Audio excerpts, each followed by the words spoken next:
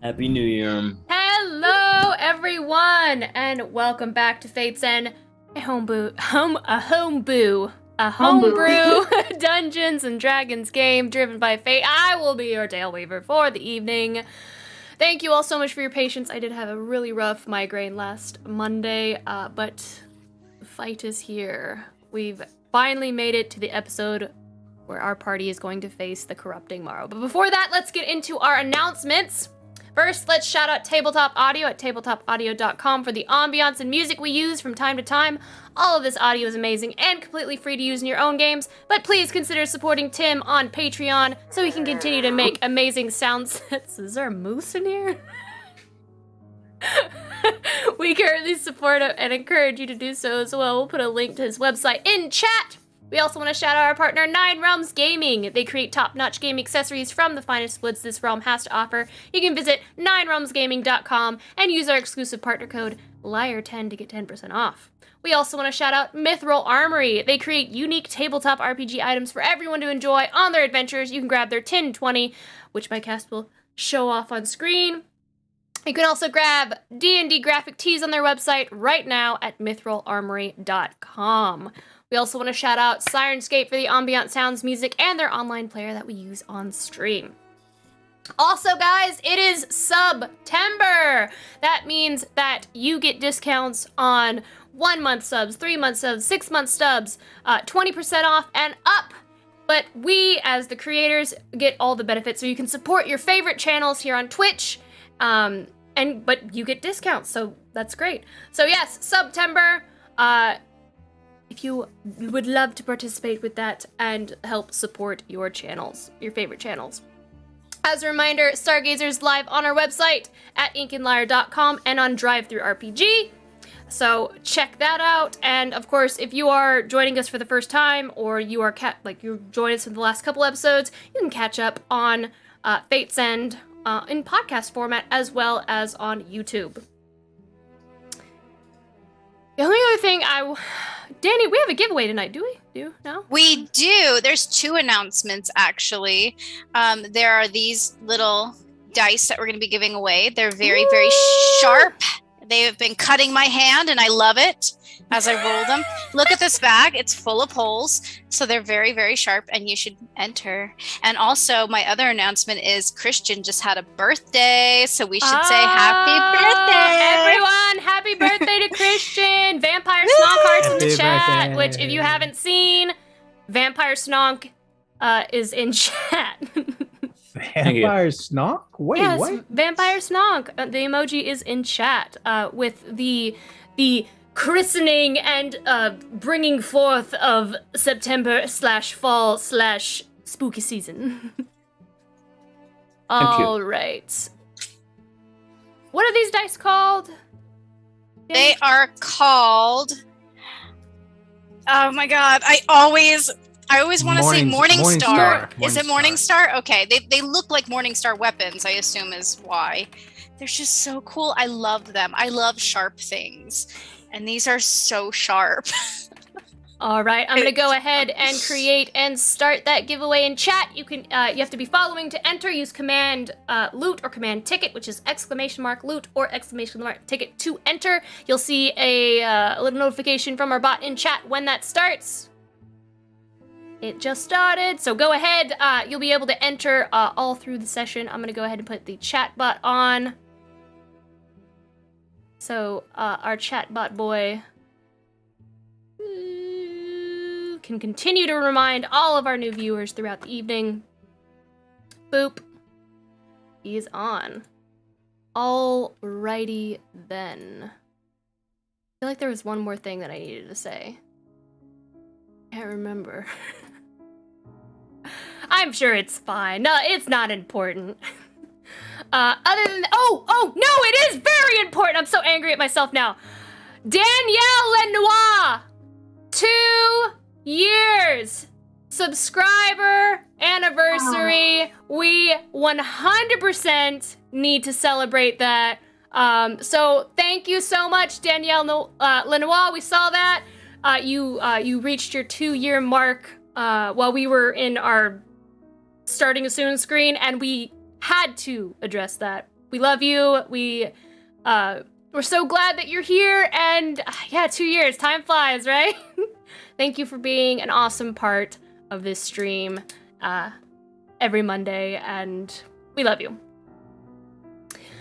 Other than that wonderful bit of news, the time has come. Let's draw our cards for tonight's episode of Fate's End.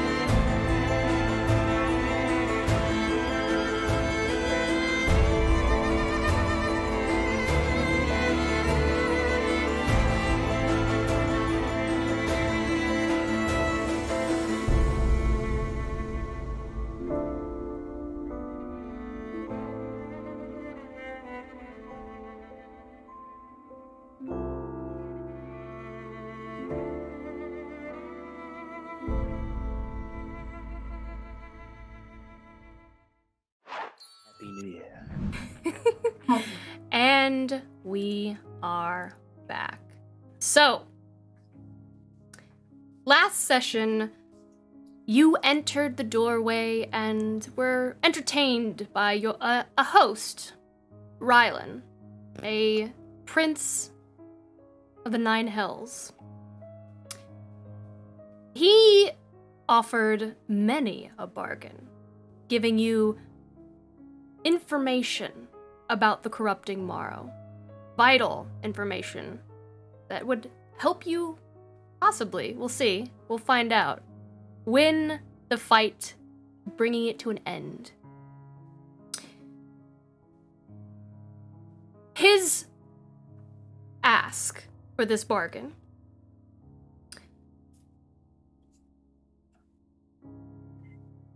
was to take on the price of the corrupting Morrow. After much debating, you guys accepted this bargain. More bargains were offered. Specifically, quite the bargain to Ludin Archbane to bring his mother back. For the price of his soul. Live as a servant. A partner, as Rylan had suggested. Gathering and being and essentially offering you the opportunity to take down a god. That he would do everything in his power to help you achieve that in exchange for your soul and servitude. Finali offered many things as well. And I believe Esperise tried to make a bargain. No, Esperise... I did make a bargain. I discovered I asked him why he wanted to take on the curse. That's and right. I got the knowledge as long as I never told anyone. You found out that the curse essentially makes all who interact with the individual forget everything about that person. And whenever you take a long rest, the forgetfulness happens once more. So, Esperise, you know that after you burn that scroll to complete the bargain, none of you will remember who Ryland is. You all accepted the initial bargain so that you could take a long rest, completely drained from the fight over that massive maw. And you have. You all sleep in these lavish beds with just dark, moody lighting. It's cold. And even though it is very luxurious, something that you have been used to, Esperise, there is something unsettling and unwelcoming about the atmosphere.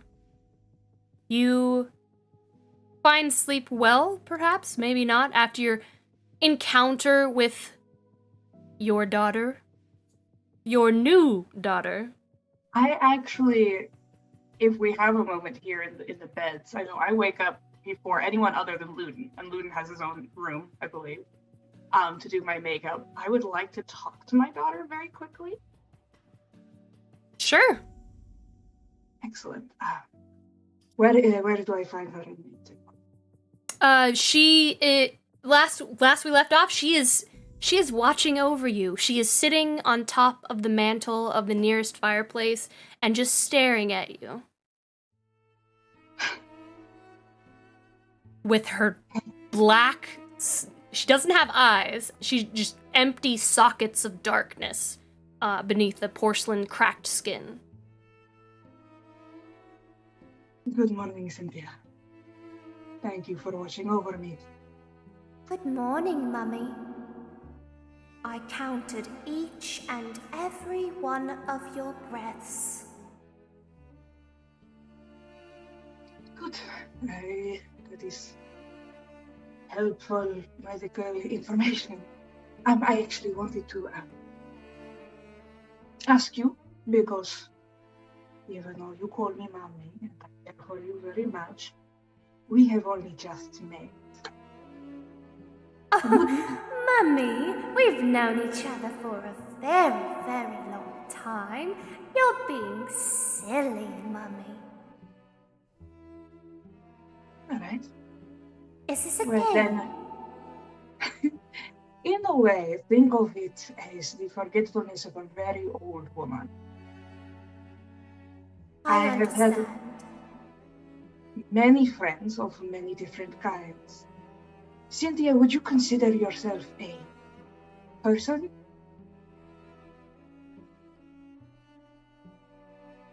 I'm not sure what you mean, Mummy. I am alive. I The magic don't think that might... You are alive. The magic that might affect the mind of a person. Does it affect you the same way? Or are you older and larger than that? I'm not a human, and I definitely don't have blood. Good. Well, So I can't bleed, unless you want me to. And you just see blood just sort of trickle down the sockets of her eyes, like where her eyes should be. Well, that's very pretty, but not right now, I don't think. I'm more, I asked you last night if you were capable of forgetting me, and you said you never could. You could never forget anyone in this party, correct? Just you? Why would I forget? I suppose, why would I forget the others? I remember you had something with hair, didn't you? That you always know where someone is, and their name, and you're able to track them with it? Well, I can know where they are if I have just a smidge of their hair, yes. Don't know their names. You just give me random hair, I won't know who they are, but I'll know where they are. You know all this already.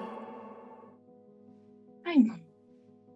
It has just been a very long time. You'll have to forgive me. If I had you gather someone's hair to help with my memory, to help me remember someone, would you be able to do this? I'll do my best, Mummy. Sure you will. I don't want to disappoint you. You never could. Essentially, what I would like Cynthia to do is to get her hand on some of Ryland's hair. Because she doesn't take long rests, and she can't forget him. I won't know who he is, but Cynthia will remember.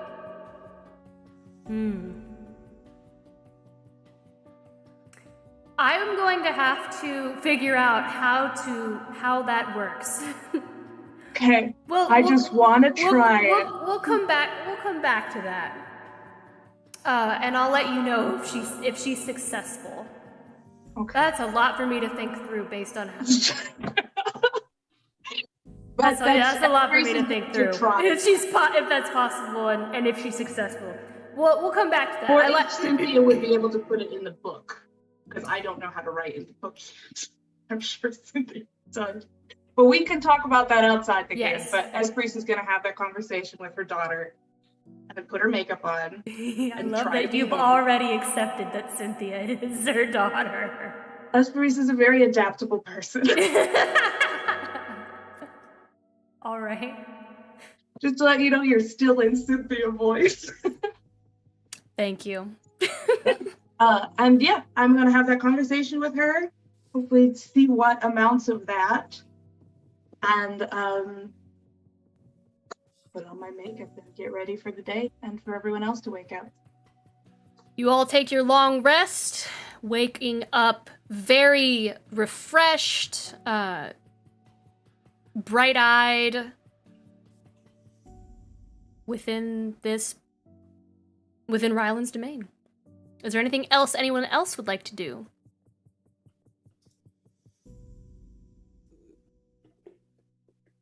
Before you set off back out into the unknown of the tunnel-y labyrinth that is death's door. All right. You meet in the Great Hall, and there is breakfast there. I said I'm gonna eat it because it's good. A variety of duck eggs and fresh baked bread. Not an elaborate feast that covers the entirety of all the tables, but, you know, modest silver platters filled with meats and sausages and omelets and fresh quiche. So as part of an adventurous kit, we have rations, right? And can I also assume as a part of an adventurous kit, we have our own, like, plates and cutlery? Sure. Because I would just like to scoop this food onto my own verifiably uncursed plate and eat from that, please. You may do so. Cool. Just think. Lewin just, I guess, raises an eyebrow at this rude action that my teacher has done. He always taught me how, but he lets it go, I guess. To share Luden's disappointment, but I mean, I don't eat anything, so. It's true, you do not eat anything. Been stuff in his face. Well, I was about to say, Luden's over here just eating, talking, vibing. Rylan, don't you ever get lonely? Rylan is in the middle of, like, whispering to one of his shadow servants, and he looks at you all. Why, no. What would make you think that? I have company all the time. You are not the first to grace my halls. But it is very sweet that you concern yourself with my hubby. Well, just because you have company doesn't mean you have friends.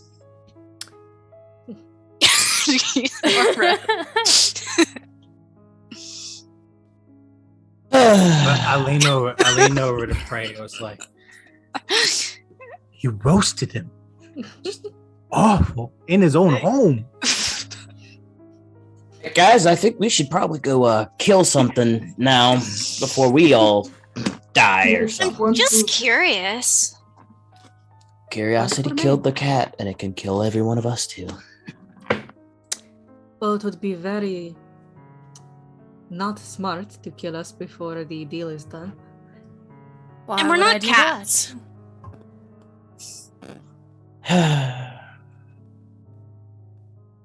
Luden will just stand up, I guess. Be prepared. Speaking of getting things done, maybe we should talk about what we're gonna do when we leave here, because we gotta deal with this thing. We had a conversation last night in very strange voices that did not sound like our own about a general plan of moving into an extra dimensional space, but I don't think that we have actually constructed any finer points. Yeah, no, that's what me and Finn did last night while we were making all the maps and shiznit and reading the books. Remember? Yeah, it's going to the place. Remind me, it feels like it's been 2 weeks. Out of game, this is us telling the audience all the things. Yes, this is so the audience knows what your plan is, yes. I know Luden knows what the plan is. I'm just playing as Luden. Well, so Luden and I have been talking, and we're thinking that it might be really cool if, and Finn's gonna glance over at Rylan, just lean in and start whispering to his party members. Rylan just laughs quietly and smiles, staring at you all. Like you're trying to be secretive in his domain. He's got a bug on all of us. He knows everything we've said. We're gonna try to build a sort of temple that's outside of space and time. I've never done it before, but it's possible with magic. But it's gotta be really cool and really religious and dedicated to a god, which, obviously Levi. So I know we don't all like that, but it's really the only thing I can do. Luden pulls up the book that he found in the giant stack that's just how to create a temple. He's like, just gotta follow the directions and it's all good. Yeah, and we just have to make it in the image of Levi. So basically really fun and Well, it chaotic. didn't say that, but I mean, just follow the directions exactly and devote it to somebody. So yeah, like Levi. And it's got to be holy, you know? So it's got to be... Still looking, and I'm not finding that. I've read the whole thing. Finn read the Cliff Notes. It's all good though. Yeah, Ludin basically told me, like, the summary. This sounds excellent. So we have this extra dimensional temple. Are we just grabbing the corrupting Morrow and teleporting it in? That might be very difficult, or are we convinced? No, we have to lie to it. Okay. We have to convince it to come into the temple. You have to convince it to come into the temple. Yeah, that's crazy how you guys have to do that. We were sort of figuring maybe, Reese, you might be able to. How the liar of the... But we have an advantage because we know something that it doesn't. And it's going to be curious about it, right? It's like a trap. Yeah. We know something that we know what it doesn't know. We can't give it specifics on how it's dying, so how do we lie to it and tell it we know something we don't definitely know? Well, I guess we have to convince it that we know it, but not tell it that we know it by convincing it otherwise. Oh no, we know how it's going to die. We're going to kill it. Yeah. All I have to say is that I know where and how it is going to die. And do it really well, because it might not believe you. Well, it's the truth. Even if it's not even a lie at that point. If we're going to tell a lie, we need to think of something else. But it's in our time with the Fae, the truth and lies are very hard to tell apart. I mean, I suppose the lie would be not telling it the rest of the sentence, which is over there. A lie by omission. Okay. Yeah. Yeah. If I were back home, I would tell it that the secret to its demise is in the temple, and then let it infer its own suspicions. Maybe it can prevent its own death, you know? Yeah, that's a good idea. It's really proud, too. So maybe we could, tease it.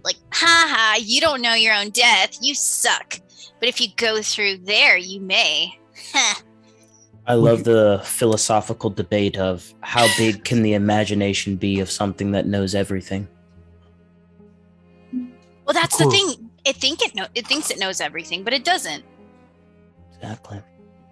I mean, it doesn't know what we're doing right now.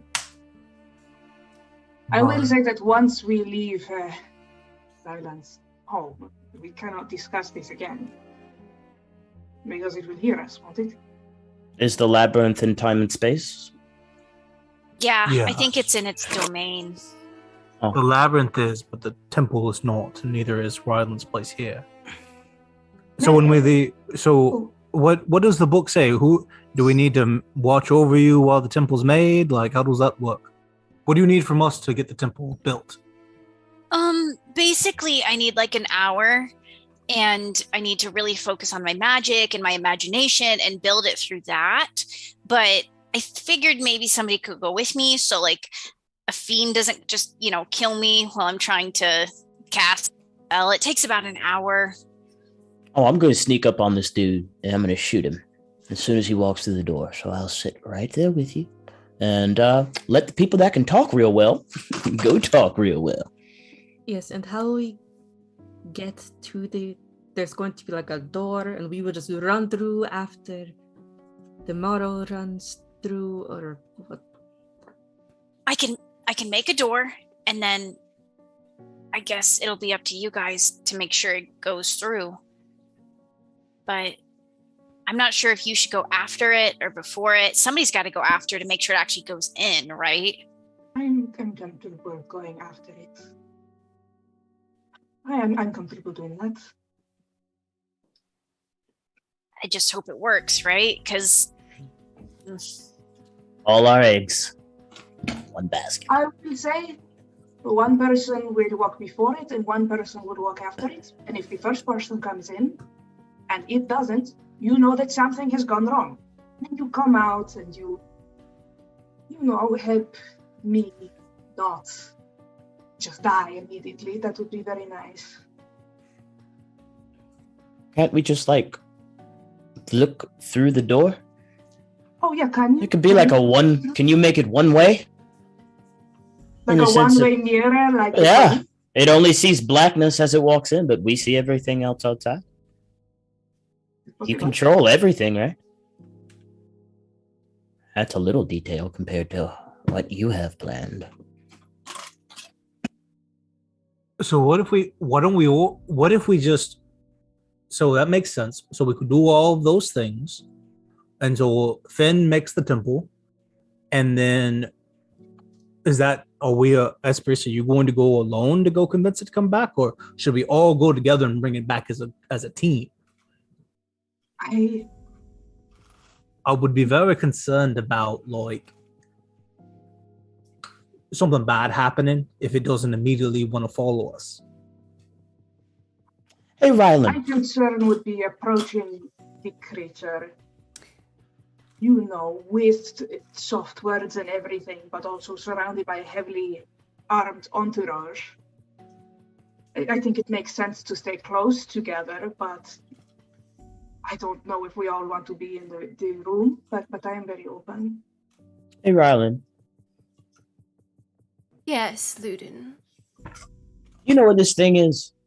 Do I know where it is? Mm-hmm. The labyrinth shifts and moves. So yes, I know what chamber it lies in. But I do not know how to get to it. I guess what I'm asking is... Okay, so it's in a chamber. Never mind. You'll know that you are close. It is marked by souls. There we go. So whenever we get candles? close... No. So, I guess when we get close, we can just, do the thing there. But what if we make the temple and the door and then the labyrinth shifts and changes and then we're somewhere else completely? You have... and then Esperis can't find us. You have dimension door, don't you? If I am with the creature, then he will be able to find it if I'm traveling with him. Well, Finn, you have dimension door, don't you? If worst comes to worst, we could always just... You don't have to know the direction, you just have to know the location. Picture Esperis and... As long as I'm within 160 feet. 500 feet. 500? 500 feet. Yeah, but... Okay. I feel like the only thing is if we've reached the point to where the labyrinth has taken away the temple anyway, we're already in so much trouble. Because I feel like the safest avenue. We all stay with you while you make the temple. We leave it there. We go to the creature. We describe the doorway.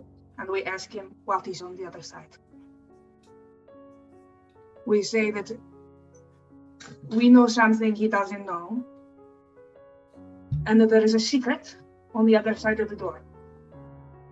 And we can decide upon meeting it how exactly we spin it. It could be, and we want him to know this great beautiful creature, or you're an idiot and you don't even know, follow us.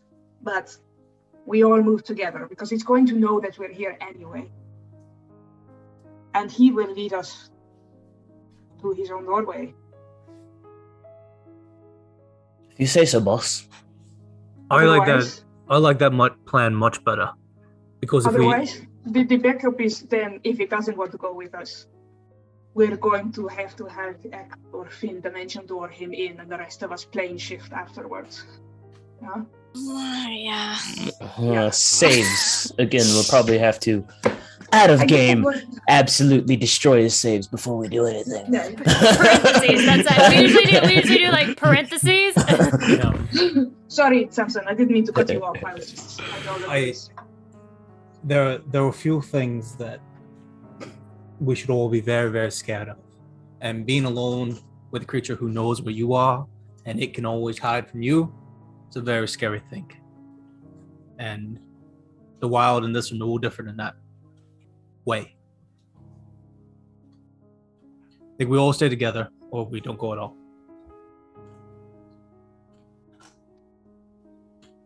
So we'll go make it, and then we'll go find it, and then try to convince it to take us back to the doorway. And if it doesn't, we make it go there. Right? Right. And so... Okay. I get everything. The last thing that I would think about is if we're going to make it go there, even if it switches again, I think we're in the same situation.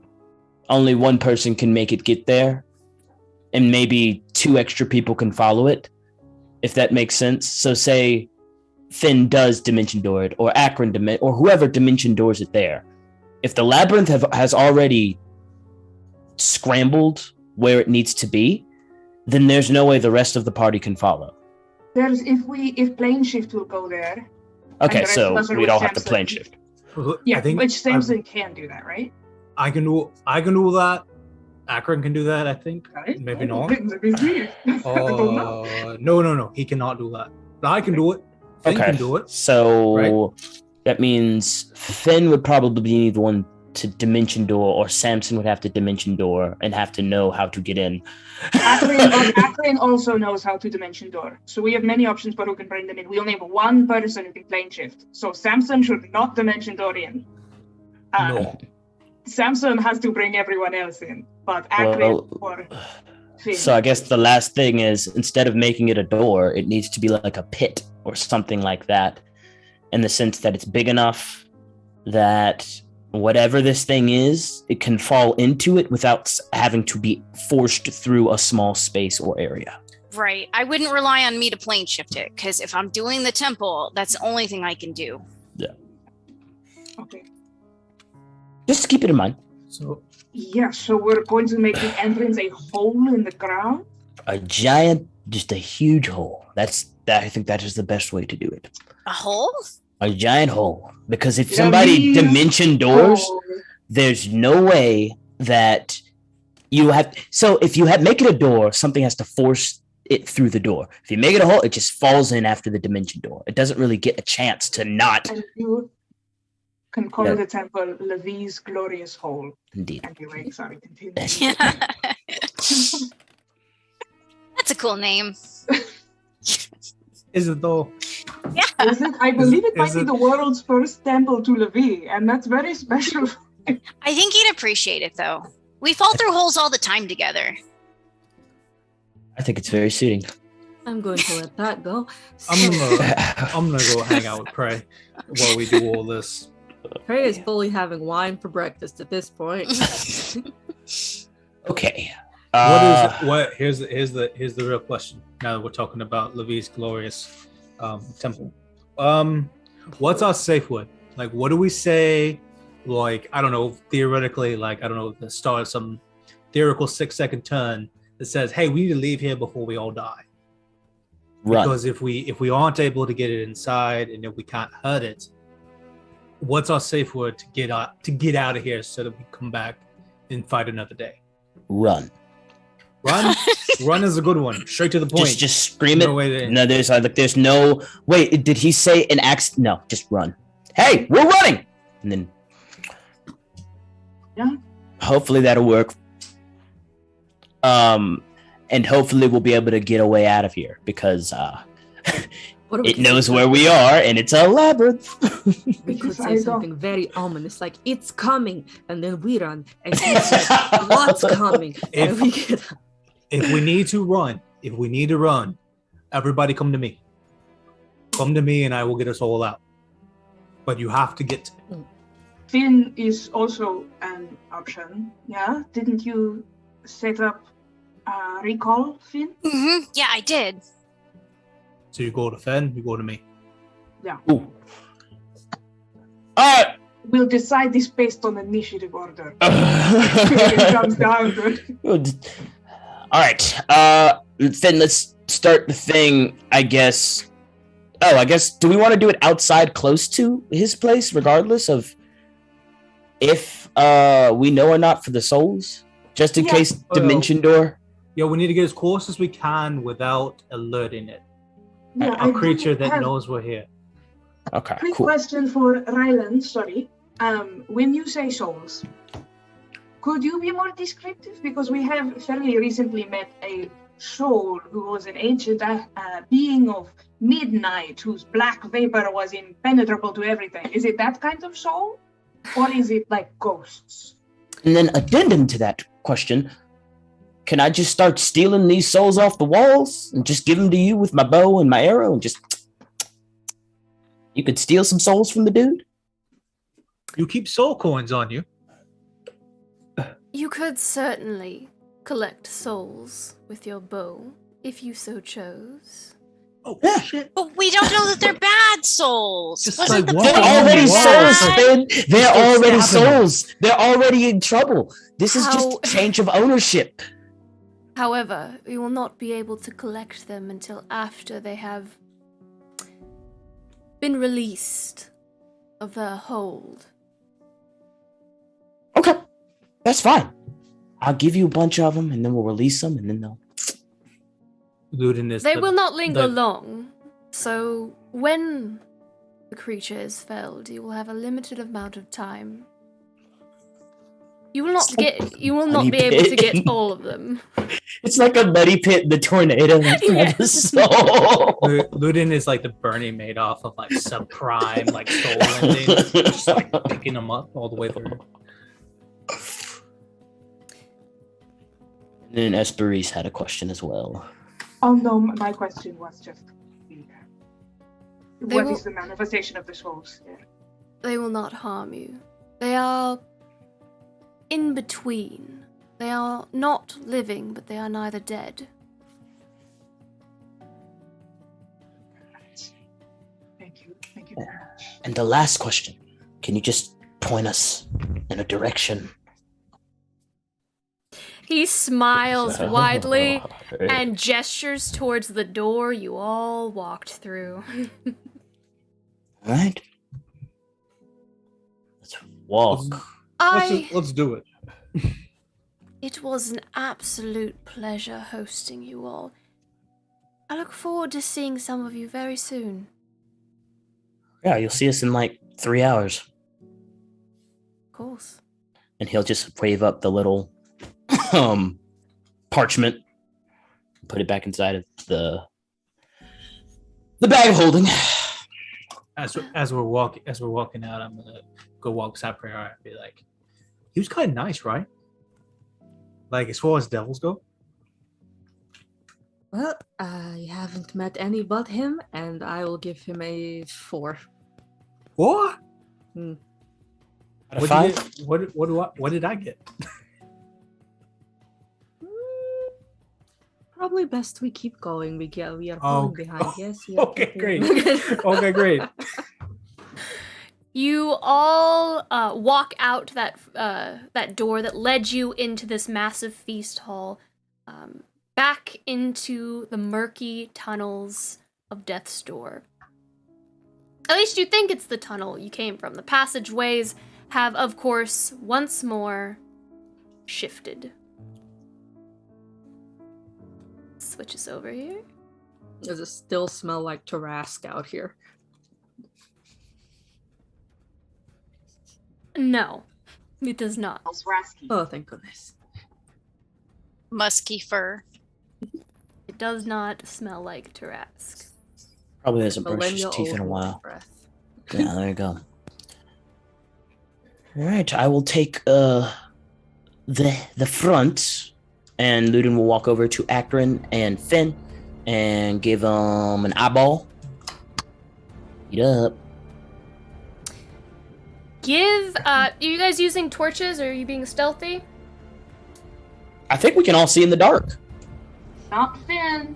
Nope. I'm eating an eyeball. He just ate an No, you eyeball. have- oh, okay. Is he? I really interpreted I give him an eyeball as I give him an eyeball. Finn's gonna Okay. chew it. His This face progressively. Yeah. I need to have the full experience. I hate that. Oh, There you go. it wasn't the worst thing I've ever tasted. Finn, there's just like a squirt of like juice as it pops in your mouth. Some of it's in my teeth. Oh. But you all watch as Finn's eyes begin to glow a luminous red fiend color as he swallows. And you can see in the dark. So what is red and does red and green make a color? Because I'm like, my eyes are already glowing green, weren't they? Yes.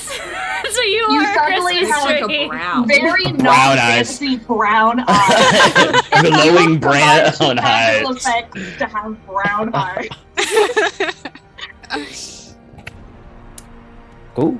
Wow, this is what it's like. I remember. I was about to Yeah, I was about to say you were able. Most of your life you were able to see it. Yeah, it's been a while. We should get more of those eyeballs. We have like 8. I need everyone to give me. I need a group survival check, please. Yeah, you do. Let it I begin. just realized I don't have the map open. Hydrate, Yeah. everyone. Oh, hydrating. 13. I got a milkshake, so I'm not That's a hydrating, but I am 7 for a drinking. total of a 10 from me. And a hot diggity damn dog. Okay, wait, I need to open. Can somebody roll me a d20 plus 6 for Akron? I realize I don't have the forge open right now. He got a 22. 22. He's making up for my copious- 21. Okay. Pray. 20. What did you get, Samson? Oh, was it? Go ahead, pray. Oh, sorry, what was it? Survival. Really, 15. Okay. Samson? 22 for me as well. And We both then, rolled who am I 18s. missing? Am I missing Luden? Ludin, did you roll survival? 13. 15? 13. 13? Mm-hmm. You just barely met it. Meets beats, of course. And you do not lose a poopy ton of hours searching. Alt C, Deanna? Oh, yep, sorry. No worries, no worries. You wander the labyrinth with no sign of day or night. Despite excellent survival skills, hours pass? Days, maybe? There's no telling within the darkness of death's door. You find yourselves all within a massive chamber with 20 different tunnels. And it feels hopeless. How in all of Aurora could you possibly know which way to go? Then, Finali, there's a pull in your veins.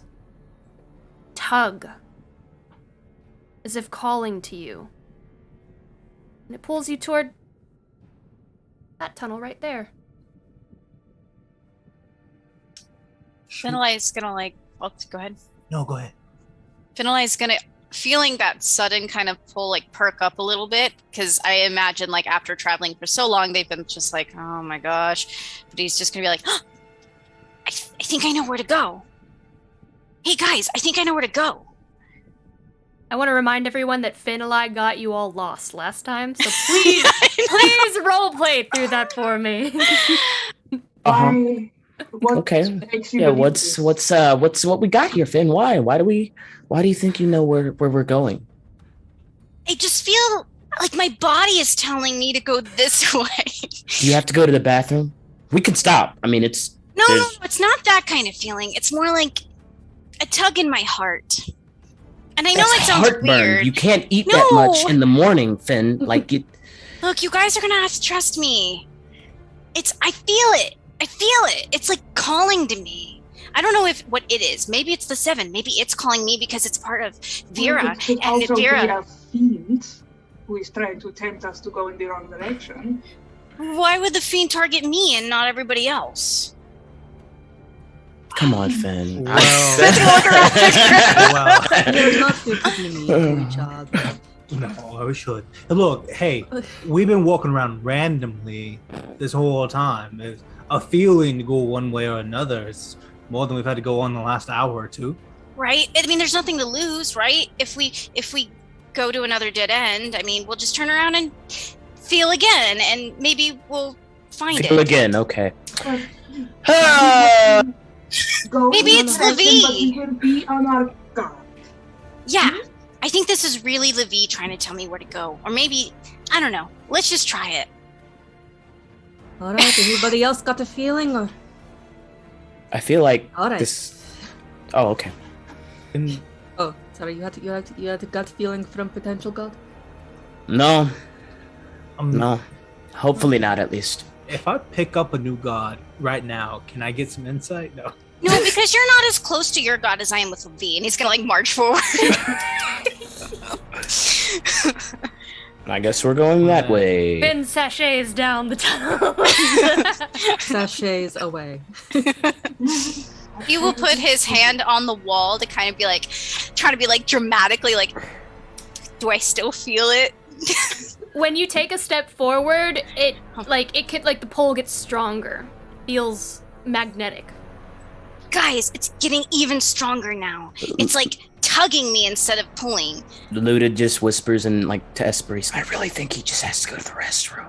Like we could stop and it would be done. We'd be good. If he needs to go to the restroom over there, I do think that's fine. We can accompany him to the restroom. Come on, guys, stop whispering to each other. Yeah, okay. It's like a tug, like a thread. And he's gonna like keep walking. Just stop drinking so much water, Finn. That's all I'm gonna say. Just I need to keep hydrated, and so should you. okay. You all go down the tunnel? We go down the tunnel. If it starts to look like there's going to be bad things down here, I would like to jump in because we need to make the temple before we get too close. But we'll see how we Can we do a transgress. perception check to see if this is full of demons? This tunnel that we're going down, just chock full of fiends, like the last place that Finn took us. You have no idea. It would be an... I can't make a perception. Can I do an insight check on my heart? You can make a survival check in this tunnel. Okay. You said there's no light? It's completely pitch black. Oh, well, I'm gonna eat an eyeball too then. And now I should be able to see. Oh yeah, if you've been wandering around in complete pitch black darkness. That's a 5 total. I also believe he needs to pee, I guess, but this seems like a relatively safe place to do it, and if he doesn't want to go alone, that's fine. Yeah. My question about this feeling in this tunnel is that does it feel like we should go ahead and set up the temple or not? We'll see But it ghosts. sounds like- There will be sounds like- ghosts. that There's are ghosts. visible. It's like, We hey start Finn, is getting, this like, like a 1 or a 10 feeling? What is the most feeling that you feel right now? This is like a 20. Okay, on a scale of 1 to 10. all right, he's no Yeah, help. that's great. Here's the thing: what we need to answer as a party is like, do we want to build the temple now when we have the feeling, or do we wait? Do we want to wait till we see the whites of their souls before we make it? Do the souls. Wait till the souls. That's what I vote. I think. So. I tend to agree with that as well. Sure. I think that makes sense. I think Akron's on board too. Pretty. Yeah. Wow, Akron, I've never seen you just so on board with anything. He's just so on. Sounds good to me. He's been on- on board with everything. Akira's been sharpening his weapons. He is feeling less of a pacifist. I am very concerned. Sharpening Are there his any plants fist. for me to talk to? Maybe like a piece of moss. I talked to the moss. But as we're going, no, we're just going forward. I'll leave. All right. You continue down the tunnel. 20 minutes pass. 30. And then you hear in the distance, down, echoing out.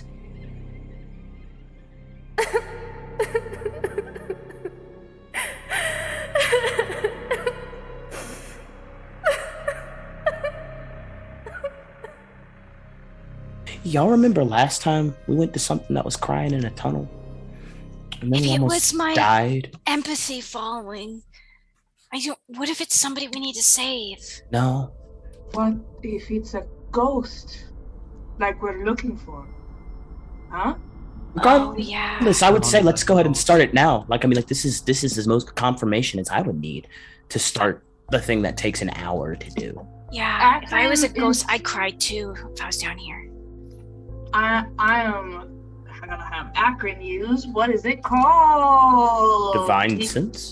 The thing Yes, where it's divine sense. Celestial fiend or undead within 60 feet that is not behind total cover, and he'll move forward for a while until either feels or feels like there aren't actually any undead around. What's the distance? It's 60 feet, so we might have to keep moving forward. You keep moving forward, and the tunnel is fairly straight, and then it takes a right turn, and you can tell roughly diagonally 60 feet from that right turn, you do sense undead. And it continues much louder.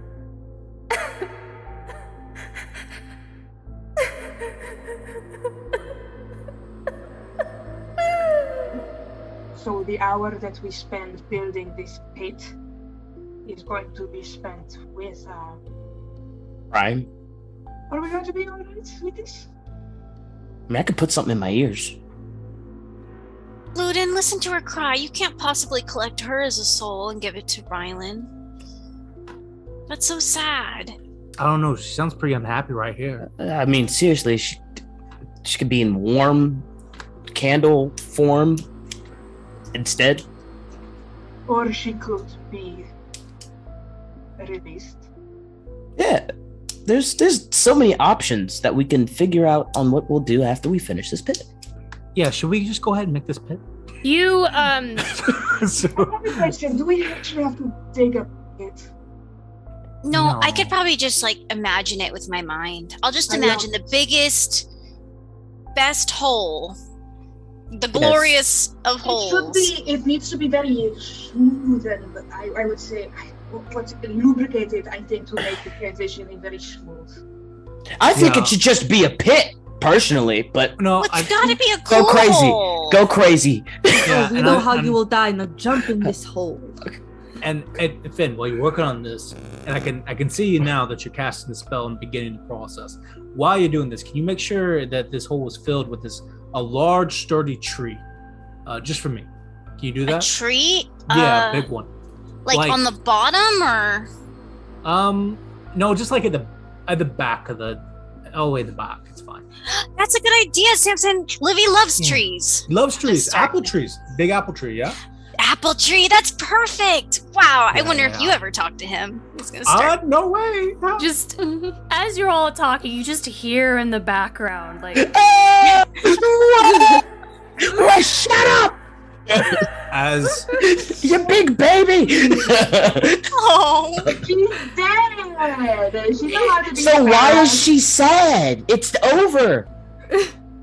You It's very hard thing to come to terms with. It's not, but she doesn't get to be dead. She's trapped forever as something worse by someone who won't let her be released into the eternity she's been promised. And you remember that a week ago, her mom was like this? Nah, he doesn't. So much has happened in a week, Maurice. Well, so you begin creating. I'm already making the hole and the tree, the apple tree with those big, glowing, beautiful apples in them. after a minute passes, I'm gonna cast Conjure Animals. Okay. At third level, and I'm gonna bring some nice, wonderful blink doggy boys, and I'm gonna have them as we're standing all here watching over Finn. I'm gonna have them go out into the tunnels around us, not too far, not so far that I can't see them, but I'm gonna have them go out and watch to see if anything comes to us. And then, while he's doing that, in 10 minutes, I'm gonna cast Silence, ritually, about 20 feet in front of us, so that I stop hearing the sound of a child or whatever it is crying. And and let Finn do his thing. All right. It's just on. I assume Prey and Akron will be on lookout. I need everyone to give me a wisdom save. We're all within a distance of Akron. I believe it's 10 feet. If we're all here sitting around digging this hole, I don't see why we would be super spread out. So everybody gets +4. Okay. Let's see what happens to Luden. I'm really good at these. 16 for me. Akron got a nat 20. Esperise got a... And Santa approved. And then Esperise got a dirty 23. Nat 20. Luden. Yeah! Archbane. Jesus! You can't touch me. You can't touch this. 17. Also 17. I got a 23 and Akron got a nat 20. Well, you guys are using your Akron +4, right? Yeah. 28, excuse me. Yeah, which, I mean, Akron got a 30. Everyone got higher than a 15. Yes. We did. Okay. Yes. All right. Okay. So, continuing to build the hole and the tree. But Is Finn it just like you're staring out into this area and it starts materializing, or are you like drawing it, or what does this look like? I think so. Finn is on the ground on all fours and he's got his eyes closed very shut. And he started, I think, with the tree. And yeah, I think it would be cool if he's like sketching into the ground. And he's not the best drawer, as you noticed from the temple back then, but he's doing his best. And so he'll like draw this little like tree, and then it will actually grow up from the ground and manifest. And then he starts drawing like the circle where the hole is going to be, and he starts I don't know, I guess I'm trying to think how I would have to do the inside portion. I guess, can I sketch it on the ground and then it shows up beneath me? Well, this is where it comes to some good shading and making sure that you're doing perspective art. Yeah, because if we're doing a hole where it's visible on the top, but I want to make what's below it, below the ground, so... We just hear groaning deep in the earth. Just hear him going, oh, and this, and ooh, that would be fun. Yeah. I guess Luden would again whisper to Esperise, "That tree looks so weird. I think he needs to take some art lessons." I think it's kind of nice. It's very expressionist almost. Oh. I would Okay. say impressionist if we had to give it like an era. Okay. It's just a line. It's just one line up with a couple X's at the top for branches. It's an abstraction. He tries to get creative. They're all like wavy little branches. And the apples have smiley faces on them. Okay, we're getting into Dada's territory.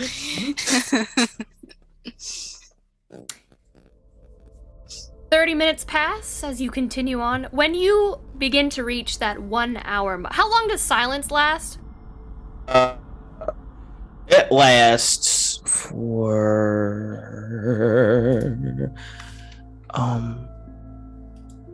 for the duration is 10 minutes. So it does not last long. Hey, I could do it again. You want to do it? You want to use the spell slot? I just keep ritually casting it, so we'll get 10 minutes a piece at a time, 3 times. Okay. Why not? Can you ritually cast? Yeah.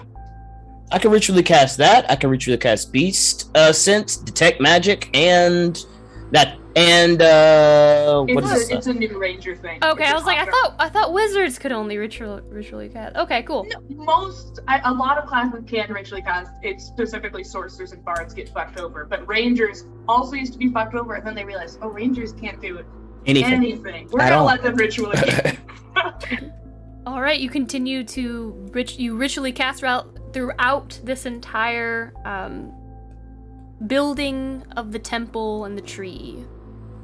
And you about the 1 hour mark, I need another wisdom save from everyone. Well, here we go. I got another 17. Hector got a nat 1 for an 11 total. Esperise got a. Are we adding a? 17 total. Are we adding a 4 again? Yeah. Okay. So, Luden? 19. Okay. Samson? 17. Okay.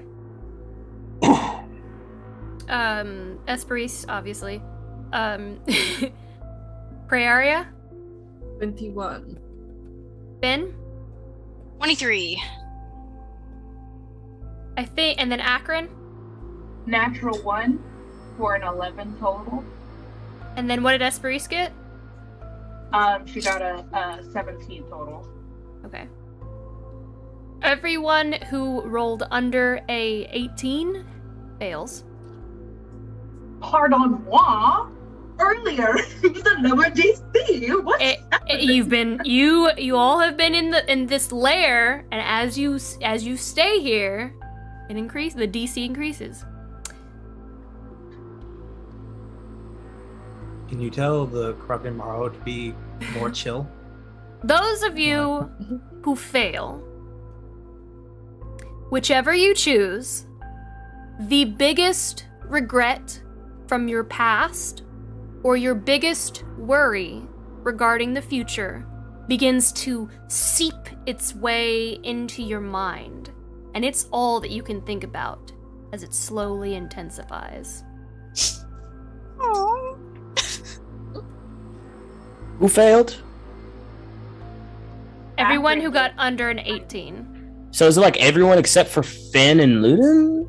Prey, you got a 21 now, right? Yeah. Never mind. So half the party is jacked up right now. Okay. Is everyone alright? You suddenly look a little upset. Yeah, I mean, I was kidding about the tree thing, guys. Like Is everything okay? Finn's like still closing his eyes and Yep. focused. Keep going. You got this, bro. Okay. Esperise is staring at you. Just like, At who? you. At me. Yeah. Oh. Okay. You just hear whispering out as the silence spell dissipates once more.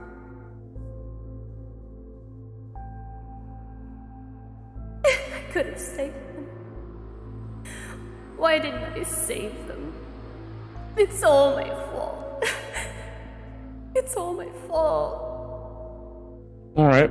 With my limited magical knowledge, did they start getting all this way when they started hearing her talk again, or was it just in general since they were just sitting here? I don't know. What those of you who failed, what signs are you showing that you, how are you looking right now? I think Samson is he's looking a little bit more stoic than he usually does. I think there would be like genuine fear on his face, which he doesn't always have. Because he just assumes he'll survive everything here on the material plane. But I think there's general fear and lots of concern. Maybe like a little drip of sweat. Samson's very worried that we might not all make it out, and that he'll have to leave with most, but not all of everyone, and that terrifies him. Esperise, for a hot second, is staring at Luden in a very uncharacteristically just bizarre fashion, just staring him down. And when he does move his head around to check on her, she apologizes, put herself together, and kind of just looks studiously down at what Finn is drawing, but she's extremely tense, and her brows are very pursed together.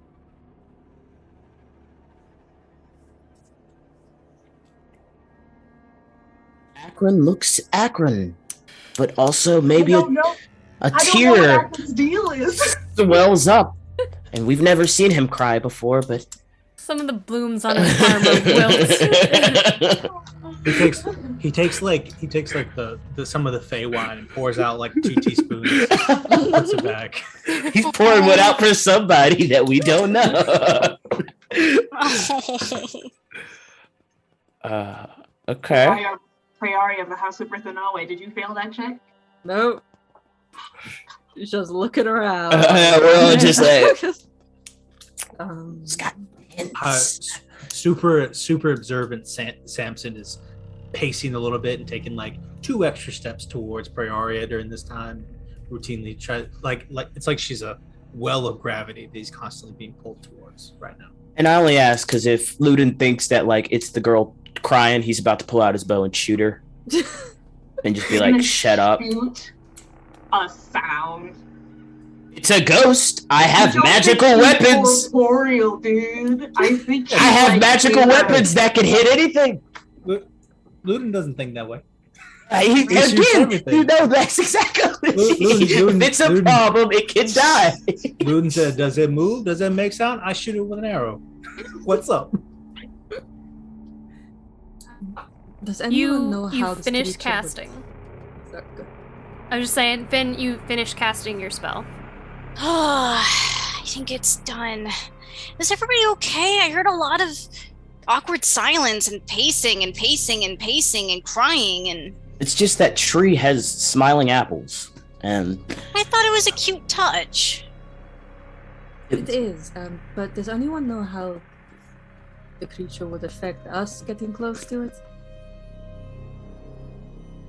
Do we got anything to protect our brains? I don't know. I'm looking. I feel like everyone's looking now. I know for sure I have silence. That's what I got. Akron can help us. He's got Maybe. protection from evil and good. He's got... I don't know what that is. Does he have bless? He does have... yes, he does. But it's attack roll or saving throw, so that could help. And it's only up for a minute, though. So if he does it at first level, it depends how long we have to move through these shades. Alright, then I think that we should just start running them and try and make it. Because if it's as long as we're in here kind of thing, that would be my... Well, I think now we're going to tell it the secret we know, right? Yeah, let's just hope that it's, less than 500 feet away, and that we don't have to go through a chasm of screaming girls who are going to make you sad. Would it be smart maybe to talk to the ghosts? Maybe they have insight on what we might be facing. I'm gonna say sounds terrible. Wait a second. What do we have? Yeah, let's go talk to the ghost. Let's go talk to the souls. Y'all can talk to the souls. I am going to put some cloth in my ears. So just tap me if you want me to intervene. Otherwise, I'm not listening to anything. Let's go find the Morrow. Right? Yes. Should we also put cloth in our ears? Maybe we can melt some wax. If it was the right course of action. But it seemed it affected us even when Luden had them silenced. This might just be... Oh, yeah. I don't This think it might has just be anything. space. I don't think it has anything to do with noise. What? Wait, who is going to talk to it? Can we not talk to it? Can we just go? Well, the ghost? the ghost? No, yes. Unless you think the ghost is the model. We definitely need to talk to the ghost, see what it knows. I mean, Y'all can talk to the ghost, I guess. yeah, that's cool. I just want to know who is going to primarily talk to the ghost. I can talk to the ghost, or Finn and I can. I could, I guess, yeah. Nope. How about our 2 people that are very vital for this mission? Don't go talk to anything. Just in case it's not friendly. It says, hey, I want your brain or I want your body. I'm still affected by the environment, right, Lauren? This is what I'm supposed to be able to do, Luthen. And what if it goes, hey, I haven't had a. That's why I was crying. I'm so happy you came. I want a body. And you have one. You're not using it, and you're affected by whatever it is already. I'm supposed to be able to take care of people, Luthen. I should be able to help a spirit move on to the afterlife. I trained for 40 years to do it. Esperis, that has nothing to do with what I'm talking about right now. If The she gets issue. possessed, I'll get it out of her. It's fine. I'll just pull the ghost out. It's fine. No, I cast guidance on Esperis. Esperis looks upset at anything that could possibly happen in this encounter. Oh, So Esperis is going to talk to the ghost and also the Morrow when I see it. Finn will walk over to Esperis and take her hand. You can do it, Reese. You're really good at talking to dead things. Lou's gonna And- pull and out his free. bow and pull up his arrows. All right, let's go talk to a ghost. Oh, hold on. I was just making sure before I do this. Emperor's gonna come up, and she's going to like do some fey magic or whatever, some fey bullshit. She's gonna make a little flower crown, and she's gonna put it on Esperis's head and cast Intellect Fortress on her. Oh, bitch! What does that do? Okay, for the duration, you have resistance to psychic damage and advantage on intelligence, wisdom, and charisma saving throws. Is that a concentration spell? It is. Yes, And up to an hour. Up to an hour. Up to an hour. Very nice. Very nice. Are you guys All right. moving? Yeah, so we will walk outside the circle, and once we do, it turns into a hole. A pit. Akron's gonna get bardic inspiration, right? He doesn't have that many of those. Do we want to do it now? Talking to this ghost? Or are we doing... Oh yeah, no. Other thing. Yeah. I think we should do it later. Yeah. I'm sorry for talking to everyone, but Esperis would have a meltdown about it. Reese, are you okay? You look like... Are you okay? It's just that tree fin. It's the apples. No, She's fine. Let's go. Let's go. I didn't know Let's my get to art the was side. that bad. It's not that bad. It's very lovely. Everyone is doing a fantastic job. What the heck is that? Is that what we see? Oh my god! As Sorry. you... I'm trying. I'm really trying over here. You're like, we're gonna get to the corrupting Morrow tonight. And we're like, yeah, we are. Here. You all finally turn down that tunnel and immediately see a shadow, smoke-like silhouette of a dwarven woman. She kneels weeping. I could have saved them. Why didn't I save them? You see a little further up another silhouette. Shadow and smoke. A dragonborn this time. He's panting hard, eyes darting. I'm never gonna get out of here. I don't know the way out. It keeps changing. I'm gonna starve. Die. I don't know which way to go.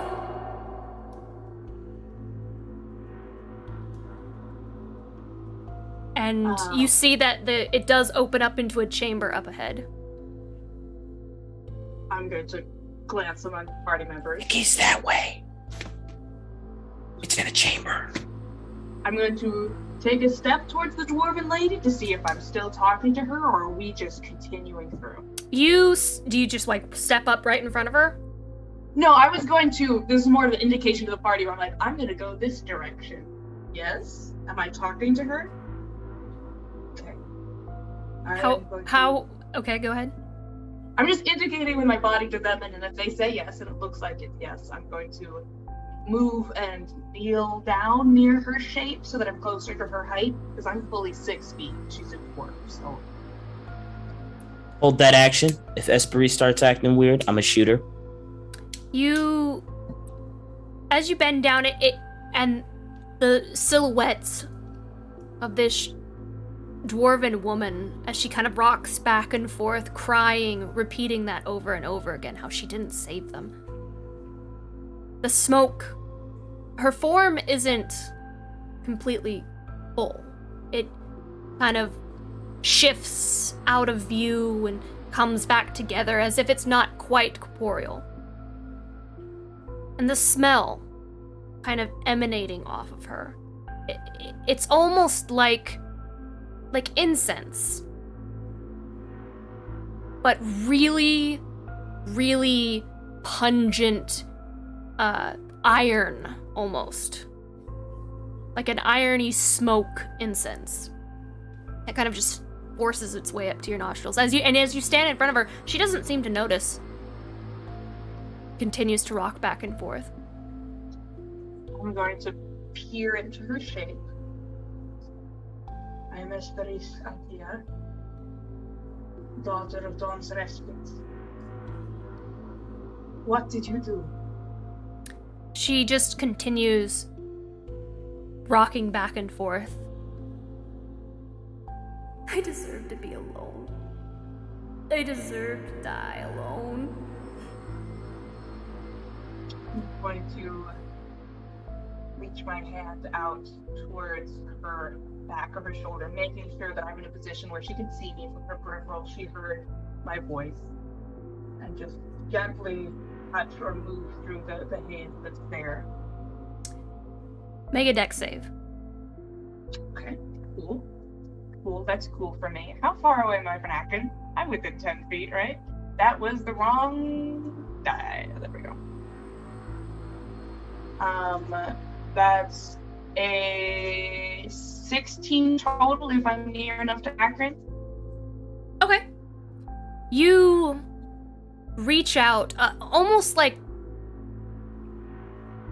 she doesn't give off any coldness, but the moment that your fingers essentially touch her, they go through her form, and frost just like touching a hot stove, except it's really cold.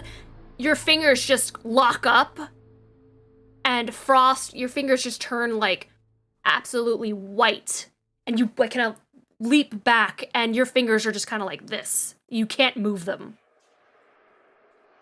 And you take 2 gold damage. Okay. Can I shoot her? And she doesn't give any indication that and when this happens, she just it's like you're not even there. She can't hear you. She doesn't seem to hear you or take notice that you're even there. She reminds me very much of the old man outside the vineyard. And just like Esperis did then, she is going to look at her one last time, stand up, turn to her companions. There is nothing we can do for her now. We see if something can be done later. Okay. Okay. So can I just? No, don't shoot. Are you sure? Because I think that maybe if he shoots her, then it'll take the soul, and the Morrow might come to us, noticing that we took something from it. Just reminding you all, he said that you cannot collect souls until they were free from the Morrow's grasp. And even then, you will have a limited amount of time. As they're ascending to heaven, you can make sure they go to hell instead. Yes, you can. All right, cool. So it doesn't work. So we just have to walk through it. We Yeah. just have He's to so walk through the sad. creepy. Look, I'm an evil dude. We all know this. Well, Let's keep we'll going. see when we get there. What happens? So how far away are we away from the pit now? The Roughly 60 feet. I can still see it. No, because you've turned down that hallway. I want to go. I want Samson to have never lost sight. Okay, so you didn't see any of that then. Okay. Is there something that I can do to? I don't want us to lose the temple, right? Or wait. We decided that we were going to have the Morrow bring us back to the temple, right? Okay, cool. Yeah. Never mind that. Okay. All right, you So we're continue going on? to begin. Yeah. I'm just gonna keep dodging these things. Like the arrows just point at each one that gets close. Just be like, Do my fingers over time start to de-thaw? Mhm. Okay. I don't have like permanently stiff, almost wooden fingers or No. arm in any way. Okay, just checking. It's- And nobody in our party is dealing with that problem right now. I mean, if something like that were happening, you think you'd tell your best friends immediately. I would absolutely tell my friends if Yeah, my you think- arm were being frozen solid into some inorganic wouldn't. material. Or if you were slowly 100% I becoming one wouldn't of do our it. worst enemies. at all. Wouldn't do it. Calling Why would you I? Out. Calling you out, man. All right. Continuing on. You pass the Dragonborn and you see that opening chamber. And as you pass into this massive chamber that you see on screen here, you see hundreds upon hundreds of shadowed beings. Souls trapped forever, caught in the web of the Morrow. This chamber is huge. Hundreds of feet wide and taller, disappearing into the darkness above, filled with countless dragonborn, humans, gnomes, elves, tabaxis, dwarves, all adventurers as you enter this massive tomb of a chamber. The closest looks like a human male, kind of like hunched over to the side. She knows what I've done. I can't go back. I can never go back. Everyone will know what I've done. Everyone will know. Everyone will know what I've done. And they all just whisper amongst themselves their own fears and worries regarding the future and regrets of the past.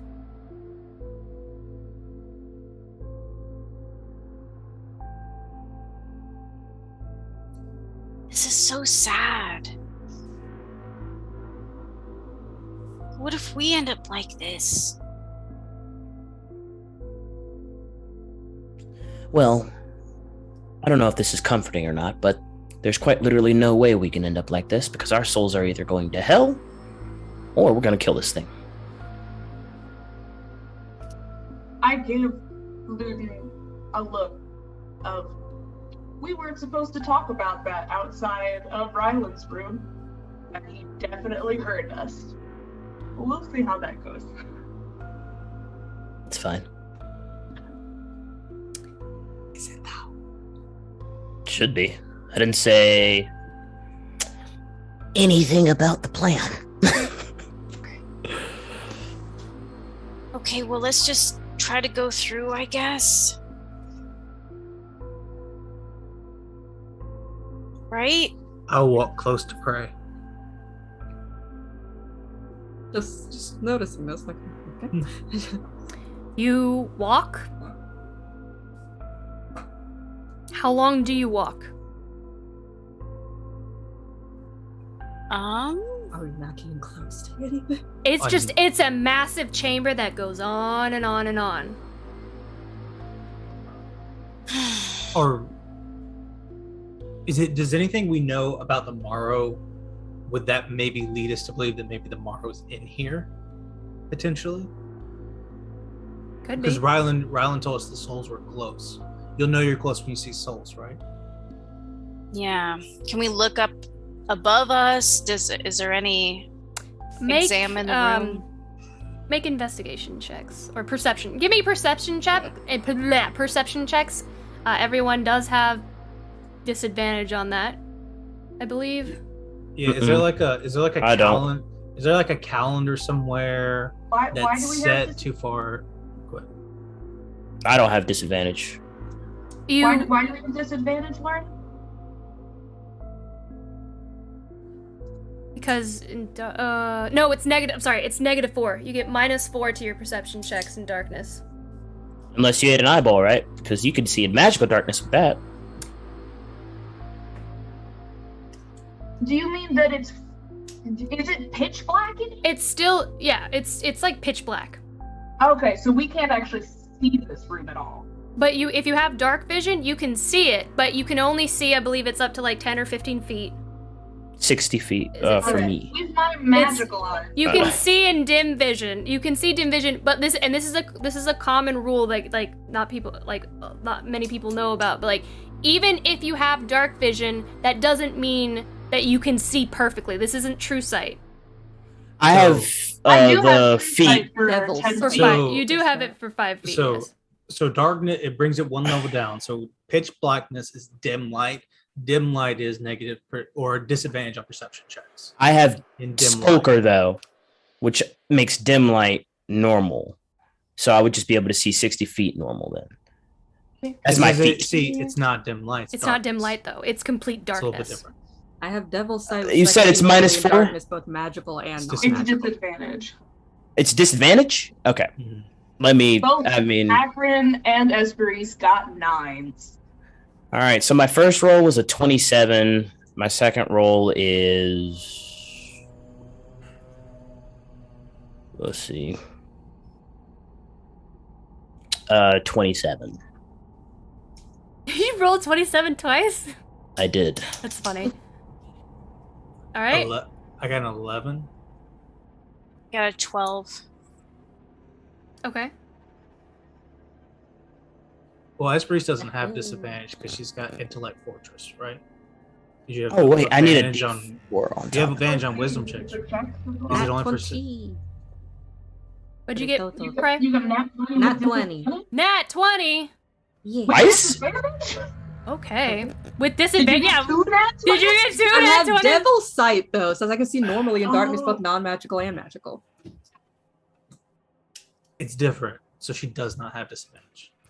Devil Sight's like 120 feet. You see everything all the time. Okay. That's what I was saying. The eyeballs gave us devil sight, didn't it? No, Okay, so it just gave us the ability to see in dark and magical darkness as well. Okay. Devil Sight's dope. I don't have it anymore. So, Luden, I believe you rolled the highest. Everyone else, I think, failed outside of Praeria. Luden, you hear kind of all around you, very faintly, just this.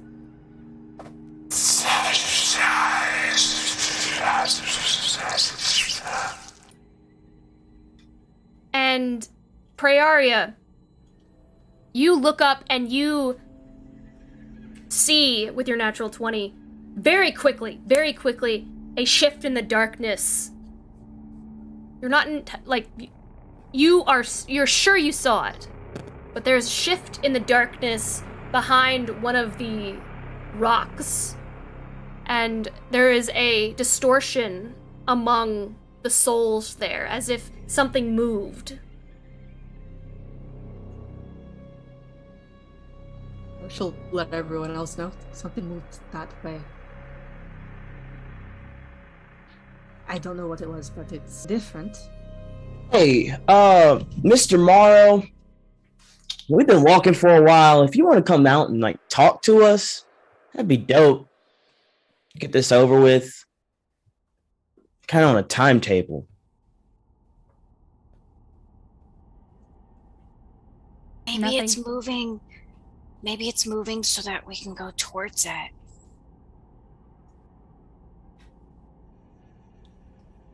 This is petty, Morrow. This is real You petty. are going to start. All of you know Esperise well enough.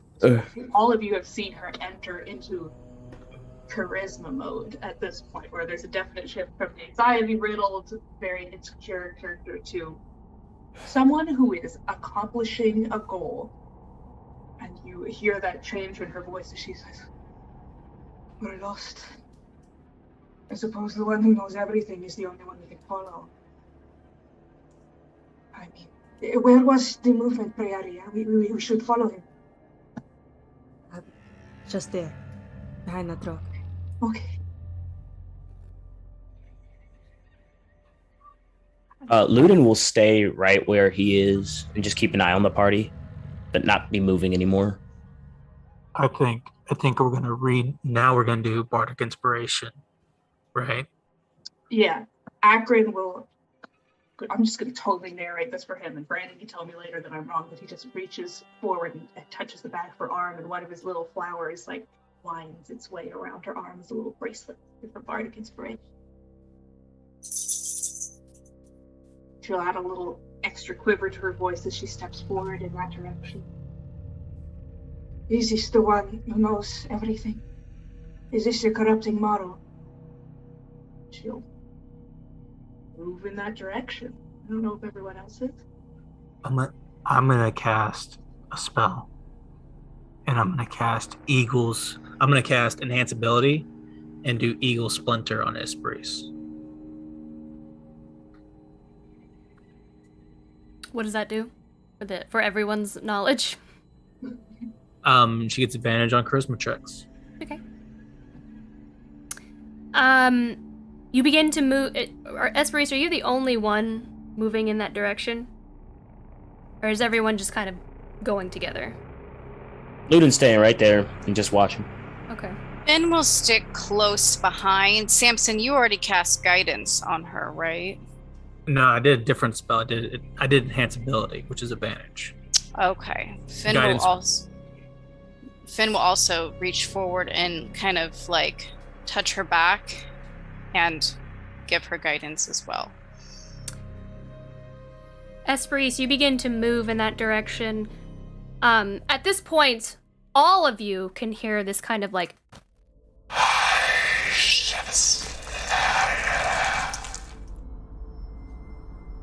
and Finali, you hear in your mind,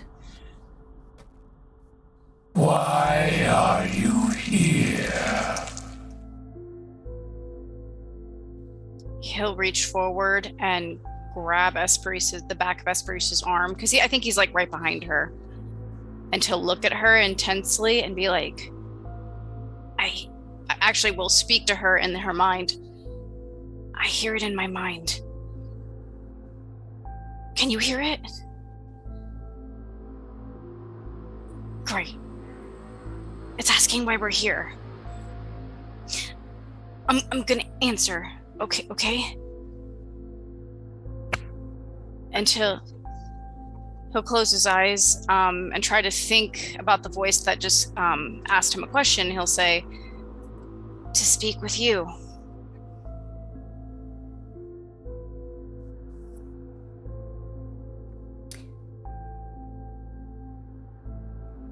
there's silence in response to that. Just more.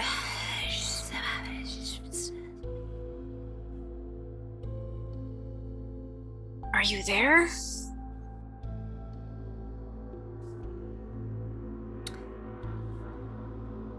It's not answering.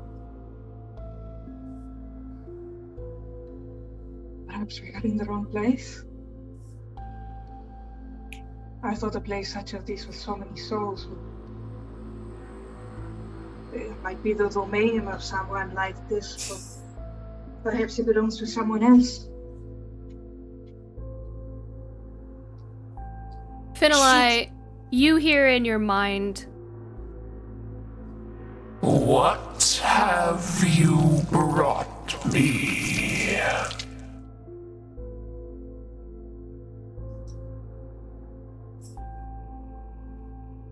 It's asking what we've brought it. Do you say that out loud?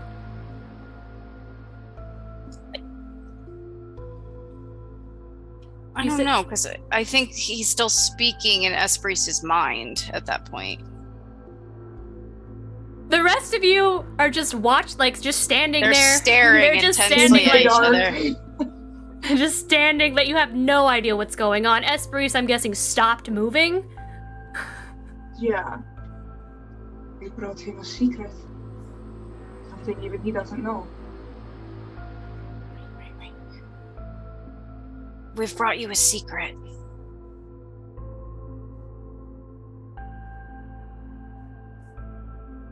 We heard you like secrets. We? Me and my friends. Friends.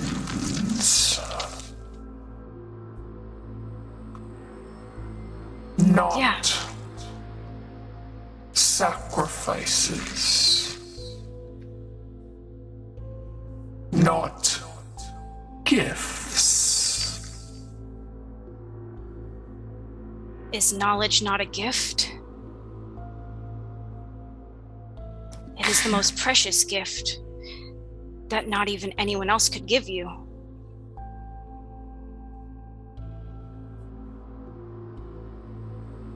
And you come, blood of the lady, offering gifts. Gifts of knowledge. That's right. We've come with a gift for you. But we can't give it to you if we don't know where you are.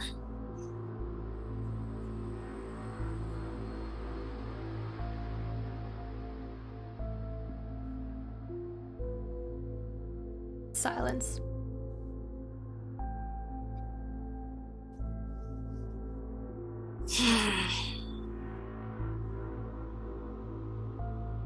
Perhaps he doesn't know we are here. Oh, it knows we're here. And it knows we have a gift for it.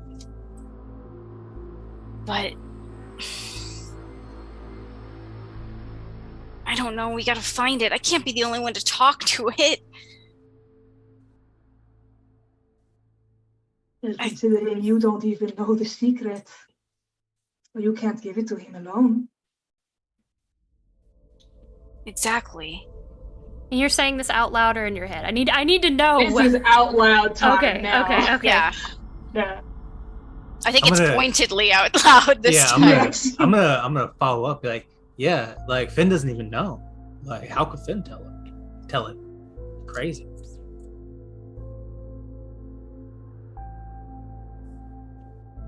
I haven't even heard what it is. Are y'all okay? Well, the being has been trying to speak to Finn, who cannot even give them the gift. Yeah. I am hoping that this being will present themselves to us so that we can gift them. Make a persuasion check. Ooh. Me? It's- Finn? You, Okay. you're the one I'll do talking it. out loud. Okay. Okay. So that'll be advantage plus 15. So that'll be 34. All right. Like, didn't make the check. I don't know. In a place of such glory, maybe. If it's something that they don't know, I thought it might be something that they value, but perhaps we should just take our secret and leave. It wants to. Oh, go ahead. You watch as the shadows of the souls trapped here coalesce into the middle of the space around you, roughly 40 feet away from you. A living shadow that moves with the fluidity of seeping black ink. There's a sharp brittleness to the form beneath the cloaked smoke. Like frayed marrow of an arm, a spine revealed piece by piece as the shadows blow and billow like a cloak in a sourceless wind. The figure is tall and looming. And although the cavern is dim and dark on its own, it seems to consume any scrap of light near you with a hunger that cannot be satiated.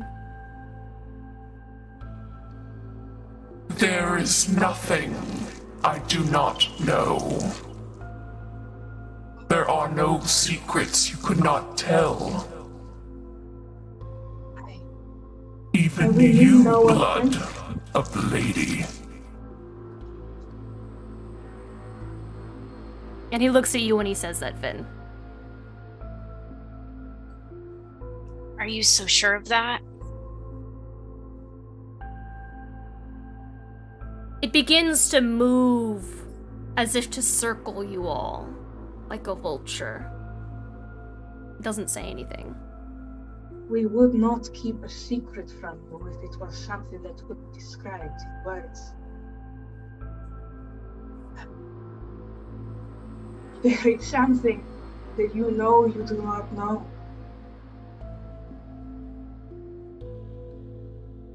It You continues. cannot be ignorant of this. You are so powerful, you must know what you do not know. It continues to move, watching you as its eyes flow around its face. Black sockets, dead. It doesn't say anything. It observes and watches you.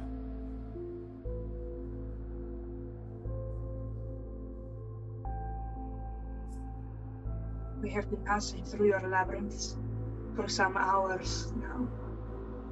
They are beautiful, as is your domain, as you are. It is full of secrets, full of whispered things that are not to be discovered, but you know all of them. Don't you? You know how the labyrinth moves. You know where the doorways lead. You know how each and every creature within it will perish. Or am I wrong? You are right. I know all. I know of your tree. I know of your spells. I know what step you will take.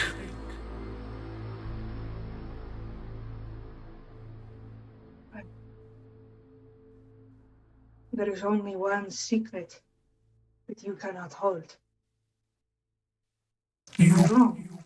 You presume much, elf. And he shifts within the darkness and passes through one of the shadows. It looks like a tabaxi, maybe cleric with very heavy armor, and they scream out as they become part of his form. The blood of the lady would not bring you nothing. The blood of her champion would not come here to deceive you. Her champion, Cassius, he would bring you what you need to know.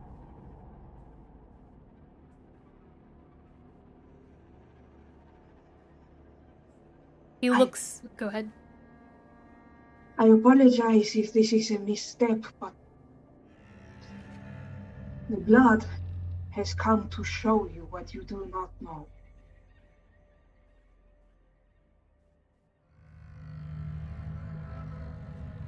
It looks at you, Benelai, and looks back at Esperise. And you watch as it claws at the side of the wall, almost as if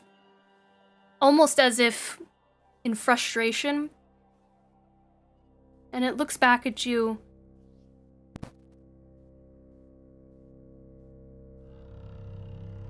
What don't I know?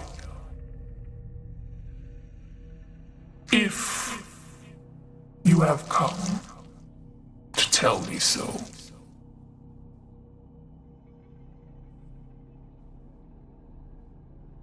You know me, the whole of me, and everywhere that I have gone. And you know that for decades upon decades, I was a student of Remblaise. And Remblaise teaches us that all things die. You know how I will die. You know what the last blood of Cassius will spill upon.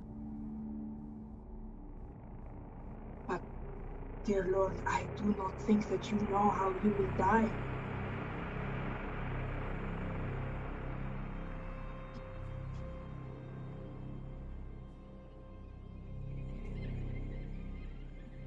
It leans back and looks at you, Finn.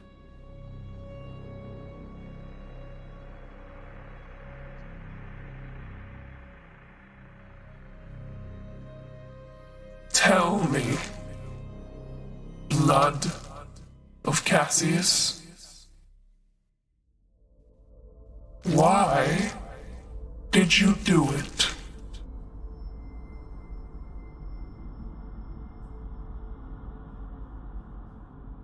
Do what?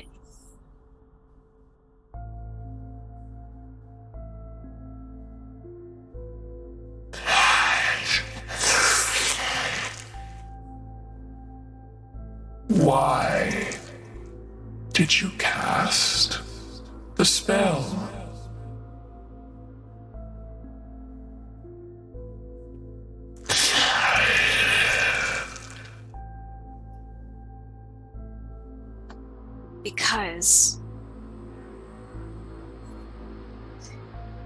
Because it's something we can't tell you, it's something we have to show you.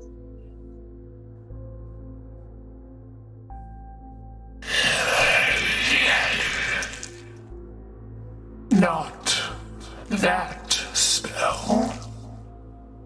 You claim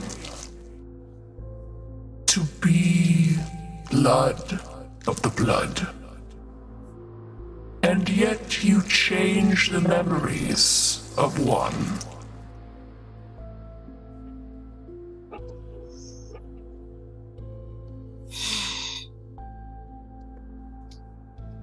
To protect him.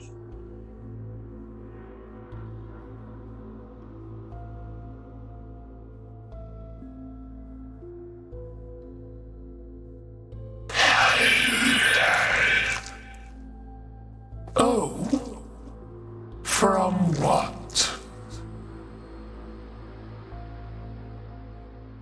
From his own folly.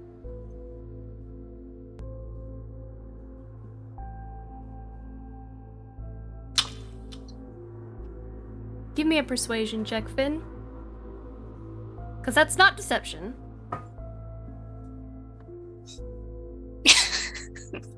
Not necessarily. You're doing a great job with your with your face. I'm trying. You're doing great.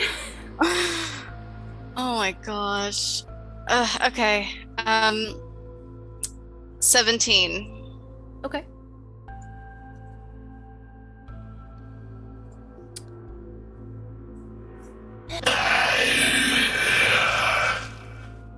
And this folly. Are you the mantle? The replacement?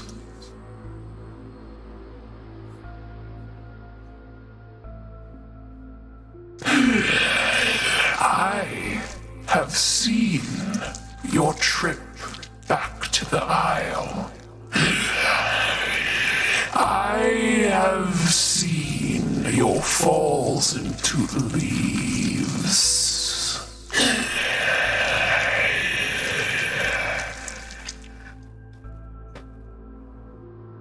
I think you would know that answer much better than I.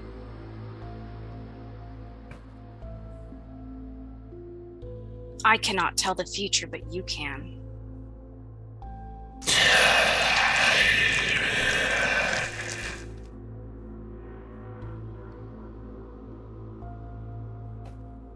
This is so.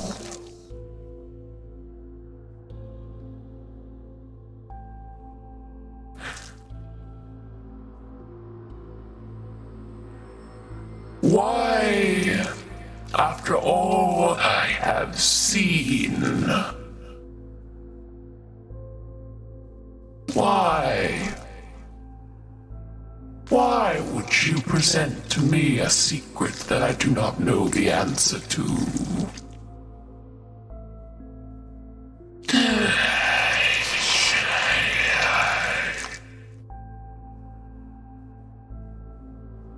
this a question to Finn specifically? You all hear it, so you technically anyone could answer.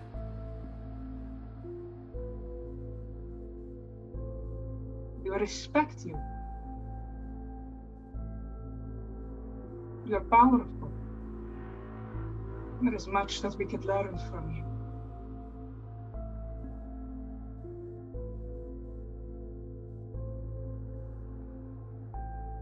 What good would it do to us to make an enemy out of you?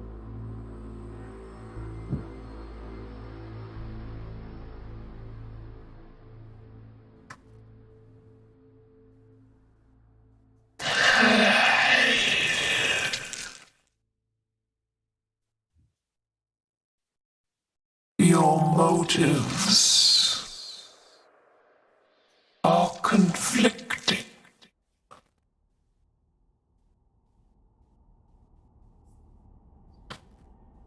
What with my power, with what I am, the knowledge is your plan to use it against she which I am. Are most difficult to trick, and it would be a ridiculous idea to attempt to do so. We do seek to learn what we can from you and move forward. You all have questions. Like in books, you seek fates, answers, futures. You're all curious where things go, what paths take you. If anyone is curious. But I do not take you for the kind of lord who gives away his might for free. If you do not want the secret, we would be happy to ask you our questions now. I simply am offering something in return.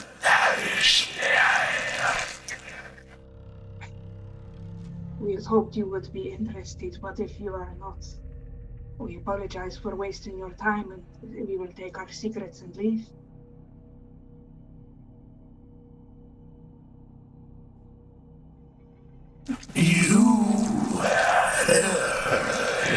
Is a path I cannot see with you. I would very much like to see this path in exchange for future fate, paths, questions, answers.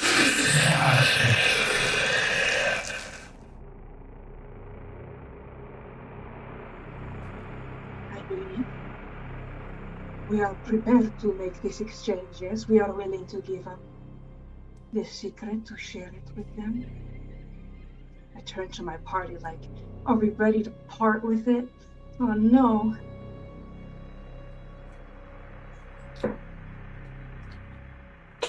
I mean, how many secrets is he gonna give us?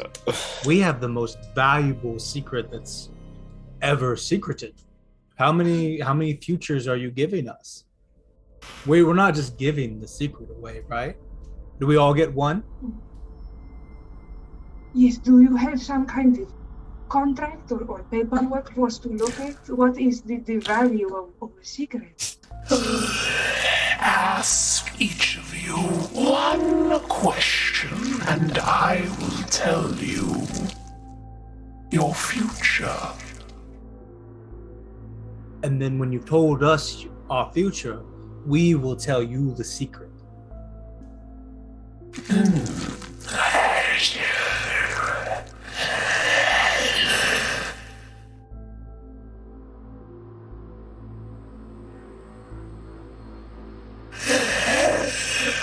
I will receive the secret first.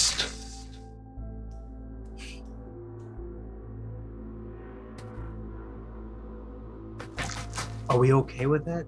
Do we have the trust to tell him the secret first. I mean, seems like a stand-up guy, right? Talking to the group.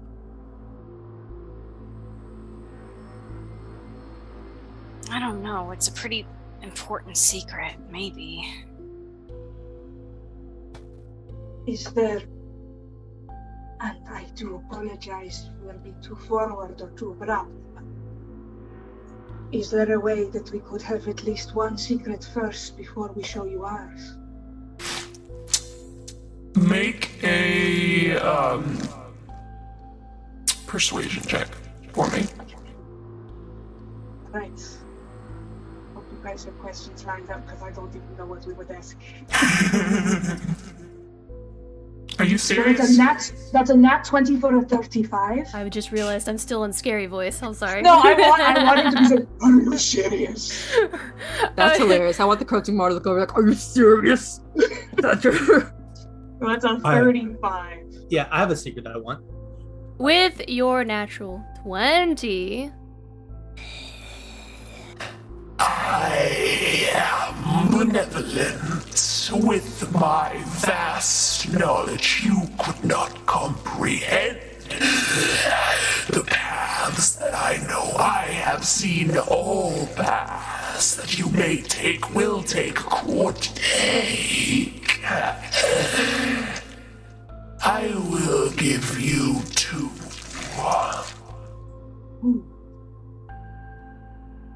with I'm your gonna nat 20, need- you get 2. With your nat 20, I'll give you 2. Samson's gonna jump in immediately, and like just as soon as it says, "I'll give you 2," Samson's gonna be like blurred out, because of this whole thing and all the worries and things that are coming in on him from all these wisdom saves he's been making. He's gonna just blurt out, "Tell me how to help Fallon move on. It's time for him to leave my house, and he's unhappy."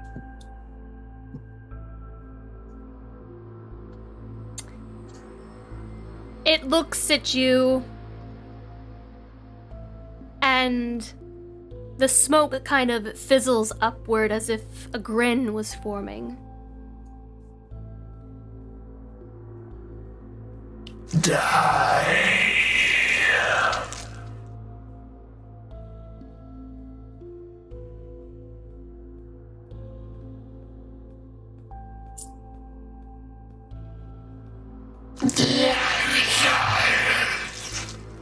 There's like a Samson just hears the one word answer, "die," and just he just drops about 4 inches, just sinks back hearing the word. Essentially, you get what he's saying, right?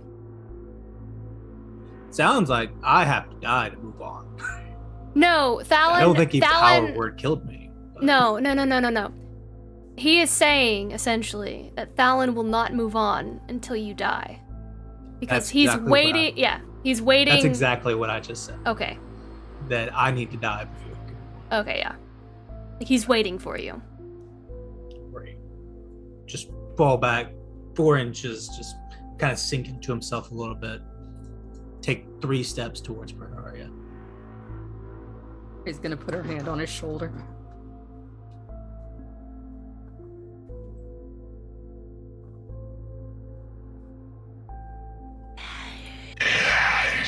One question left.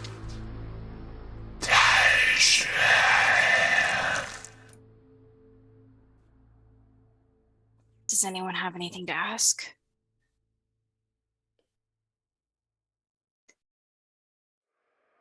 Luden will look over to Finn to see if he has anything. And if he doesn't, he'll speak up. He looks like he is like debating whether to ask it, so he just kind of nods over to Luden.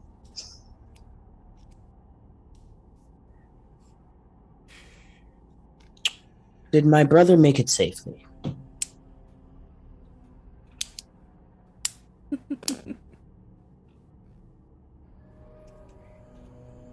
There's a big, like, you know, we've talked about before the, like, Esperis approves. There's just, like, a big check mark that appears over Esperis' head at this moment. Like, I was right.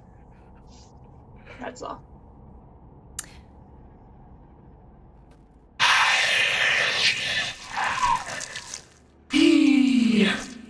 is safe. For now.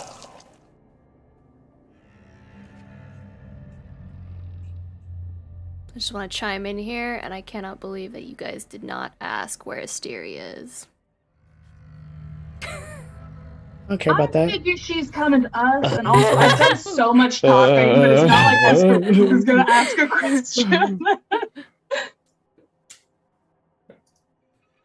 What are the Powerball numbers for that? I love that. You have asked your 2 questions. Ooh. Samson's going to stand up from where he's been hit with this knowledge that it is his fault that Thalen is not happy. And Of he's course, gonna- he takes it that way. Samson's very broken. And he says, all right, Finn. Show him the pit. Raven cast Long Strider and Freedom of Movement on himself as they walk. Right. Lord of Vera, if you would lead us. Follow me. He'll start trying to retrace his steps back across the cavern. Oh yeah, fully at this point, Akron's gonna cast, I think he has light or dancing lights. He does not. Do any of us have a light cantrip? Espri's gonna make a small flame in her hand. Okay, good. You can cast light. Like all the time. I have a pocket full of sunshine, I believe. You use your pocket full of sunshine, essentially, and, like, you watch as light is bending toward the corrupting Morrow, and it's almost as if it's eating all the light. And your sunlight is not as bright as it is being consumed. It will light up about 5 feet around you, but it's as if the Morrow is consuming all the light emitting from it. Are we all walking together towards the temple the same way, like you just went to a movie with friends and everybody parked in the parking lot, like right next door, and so we're all walking towards the parking lot together? If you would like that to be the case. Esprit is holding Finn's hand. We're all standing in a group. No one is more than 10 feet away from Akron, unless people At would all. like it. Unless you want to die. We're just pitter-pattering along like a herd of flamingos, just... Sorry, guys, my audio went out, so can you hear me? Yeah. Yeah, we're all holding hands and staying within 10 feet of each other. Um, Unless Finn I wants to was- do something different. And Luden's not holding hands. Holding That's- hands, of course. We all have I'm to hold holding hands. Finn's hand. I don't know what everybody else is doing. Finn's hand is very clammy. Esperi's hand is sure and confident, and she rubs her thumb over his. You all continue walking back towards that passageway, and as you're walking, Tell me, how did you come by such a secret?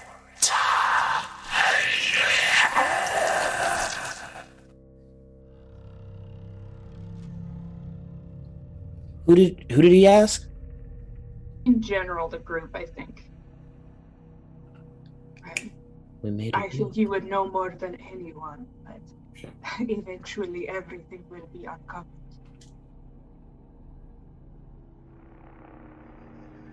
There are, and I hesitate to say it because I know you're already aware, the fiends of the deep have great power struggles. They're constantly looking for the weaknesses of those among us. Who is higher than you?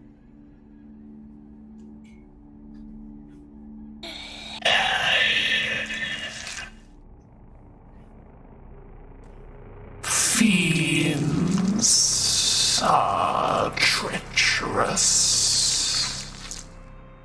Humanity is sad. Mortal, fragile humanity.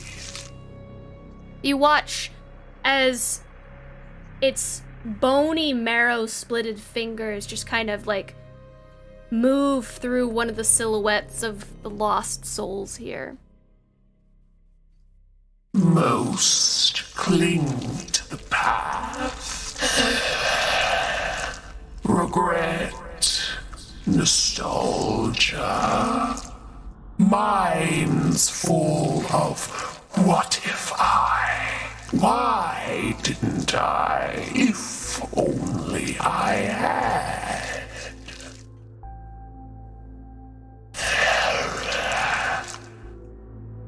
He will die, just as all will die. All I have is time. I only need to wait for it to run out. For his to run out.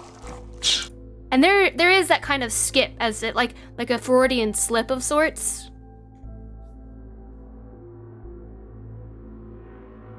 That he's waiting for a specific person's time to run out? No, he's talking about Rylan. Like, he knows that Rylan will die eventually, and he just has to wait for him to die. I cannot disagree with you. Everyone dies. Some waits are just longer than others.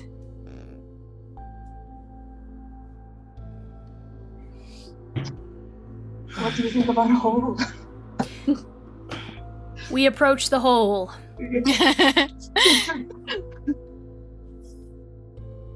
Ludin will just keep walking.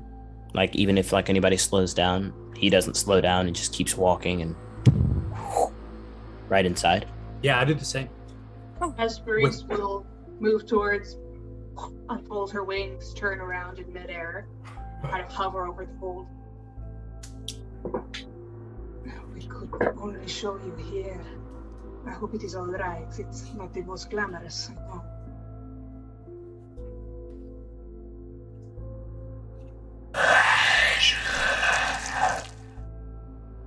What lies within? The secret. And then I just go through the floor like Britney Spears in Las Vegas. I just descend. I'm like this. I think it's just Finn and Freyaria and the being who are left up top. It looks at all of you as it stands. Finn will turn to look at it. Your answer is in there.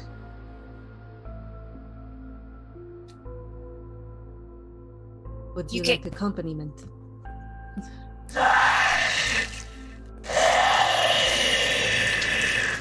You all enter, and I will follow.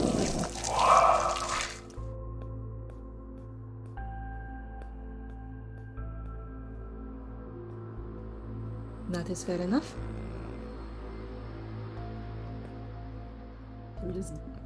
Pray I'll just jump in. I guess we gotta trust you'll follow us, because if not, you gave us those secrets for free, or those answers for free. And he'll turn and he'll step in. Okay. Leave Ludin and Samson. Walked in. No, we walked. You We wanna walk just. in first.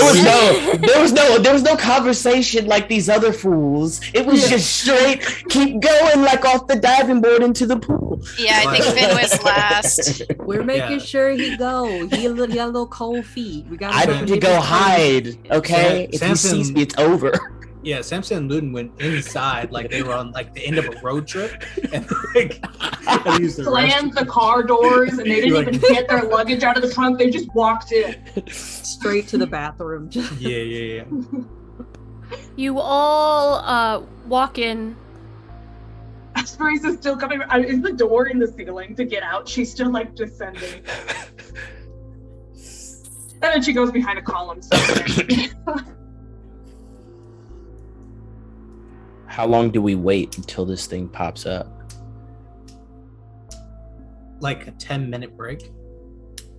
I think a 10-minute break would be perfect. We're gonna take our break here. I don't like how she didn't answer us. I think this is a great place to take our break here. First, before we do, JN3 Storyteller, thank you so much for the raid. Welcome. We have a giveaway going on right now. We are giving away some awesome dice from Mithril Armory. Danny is showing them off on stream for everyone. If you would like to enter, all you need to do is follow and then use the command loot or command ticket, which is !loot or !ticket to enter. They were absolutely gorgeous metal dice that you can get the chance to win. So do not miss out on that, because we are going to be pulling the winner of our giveaway when we return from our break. So make sure to enter and stay tuned as the party continue. Will the party succeed in defeating the corrupting Morrow? We'll find out. All right, we'll see you all in a little bit. All righty. Lamentium, Floortide. These Zodiac-inspired powers and more await you in Stargazer's Guide to Aurora. Available on Drive-Thru RPG. Destiny is calling, adventurer. Look unto the heavens. Your story is in the stars. Well, hello there. Of course you came to the grand dwarven city of Digbrand to see me. Ma belle Pebblegrit, tale extraordinaire to kings, queens, heroes, and legends. Have you gazed upon my latest masterpieces? Yes, this one for you. Don't you see how it calls to you, speaks your name? You are gorgeous, darling. The colors, the line work, the gods weep in the presence of your beauty. No one has looked more stunning in a pebble grit design. Please, I cannot bear to gaze upon your perfection for too long. You can find this mesmerizing merch at inkinliar.com. Go and unleash your fabulosity today and help support Ink and Liar. Do stop by my shop again. You simply must tell me about all that adventuring thing. Well, ta-ta, darling.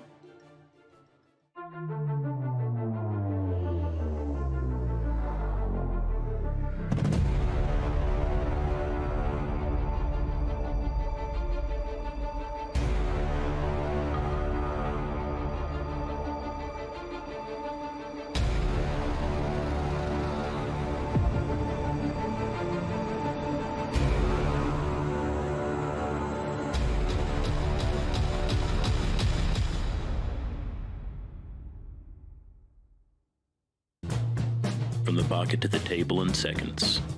Never forget your 1020 at home. Only at mithralarmory.com. Extra, read all about it! What's that you've got there, mister? Why, this right here is 9 Realms Gaming. 9 Realms Gaming? That's right, top-notch gaming accessories made from some of the finest woods this side of the city has to offer. We got your dice vaults, we got your dice towers, dice trays, hero vaults, you name it. Oh my! Careful now, don't swoon into traffic. You can mosey on down to their website now. Use exclusive partner code LIAR10 to get 10% off your purchase. What was that code again? That's LIAR10. LYRE10 at 9realmsgaming.com. Hurry, they're selling like hotcakes.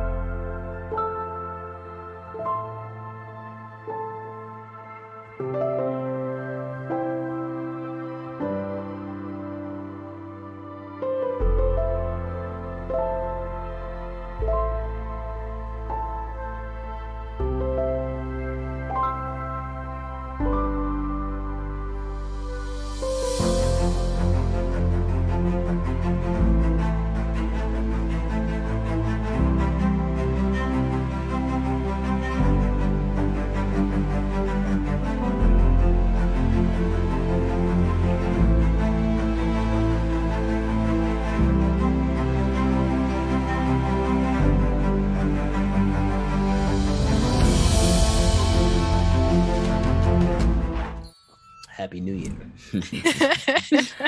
All right. You all Happy New Year. descend into this temple Madness. that This Finalai is a has temple. created. Finalai, Finalai and party, can you tell the audience what they created this map? Isn't it beautiful? This is what a player map looks like, baby. What do we see here? What do we see here? See, the unfortunate thing is that we didn't get to see Finn's greatest regret earlier because it's very related to this map. Finn, if you'd like to explain. Yes. So throughout the entire time we've been traveling, Finn never got to go to the carnival, even though my party members promised we would go, and they lied to me. So now we're gonna go to the carnival, everyone. This is the best temple concept for Livy because it's chaotic, it's fun, it's just all around a good time. And Livy likes to have a good time. We all know this. So. Daniel, I'm going to toss it to you as to what the mechanics are of the map. Yeah, sure. So we decided we wanted to make something that was super fast. It was full of trickery, as per Levi would be. So like we have all these tents that have mirrors in them that you can walk through as a bonus action, and you can appear in the big tent or any of the other small tents. And then we have all of these like little like water slides that go up and around throughout the carnival, and you can move along those water slides super fast. Like the water in there literally pulls you into fun, so you actually move at 4 times speed. It's Wet and Wild meets Six Flags. Yeah, I've never been to a carnival, so what would I know? I mean, water slides, I'm sure there's a carousel in the distance somewhere as well, and it's very green. And there's a lazy river up top that you can go around. It's great.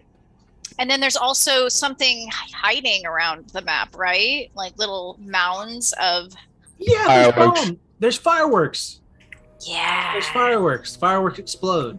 Can you put those on the map like little dots or like circle them? Esperise is on one. They're right here. I would love not to be on one. You are standing on the fireworks. Can I move? Am I movable? Okay.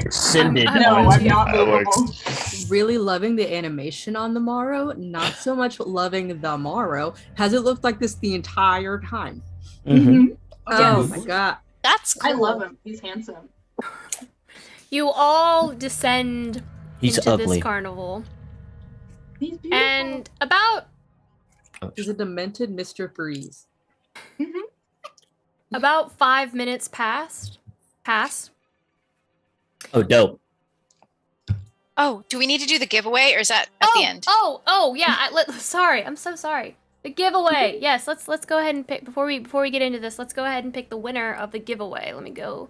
I heard 5 minutes pass, so we can be anywhere on this map we want to be, right? Mm-hmm. That's what I heard. Unpause the map, Lauren.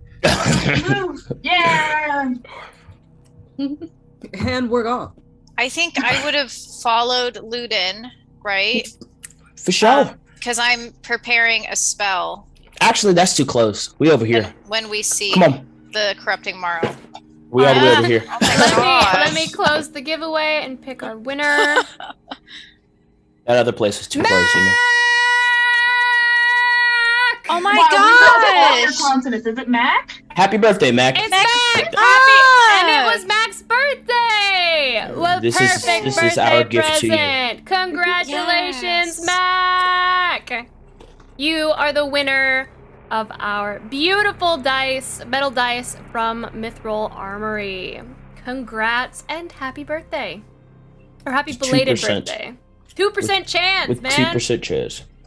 Congratulations. All right, you guys placed yourselves? Oh, me and Finn are hiding over here behind this tent. We're snuggling very tight. No, we're not. Where did you go? Get Don't back worry here. about it. I just want to hold Luden's hand and be like, no matter what happens, I love you, Luden. I don't care. We're trying to fight right now, Finn. Why do you always do this? But I just really want to tell Focus you on that. killing the Morrow. We're hiding. I think is Akron the only one who's just like out here? Should he not be out here? Okay. No, Akron is 100% exactly where he is. Someone help Akron. Who's gonna be right controlling here? Akron? Deanna has control over Akron. Okay. Yes, he's kind of behind a little coil. Is this a big snake? What is the green thing? Sorry, It's a Water slide. It's a slippery slide. I'm so sorry. I was getting breadsticks when you were explaining the water slide. He's kind of ducked down behind the water slide, close enough that he can run up and punch if he wants to, but not so much that he's immediately obvious.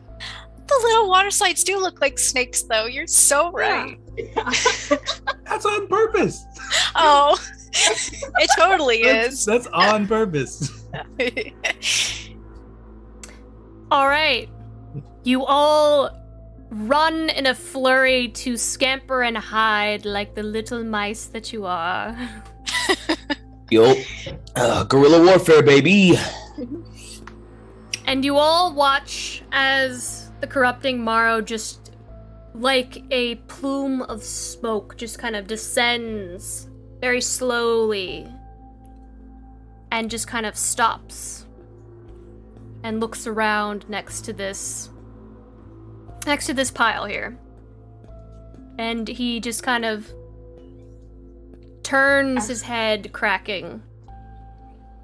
Esperis is just gonna hover above the water slide. Do you see it?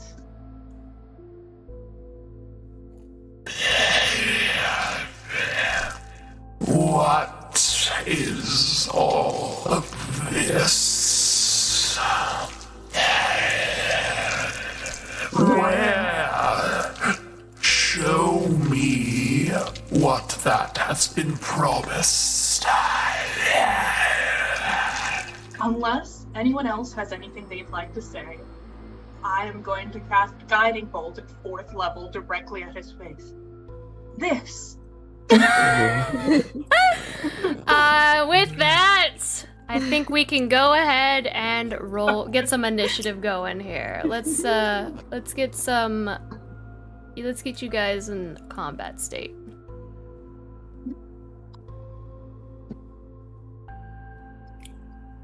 All right. I'm so proud of us.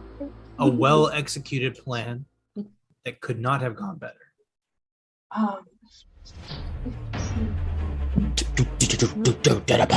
It's not letting me roll initiative. Music comes in.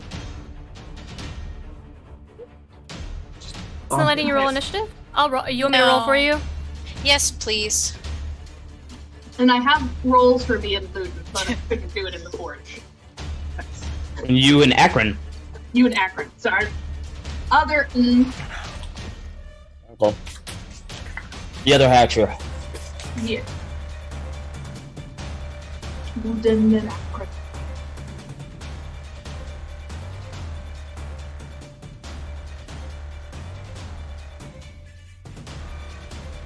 All right. Luton won. Oh no! Wait, Esperis, Akron.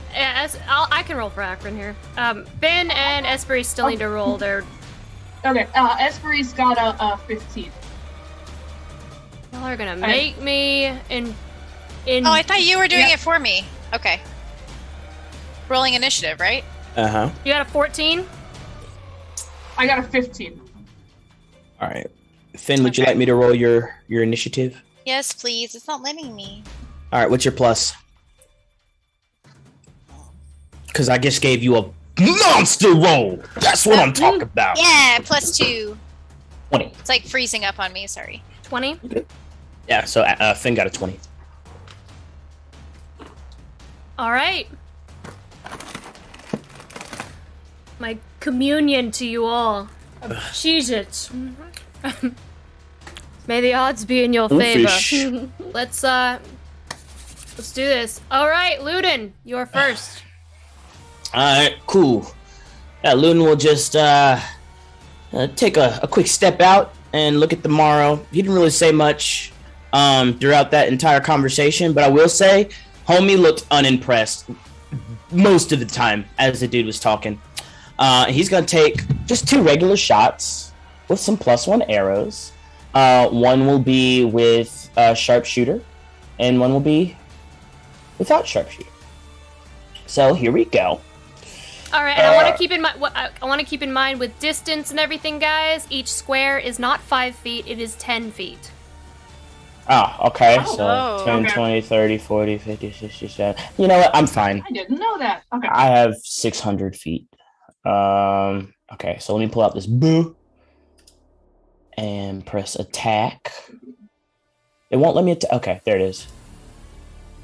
Yeah, it still won't let me attack. All right, I'll use the D20 instead. First shot does a... So that's plus 11. Does a 19?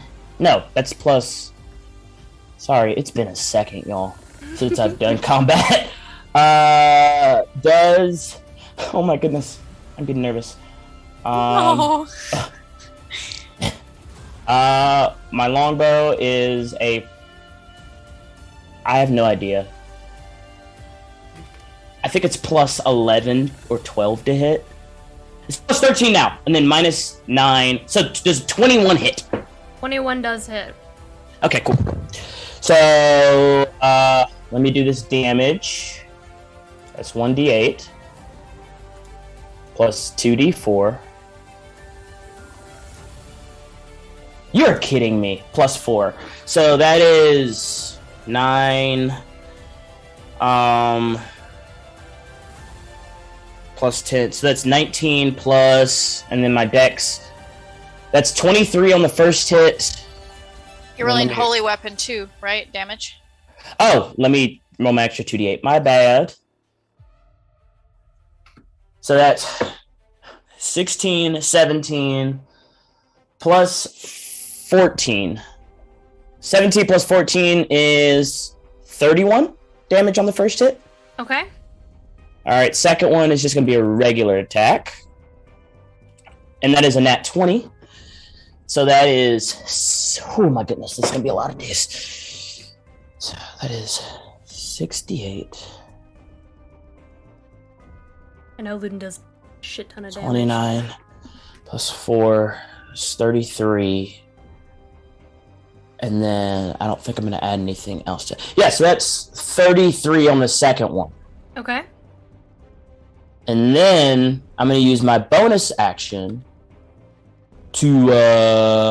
So wait, each one is 10 feet? Okay, that's as far as I would be able to go. And then I'm going to hide with my stealth. And we're going to see what that is. Ha! He sees me! I get too excited and just boof it.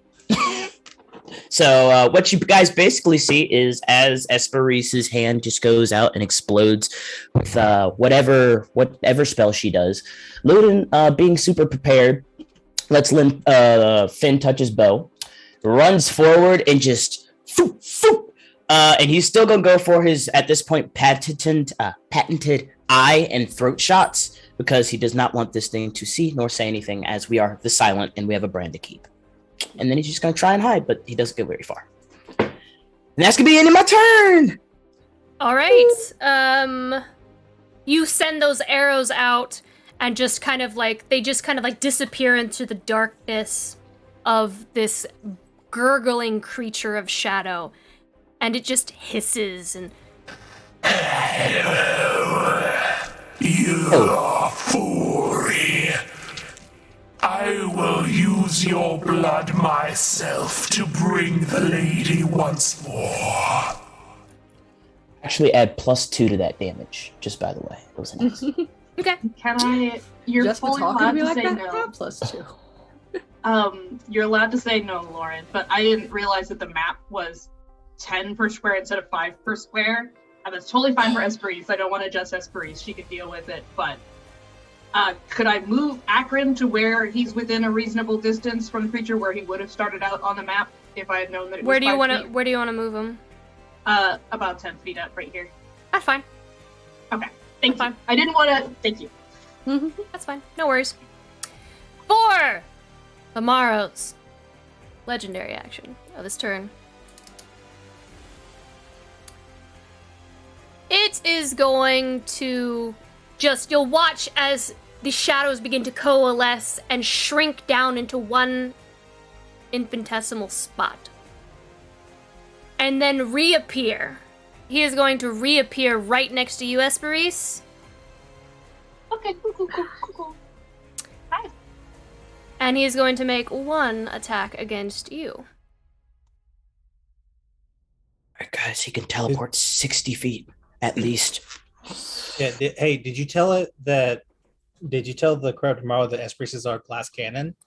And I'm not a glass cannon. I have more hit points than our She has the most hit points in the party. Yeah. That is a 33 to hit. That definitely will Okay, hit. I don't cast shield because it won't do anything. That is 36 piercing damage. Piercing acid damage, I believe. Let me look. Okay. You I'll keep myself updated.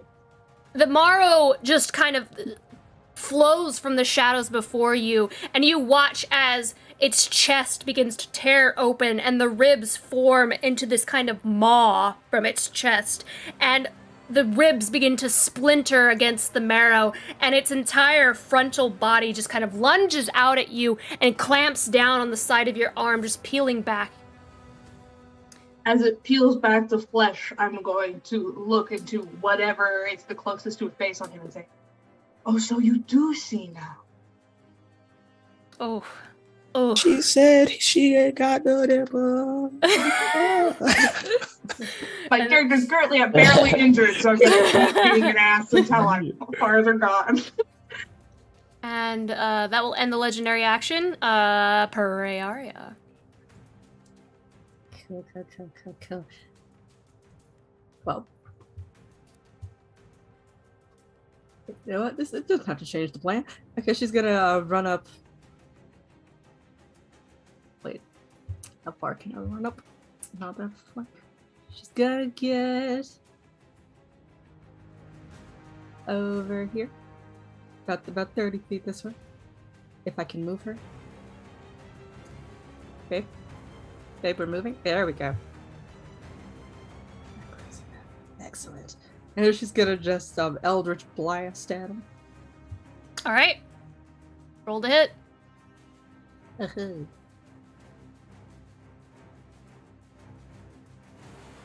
Okay, 17. It does not hit. Shoot. Okay. Second one.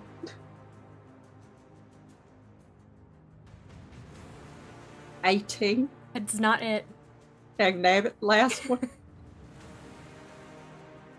It's another 18. It does not hit, unfortunately.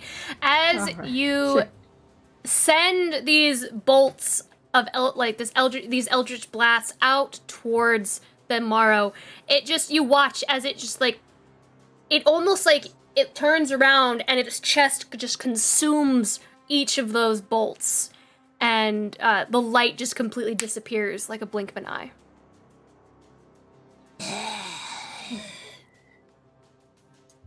In retrospect, should have seen that coming. All right. Yep, she'll just stay back here behind whatever this is. What is it, like a little cart? Little churro stand? I'll be back here. All right, that ends your turn.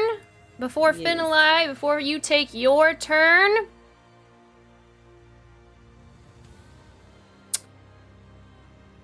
you watch. Let's see. Yes.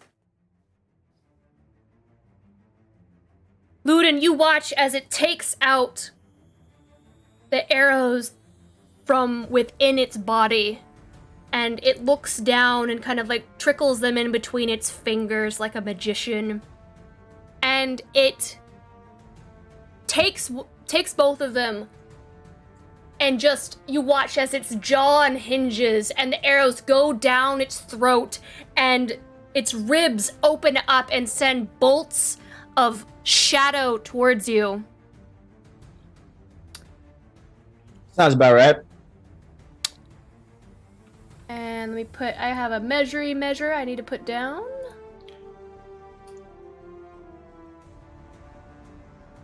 I am a smooth 300 feet away from it.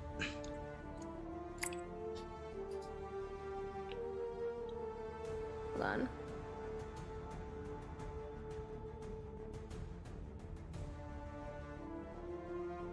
Right here.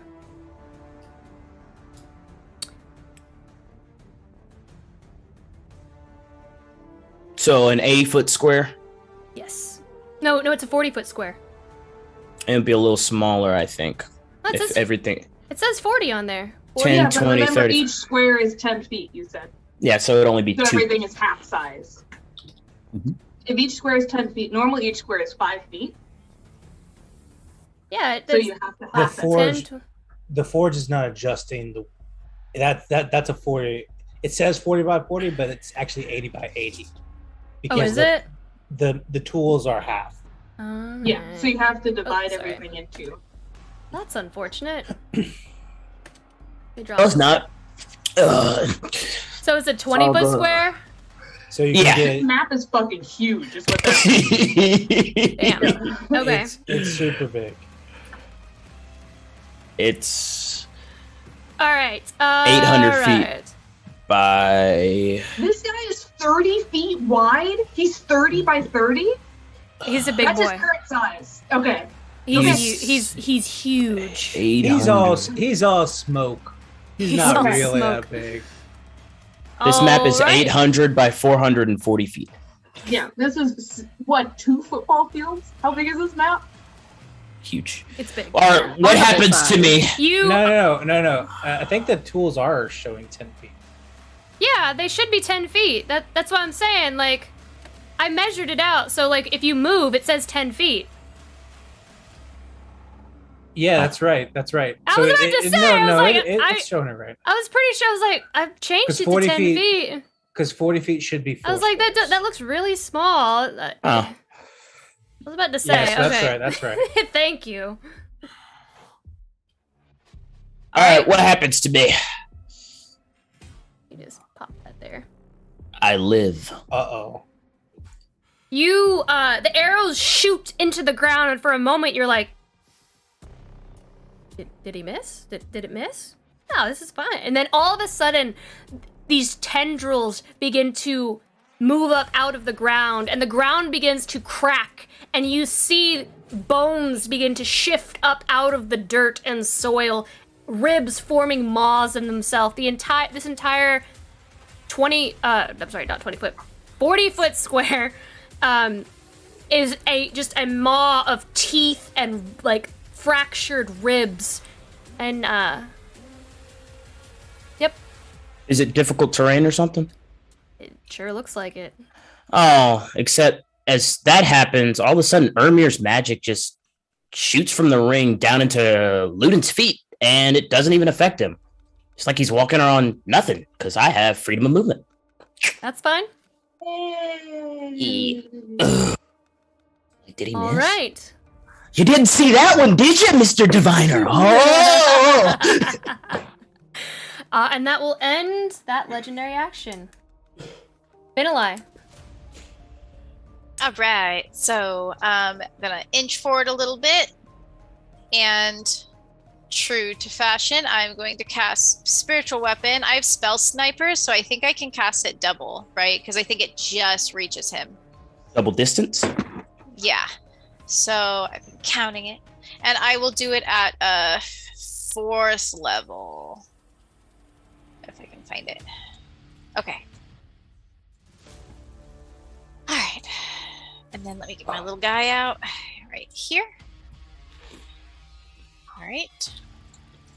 Yep. And so that falchion appears right in front of him and tries to slice him. All right. It's so small compared to him.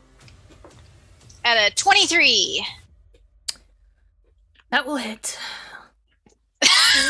Like, That will you sound hit. so disappointed. That will hit. I'm gonna try stabbing him his open wound that he tried to rip open from himself. Okay. Alright. So let's see. 16 damage. Just want to make sure it rolled all of my stuff. 16 damage. Yeah. Yeah. Okay, yes. 16 damage. And that's pretty much all I can do this round. All Yeah, right. Finn! Yeah! Woo! Stab him and stuff. That ends his turn. Yes. It is now the Morrow's turn. Oh no. Get me, bitch! This is why I have this many hit points. For the unlikely situation where the enemy actually gets close to you. It's happened so many times now. Lauren wants me to die.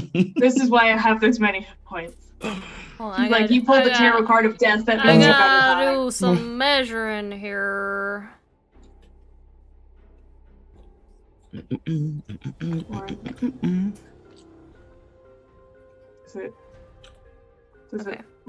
Does it look like he's casting a spell?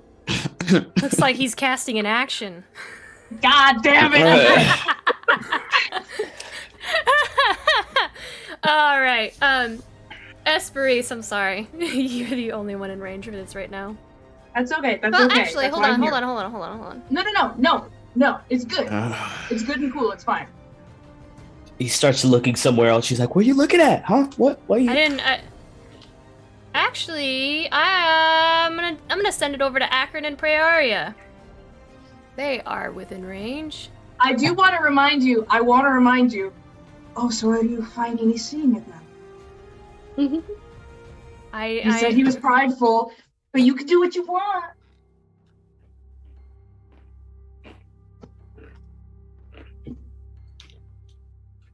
Esperise, do you really want me to kill you? Okay. You do what you want. You do what you want. Do what you want. That's a really good point. And he is pretty prideful. Esperise, give me a dex save. Okay. I will give you a dex save. Okay, I have a +2 to this. Oh! All right. The very first game that I played, you gave me a fragile ring of evasion. And I am going to use it right now to take half damage from whatever you do on this failed save. That's a really smart move. Because you're about to take... Ring on my finger to... You're about to take 10d10 damage. Yeah! Alright, so we gotta hit him hard and quick, I guess. That is 52 acid damage. So half of that. 26. Okay. You watch as its ribs just split open wider, and it begins to just kind of like almost like dry heave, and you watch as this black ichor begins to fall out of its chest cavity onto the ground before you. Disgusting. And next to you spawns. No! No! That I'm not okay. What is that? Let me stay. Oh, why is it not moving? Hold on. He's so ugly. It's all eyes. It's in a mouth or two mouths. Three. Why There's is your three slab mouths. like that? Esperise, look out! Thank you. Esperise is covered in acid. This black creature is covered in eyes, and it just begins to slide up next to you, and you are now you now have another creature next to you, Esperise. It's my turn now, right? Let me add it to the initiative. What's its name? Oh no, it goes. Wait, hold on. It goes. Yep. His name is Charles. You can call it whatever you want. And that will end. I believe that will end its turn. Okay. Esperise. I am going to, since I'm still holding out my hand, preparing to blast that thing. Oh, it's on the other side of me? Okay, that's fine. I am still holding out my hand to its face, and I'm going to touch the haziness there. Have you ever seen the light? And I'm going to do two things. I'm going to bonus action go into a state of absolute glory. So my eyes roll back, turn white, full Ghibli hair floating full speed from my wings. With my action, I am going to cast Sunburst, my highest level spell, which is going to be a 60-foot sphere. Is that right? Yes, a 60-foot sphere. And I need both of them to make Constitution saving throws. All right. She's going Super Saiyan! Both of them, and it's probably, if it includes both of them, it's also going to include the fireworks back there, but I don't know how those work behind those. Is it fire damage that you're doing? It's going to be radiant damage. I don't think they go off because they have to be set on fire. They go off any hit. Oh, never mind. They just. It is a DC 18 Constitution saving throw. The Mouther rolled a 19 and the Morrow rolled a 21. Okay, so they take half of 12d6 radiant damage. All right. So that's going to be 36 and 40. So they're both going to take 20 radiant damage, and let me see if there's something else I can do here with the fact that I am in radiance mode. Oh, it's restoring hit points. They both take how much? They both take 20 full radiant damage. They are not blinded. Is the Gibbering Mouther an undead or an ooze? That's a good point. It is not an ooze. Charles undead. It is an aberration. Okay, never mind. Then it doesn't get disadvantage. So it is not blinded. Everything is extremely brightly lit, and both of them take 20 full points of radiant damage. All right. Oh, and it's not in a circle around me. It is over the firework. Otherwise, it would also get me. All right. Does that end your turn? I essentially light up like the planet, like the star that we call the sun, and just when there's a blinding bright light in the middle there as I touch his face. You just glow like the sun, and it's just like. Does it appear that either of them are especially affected by radiant damage, considering he is made out of shadows? Okay, cool beans. No one will ever be vulnerable to radiant damage, but that is the end of my turn. We'd murder them all if they were. All right, Samson. Yeah. Okay.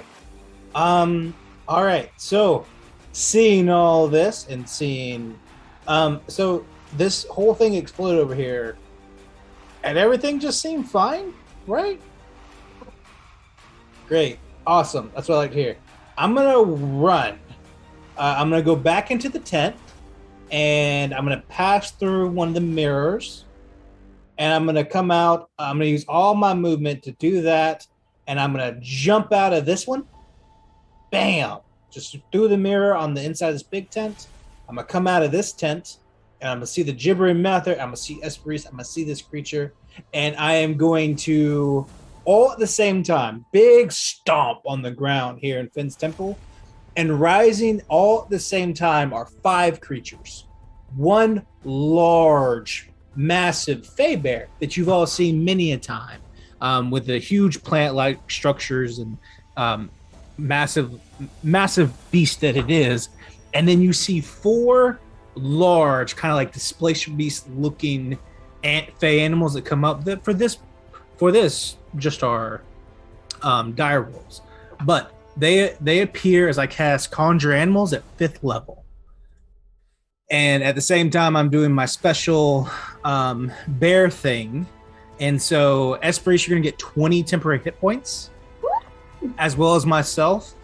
And all 4 dire wolves that I summoned are also going to get 20 temporary hit points as they appear right here in front of me. I'm going to put 2 over here by the gibbering mouther and then 2 over here. And they're all going to, and then that will end my turn. That's my movement, bonus action, and action. Okay. And they're going to immediately take their turns after mine, attacking twice against the gibbering mouther and attacking twice against the corrupting Morrow. Before you do that, the gibbering mouther was supposed to go after the corrupting Morrow, so let me have him go before you go with them in case you kill him. Go. You do that. I'll tell you how much damage they all took. Sounds good. Go for it. Alrighty then. Let's see.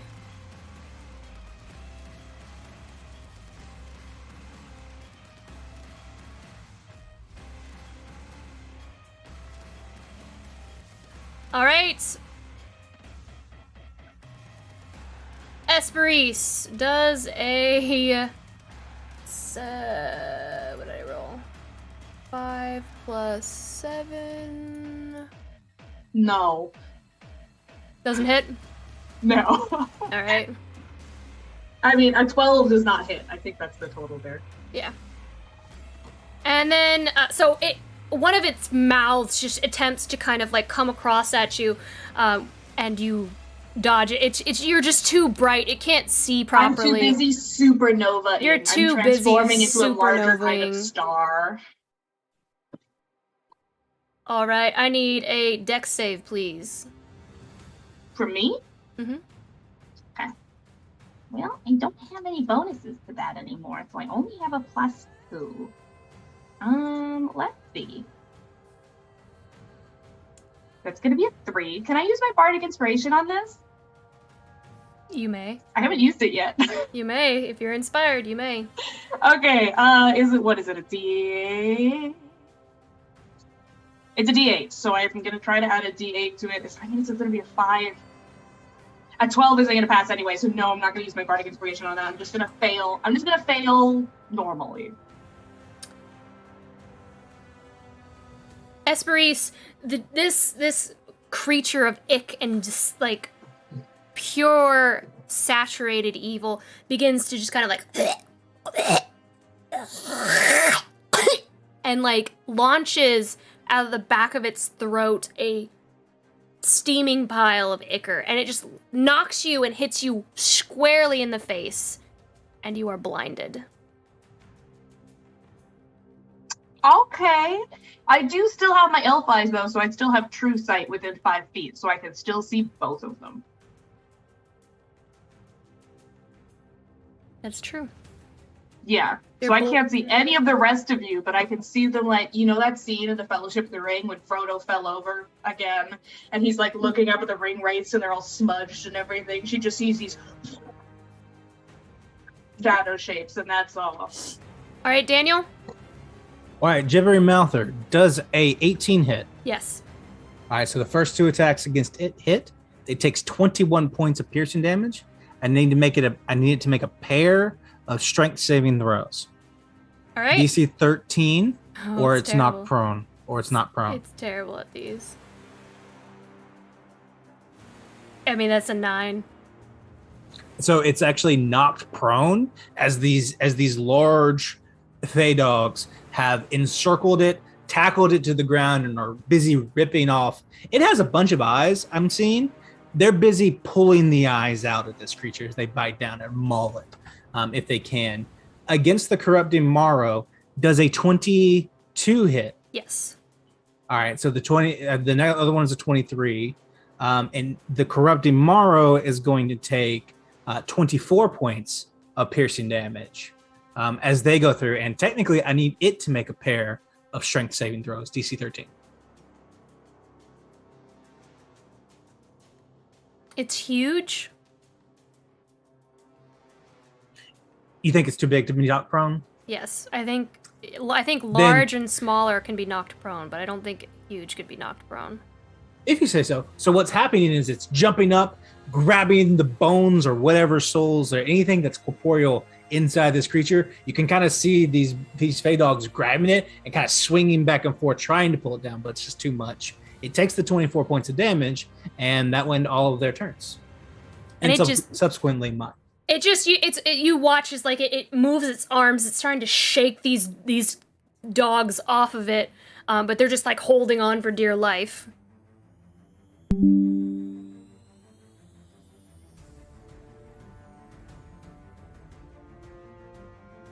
Can y'all hear me?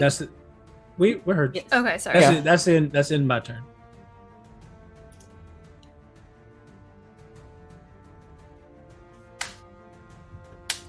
All right, my thing closed for a second. All right. That ends your turn. That leads us to Akron. But before, because if I'm not mistaken, I get refreshed at the end of my turn. So I have so this would be actions. your last legendary action because he you just had his turn. No, he just had his turn first. So he has all of his legendary actions back. Yeah, he went immediately after Esperise and before Samson.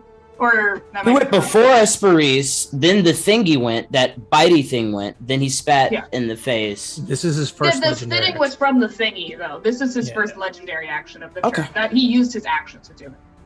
Whatever.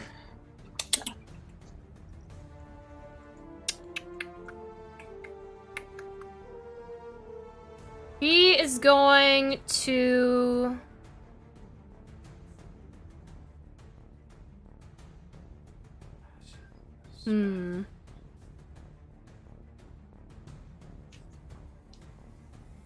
Give up. No.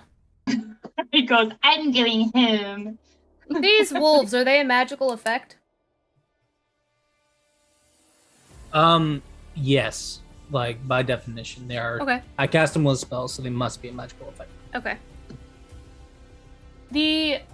You'll watch as the Morrow just kind of like launches one of the dogs off of its arm.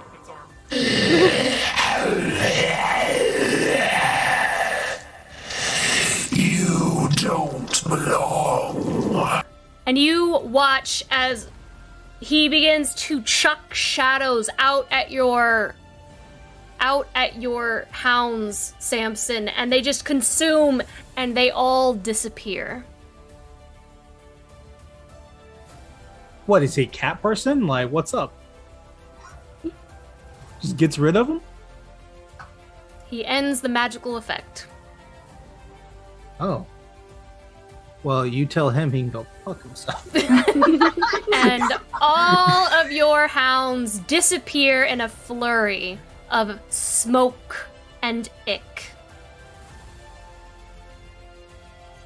I can't delete them, so I just moved them off the map. That's fine. That will end his legendary action. Alright. Poor Akron is a melee fighter. And here's what he's going to do. It's Akron's turn, right? Mm-hmm. Okay. Akron is going to use his first 30 feet of movement to get up to... It won't let me move him, but he's going to use his first 30 feet of movement to run up to Praeria and say, my queen, and give you bardic inspiration as he doesn't fully kneel, but he does like a half squat, like, my queen, and then keeps running. And he's going to use his action to dash all the way into the doorway and come out and stand directly next to Samson up here, to the right of Samson. I don't know why I can't move him right now, but it's very unhappy with me. To the right of Samson? Yes. He'll come out the door there and pop up right there. Oh, because of the tent. Okay, so like right here? Yes. Yeah. Okay. So he's just gonna run through that tent, my queen, and then keep going. Little fedora tip there. And I think that's his action, his bonus action, and his movement. So that's all that he could do on this turn. All right. But he does use his bardic on you, Praeria. Cool. Thank you. All right. That ends your turn. That leads us up to Luden. Before Luden can go, he's going to take a legendary action.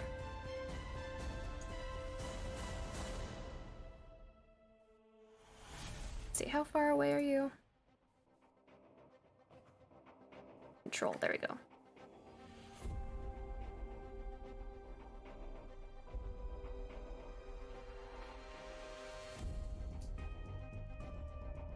Okay, yeah. Okay. Fiddle Eye. Yes. Tomorrow. Wait, no, he's not gonna do that.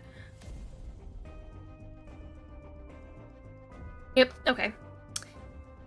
He is going to peel back his ribs once more and send forth a massive chunk of shadow into the ground, and it will just crack around your feet here. And as the shadowy maw begins to split out, you begin to see all those ribs begin to splinter out like jaws, and he's going to do the same thing in front of you all here.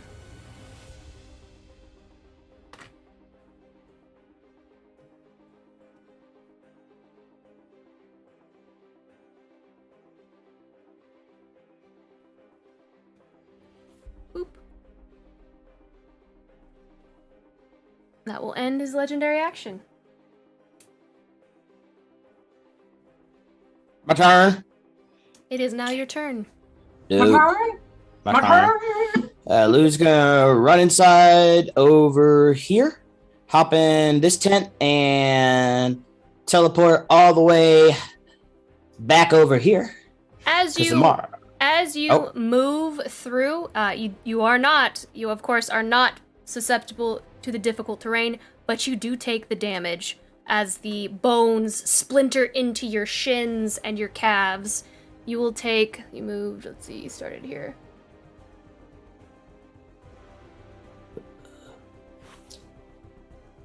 You will take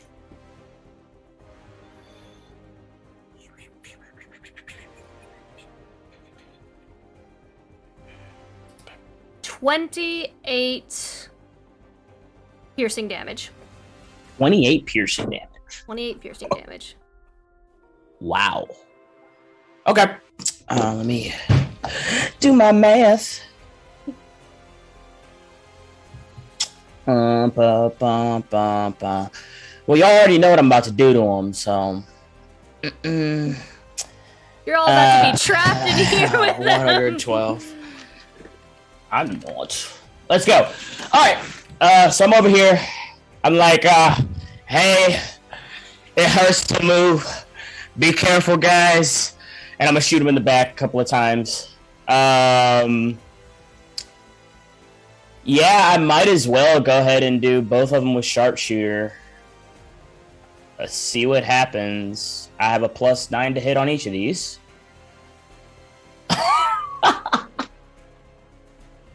So neither of those hit. Oh my god, man. Oh my god. Okay. And for my bonus action, I am perfect. I am lightly obscured, so I can hide from him. Let's see what happens on this hide check.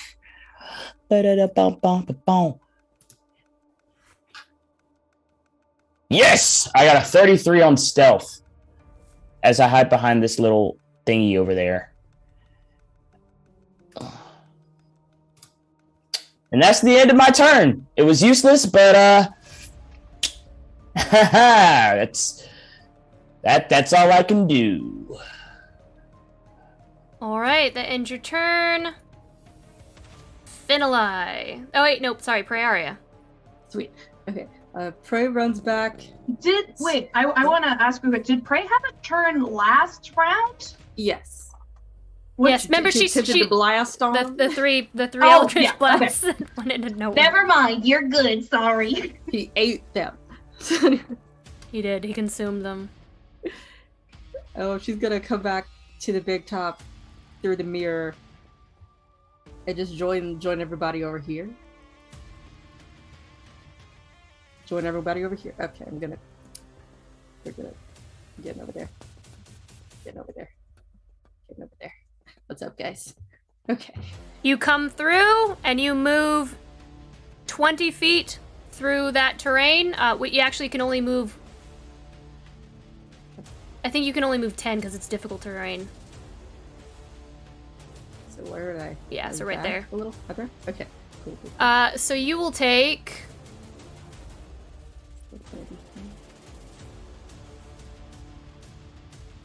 only 8, unfortunately. Only 8 piercing damage. Hey, you don't have to sound so disappointed. I know, right? I know. Where was I?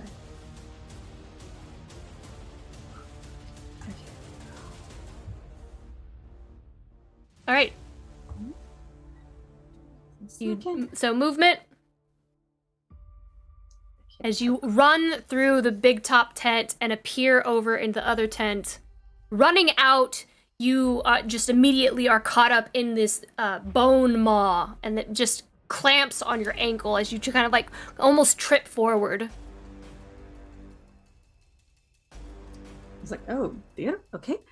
And she's can't move anymore, so she's going to 60 feet.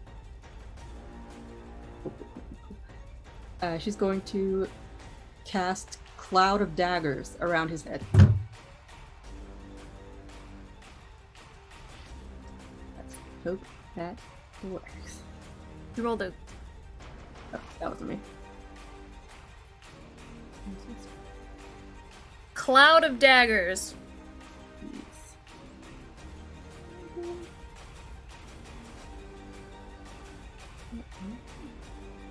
He makes a dex save. He makes a dex save, right? Save, or is that? It's not showing up on the. Okay, there it is.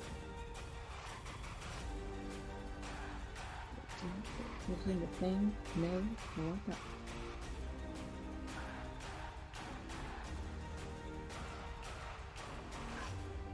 Am I making it being weird in the thing? Am I making a dex save? What am I doing here?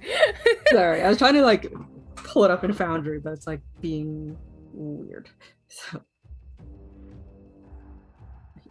Yes. How many daggers is a cloud of daggers? That's a great question. So many. It's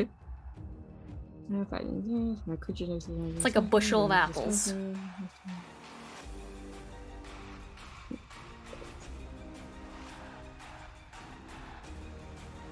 Fill the air with spinning daggers in a cube of 5 feet on each side, centered on a point you choose within range. A creature takes 4d4 slash damage when it enters the spell's area for the first time on a turn or starts its turn there. I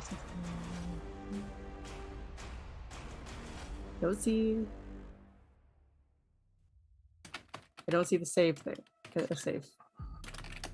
If there's no save, and I'm guessing this is concentration. If there's no save, it sounds like it's just a terrain effect that will affect me if I start my turn in this area. Yeah. And if I end my turn in this area. So it happens. Sweet. So you can go ahead and draw that on there. How big is it? I'll put it there for you. It's just like a 5-foot cube. Oh god. Yeah, it's one spot. We'll make it just one spot here. Just ride on it. There we go. Alright. Alright. Yes. Does that end your turn? Yes. Alright, Finalai. Alright. Finn is going to move through the tent, the mirror tent, and appear over here. And he is going to cast Invoke Duplicity. And let me see if I can actually have another little guy on here. It's Friendalai. It's Friendalai. Friendalai hasn't joined us in a long time. 1, 2, 3. Okay. Oh, so wait, I might have Eula on here. Oh, do you? Oh my god. Do I have Eula? I do. Do you want to... There is your duplicity. Go ahead. Okay. Do you want to delete my other one? I don't know how. I can put this one in its place. Very cute. I can't move it. It's okay. I will give you the opportunity to move it. Give me a second. Danny. Okay. Save changes. All right. There you go. You should be able to move it now. Very cool. Okay. So that's okay. Let's see. 1, 2, 3. 1, 2, 3. Okay. And that's what I'm going to do with my action. With my bonus, I will try to attack him again with the sword. Okay. So, okay. So I have plans for the future, but I cannot do it quite yet. Oh, man. 14 will not hit. Will not hit. So, tried to slice at him. I miss. And I think that is my turn. Yeah. Well, actually, let me see. I have a little movement left, right? So let me see. 1, 2. It gets complicated when there's 10 feet per square. What? Do you still have your spiritual weapon up? 3, 4, Or is it 6, 7, bounced by Friendly? Good question. It's, let me see. As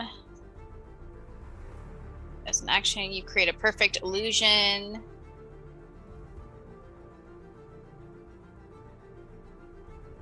Let me see.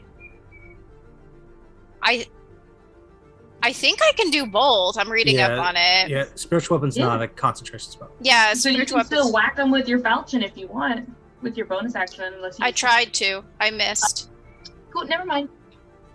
Yeah. Never mind. I was too busy reading my area effects. That's just me. I think I will try to step through, though, with one more movement, and I'll appear over here. Okay. So what is this duplicity? So basically, it's my duplicate, and I can move him around the field, and I can cast spells through him, but I can't do it this round because... Does he have HP?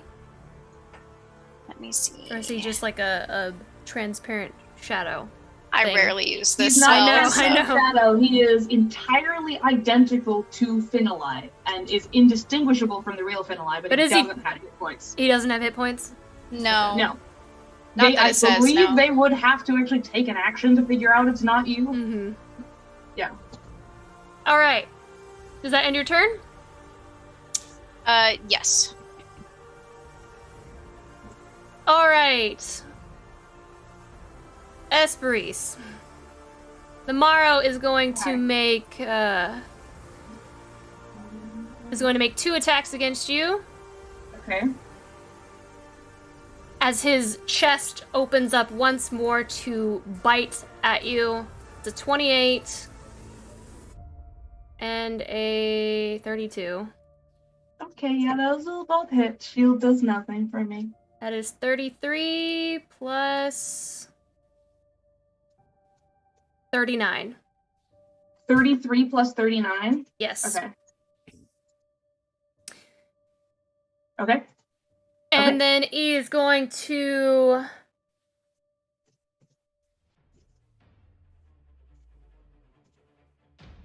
He is going to... Seeing Praeria appear here, he is going to just kind of... He just sounded so meek. You all watch as the Morrow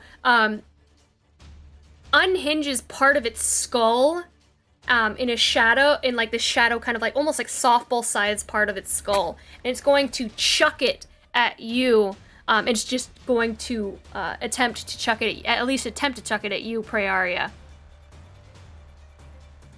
Is it because of the 44 slicing damage currently on your dome that you are upset about? You're feeling a little upsetty spaghetti. Upsetty spaghetti, my good god. About the cloud of glass and knives around your skull. That is a 17. Does a 17 hit? Yes.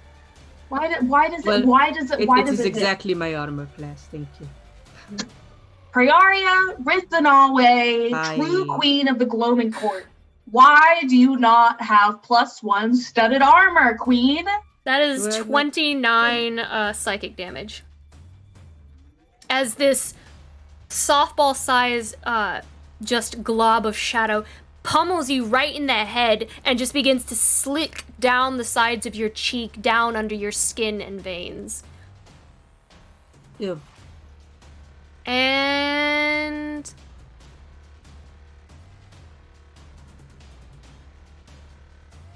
Prayer, when you entered the circle of happiness over here, you got 28 temporary hit points. Nice.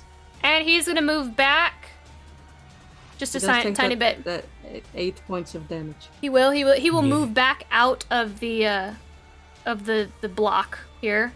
So Esperise, you can take an attack of opportunity if you would like. I'm not a warcaster, but I'll like slap him. Sure, why not? How much damage could make all the difference.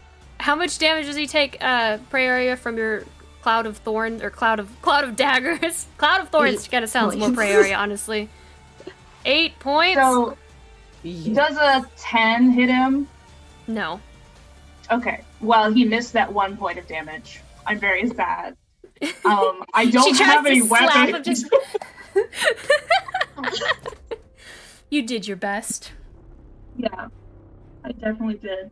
Is it my turn?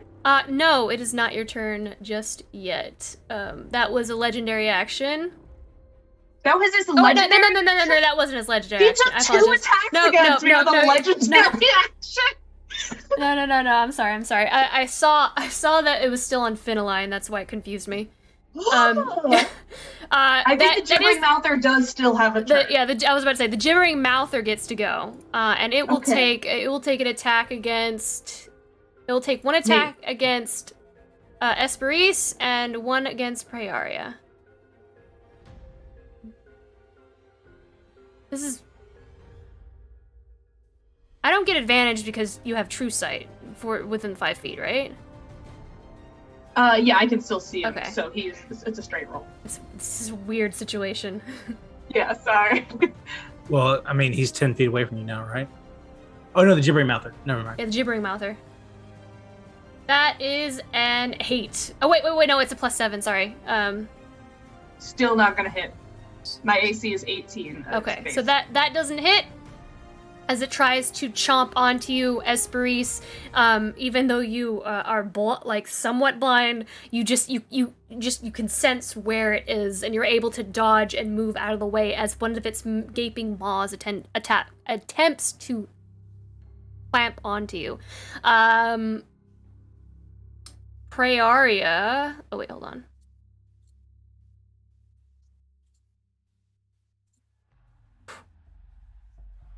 Praeria, it is going to make an attack against you as well. It's prone, so disadvantage. Disadvantage. Well, it's going to stand up, even though it's a blob. So if you stand up, it's already like half movement, right? Yeah. Because of the thing that's in. So that would actually end its turn. Okay, that's true. So if it attacks Esperise, it has to be still prone when it attacks Praeria. That's true. All right. Wait.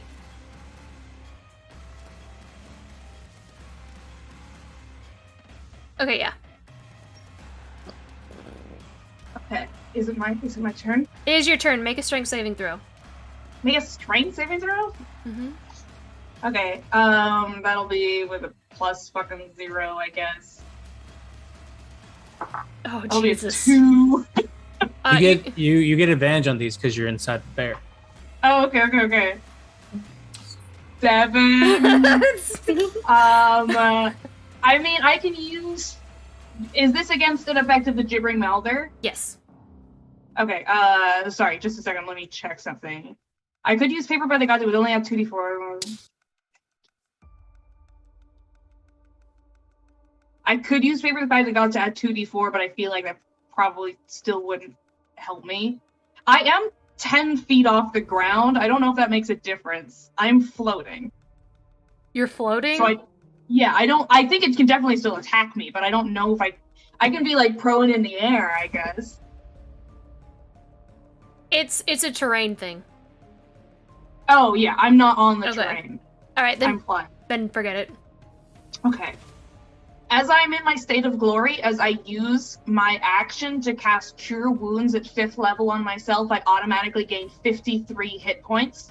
I gain the maximum as I'm below my half health, which I'm in my state of glory. That's what my sorcerer ability does. And also, since we're in the temple, if you cast a spell of first level or higher for healing. A creature regains additional hit points equal to my wisdom modifier. So 6 points extra. Absolutely, I will take it. Okay. And I will adjust my person here to reflect that. Beautiful. And then I would like to... I'm so sorry. Lauren, you can absolutely tell me if this is not how this works, but I would like to use my bonus action to taunt. To taunt the corrupting Morrow. To just be lit up with light and glory and beauty. And say, for everything that you could see, you could not see yourself. And how weak you are. Make an intimidation check. My intent is to have him keep attacking me. I know. Okay. And my intimidation is just a +5. Do I still have the benefits of Eagle Splendor, or is that concentration? Enhanceability is a concentration spell. I believe. So I don't anymore, right? You do not know. Okay. Okay. So it's only a 13 total. Unfortunately, he looks over at you.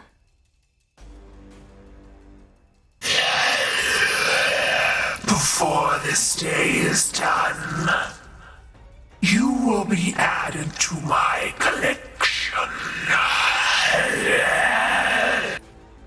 I'd be very interested to see you try. Have you been trying? God, I swear to God. Deanna. Alright, if it works on Lauren, it works on him. That's what I've decided. No. He's a proud motherfucker. Alright, is that end your turn? Yes it does. Alright. Samson, but before you get to do anything, I am gonna take a legendary action. The Morrow is going to disappear once more, appear over here, thinking that this is Finali. He's going to attempt to make an attack against this duplicate as he tries to engulf it. Again, like, I'm not sure. I don't know if it's tangible or not, but it's going to attempt to do so, realizing it can't, and that will end that legendary action. I wish it was tangible, but I don't think it is, because I would give it a hug. I'm guessing that it's almost like smoke, where it attempts to grab onto Finali, but it just its body just goes right through you. Yeah. What were you, Deanna? You had a finger up.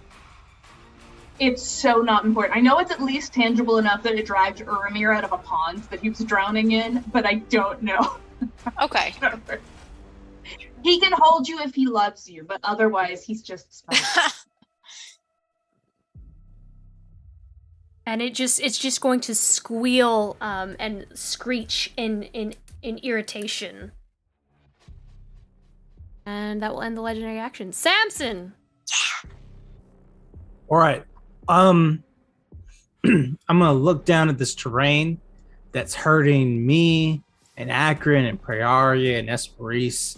And I'm gonna say, I'm going to cast Dispel Magic on the effect right here of this spike growth like effect. Dispel Magic 3rd level. Try to get rid of this effect right here in front of us. And I will say to it, you don't belong, asshole. I don't know. But I dispel this magical effect right here in front of us. So that it's not it's a magical effect, but it doesn't have like a level, so I don't know, like, I guess just happens, I guess. Dope. Depends on what level you think the magic is, I guess. Like spike growth, for instance, which is the same effect this is a 2nd level spell. Mm-hmm. Unless it's been upcast. So I'm casting it 3rd level. I think that's fair. Good. All right, cool. So I dispel that so that all the whatever shadows and tendrils it has summoned to hold us in place and damage us as we move, I use the power of the temple itself to have all of those writhe and dissipate and turn to dust.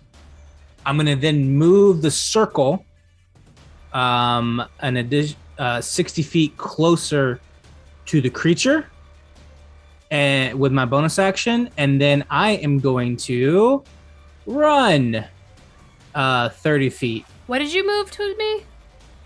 I moved the circle. What is the circle, though? When you enter it, you get you get advantage on strength checks and stuff. Okay. And if you haven't been in there, you get 20 temporary points when you go into it. It's super fun. I'm gonna go over here. I'm gonna go 30.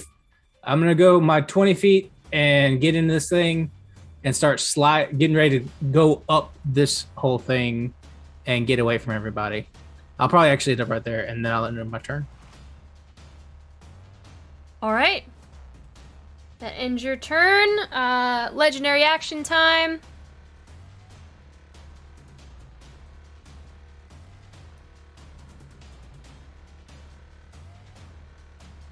It is going to hiss and sneer at you, Samson.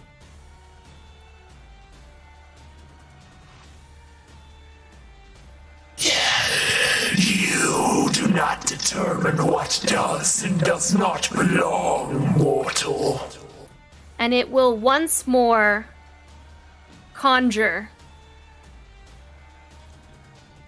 the maw.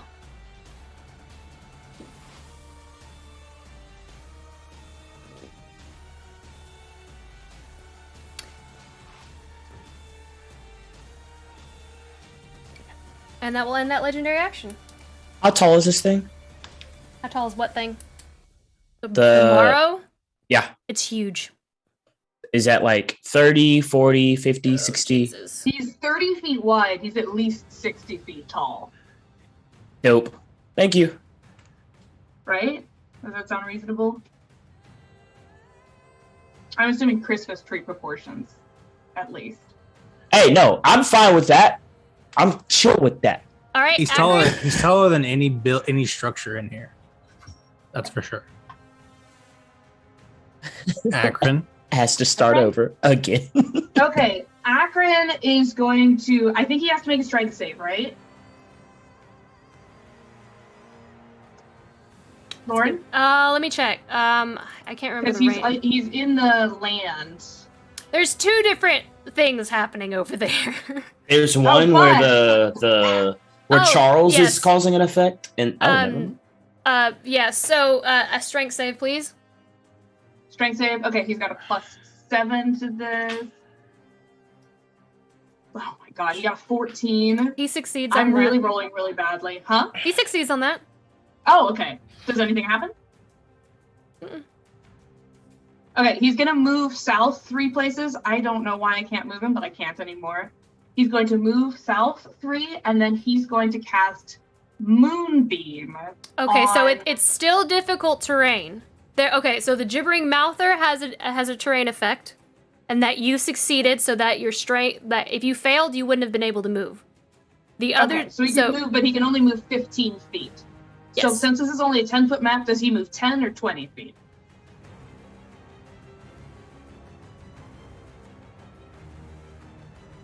He can move 20. Because we don't have. Okay. So he's just going to move 2 down. So he's right and then here. He's going to cast Moonbeam, which is 120 feet, so he can definitely reach the guy. He's going to cast Moonbeam. Essentially, I don't know what his Moonbeam looks like. I don't want to narrate it for Brandon, but he brings down this great gust of the natural light down upon the creature, and it needs to make a Constitution saving throw. And he's going to continue concentrating. I will narrate it for Brandon. Okay. Y'all know that tree at the very top that we made anyway for Samson? Yeah. Akron's going to punch into the ground, and then a giant circle is going to appear that shines down straight from that tree and creates the moon from the Feywild, and it shines down onto this thing. Through these leaves. Yeah. Oh, that's awesome. beautiful. That is awesome. It's so sick. Punches the ground, comes down upon this creature. I need a con save. He's going to continue concentrating on this. It'll last as long as he concentrates. That is a 23. He also. That's going to save. This dude sucks. And he's gonna take half of 2d10 radiant damage. Oh my god. Okay, so half of 7. So he's gonna take 4 radiant damage. I didn't roll very well, but he's going to continue concentrating on it, and he can move it 60 feet every turn. And with his bonus action, he's going to... Did you put it on there? I didn't, because I don't know how. It's only a 5-foot radius circle, or 5-foot radius cylinder, so it'll just be on him. I'm going to put it at the northwestern corner of him if I can. Okay. And he's going to concentrate on that, and then with his bardic inspiration, he's going to... I feel really weird doing it to myself, but I could definitely use a bardic. He's going to, over his beautiful deltoid, look over at me and go, I think it's going pretty well. And I'm going to get a little... and I'm going to get make a charisma check. To true Brandon nature, I will chime in here as well and say, we got this, guys. We got this, guys. We got this. I'm doing bardic inspiration. I think it's Esperise and Prayari that have bardic inspiration right now. Yeah. All right. And that's going to be the end of his turn, unless there's something else going on. Akron will take 26 piercing damage. From what? From the ground. As he moves through, okay, he takes damage. Okay, reasonable. I hate it, but it's reasonable. And that's going to be the end of his turn. He's the 5th level spell slot. That's it for our beautiful paladin boy. All right.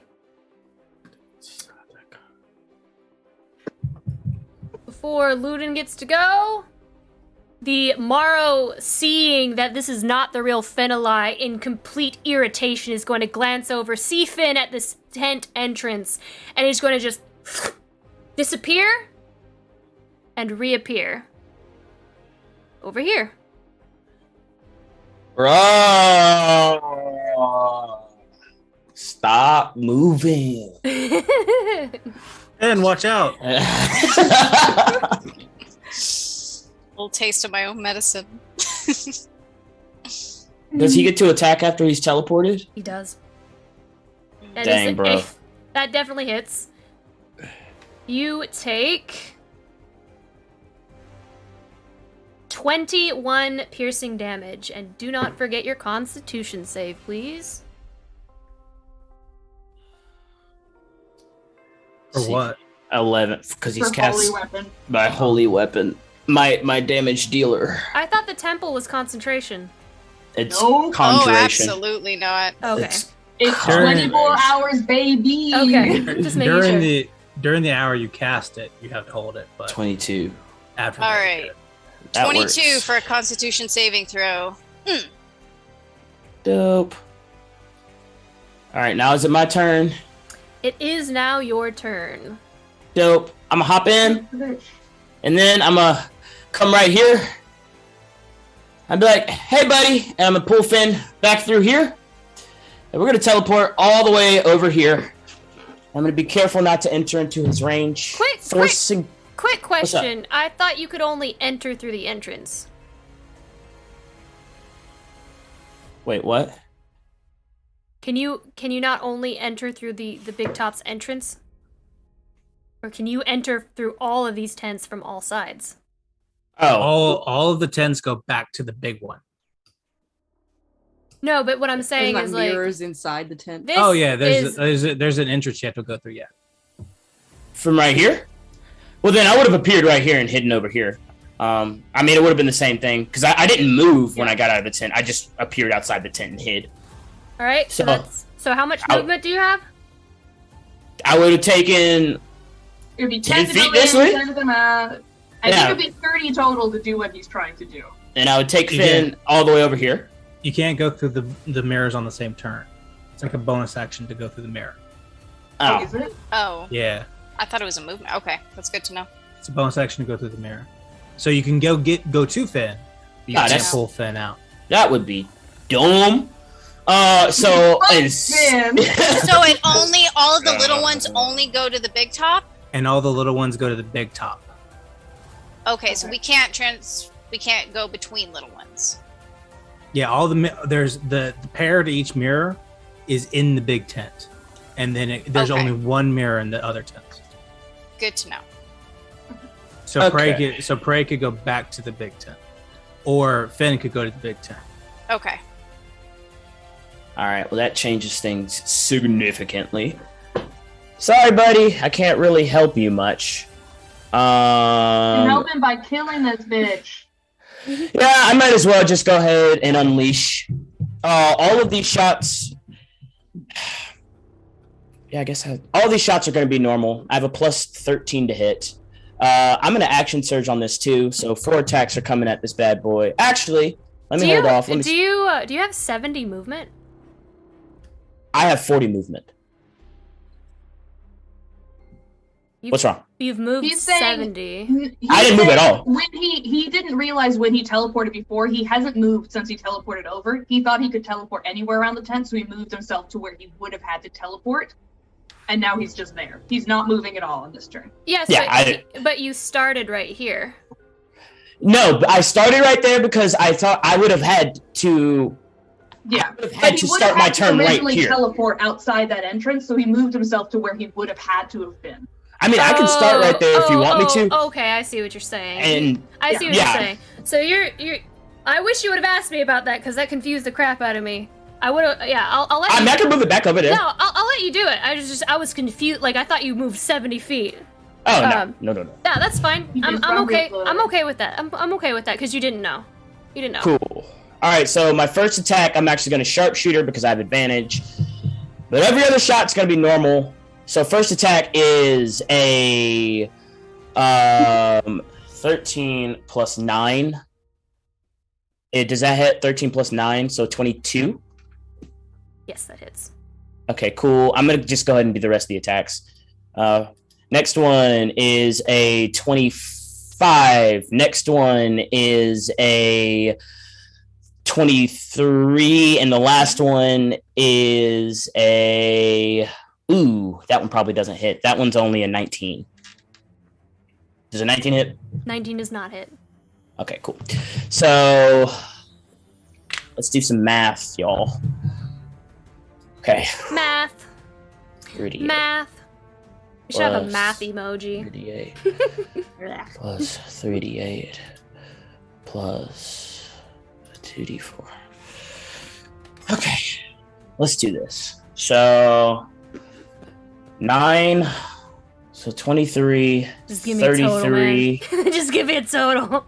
37,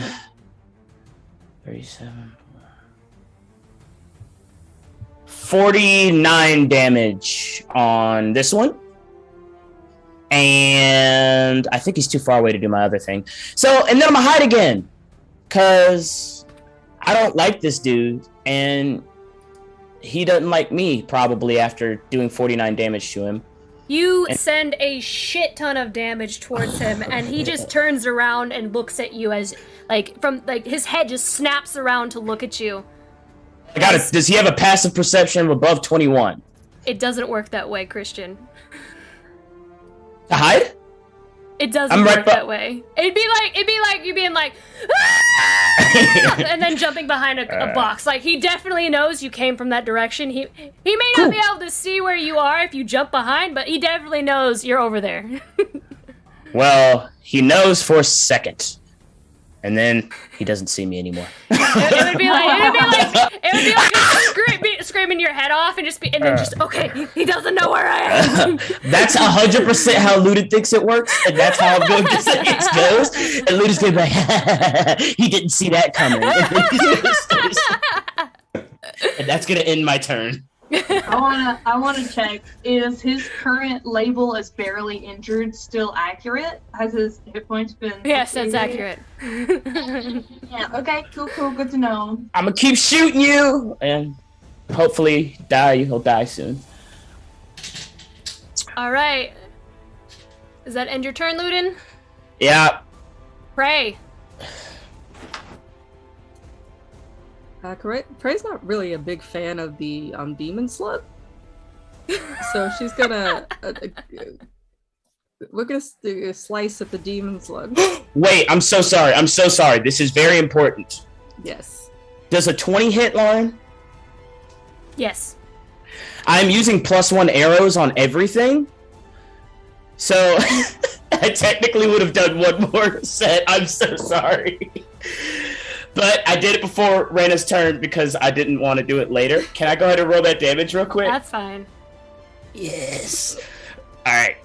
So he actually takes another 17, and then because all of those were +1, 18, and then 3 more. So 21 points of damage is the last bit that he takes. Yeah. And then I hide in Grim Lines. Yeah, there is no way you can get away with Yeah, so he took a total of 20 80 damage. How much was that? No, the second.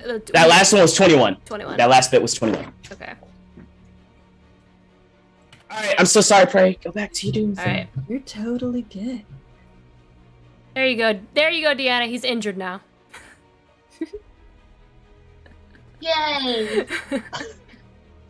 Excellent. Does a 24 and a 25 hit the slug man?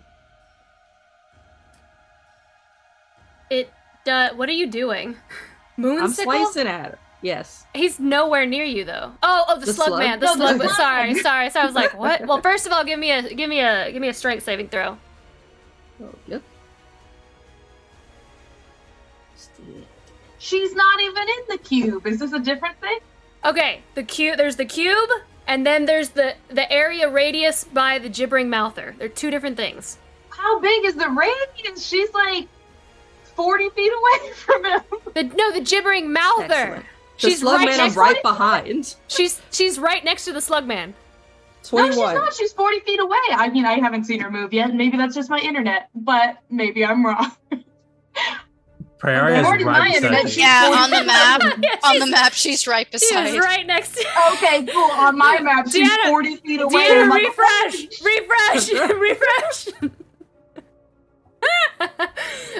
You succeed. So excellent. Just to kind of paint the visual here, this gibbering mouther is just oozing and seeping itself into the terrain around you, and like it's very sticky, and you're moving through it, and you're trying to not step on it at all, as you can tell it kind of sticks and like sticks to your boots. These are new boots. Oh. But you succeed at that. So yes, both of those do hit.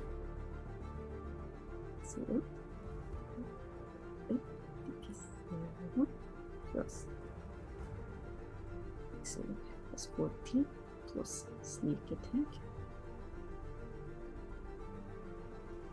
You gonna get him? You gonna get him? You gonna get him? He's close.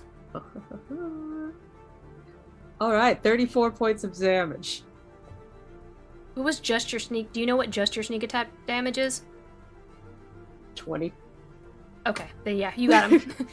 Because I was calculating, I was going ahead and marking it off as it was going. So yeah, you destroy this creature and just part of its head just kind of like just falls to the floor. The other half falls to the other side, and it just kind of dissipates into the ground, the fissures in the ground from the bones and the maw, and it is down. Wonderful. I don't think I can save these boots, though. Finn. That's Prey's turn. All right. Finn looks up with his big brown glowy eyes up at this big creature, and he just reaches out and he tries to take his hand. And I'm gonna try and cast Contagion on this creature. On the 7. So it is a touch spell. We'll see if it works. Okay. Roll the touch. Make a melee spell attack. All right. Roll to touch. Melee spell is just d20 plus... your spell attack modifier. Okay. Thought I was going to give it to me. Oh no. Can I just use my spiritual weapon one? Will that be the same thing? Yeah, it should be the same modifier. It's your wisdom plus your proficiency. Okay. I'll just do that then. Become so lazy. 30! Damn. So basically what? Yes, okay, so basically what happens is Finn looks up into the face of this shadow creature, and he doesn't have flesh, but I'm using flesh rot. So what's happening is as he touches, the shadows starts like sizzling and falling and just like not reappearing. And he's like, we may have the same blood, but you're not the same as me. And then, so I'll tell you what it means. He is going to have disadvantage on charisma checks, but he has vulnerability to all damage. And Finn is going to push back and use bonus attack to try and teleport away back to the big top. Nice. Nice. Moving away, he is definitely going to make attack of opportunity on you. Okay. I just need to get away from him.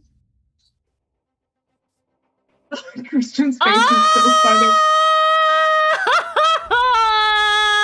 What? Oh my god! I rolled a natural 1! Okay, I thought you were about to say natural 20. I was gonna freak out. You know what? Right before Finn pushes back, he's gonna give him a little wink, and then he'll push back and disappear into the mirror. My boy Finn! Dang! Ludin doesn't see any of this because he's hiding, but he does see Finn like appear, and he's like, just gives him a thumbs up because he got away. And I can only go to the big top, right? So I'm going in here. Can I be inside of that little area, or do I have to be right outside of it? You can be inside of it. You can be inside. Can I be inside the actual big top, like? Yeah, you can be in the tent too. Okay, I think I'll go a little bit back. If you're in the tent, you're in total cover. Okay, cool. Yeah, so I'll do that then. I think that's all I can do. So, damn. Vulnerability, guys, go! That's all you had to do, Finn. That's all you had to do. I will let you know, though, you do need to know this. At the end of, let's see. At the end of each of the target's turns, it must make a Constitution saving throw. After failing 3 of these saving, the effects for the duration are done. So succeeding 3, you mean? If it succeeds at 3 of them, yes. Sorry, yes. Okay. And if it fails at 3, it stops making it. So sexy. Oh my god, because that's going to get rid of all of its fucking legendary resistances too.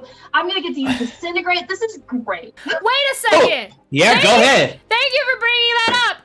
Oh, wait, I can't because it's an attack spell. Damn it. It's not like... Yeah. Damn. You can't use your legendary resistance until your next save, and you still have to do it on 3 separate turns, Lord. Oh, yeah. Everybody throw every freaking thing that you got at this thing. Let's end this fight before it began. Seriously. Everyone attack. It is the Morrow's turn. God, I wish I would have waited now. That would have done 160 damage last turn. Am I still blind? Do I get to do saves on the blindness, or is it forever? Let me look. Hold on. It probably would have died last turn. Let's see. It's about to get messed up. Yeah, I know. Because regardless, that's 3 full turns. Turn. It is, yeah. So you're good. Okay, so I'm not blind anymore. Great. You're not blind anymore. All right. It is the Morrow's turn. God damn it! And I didn't.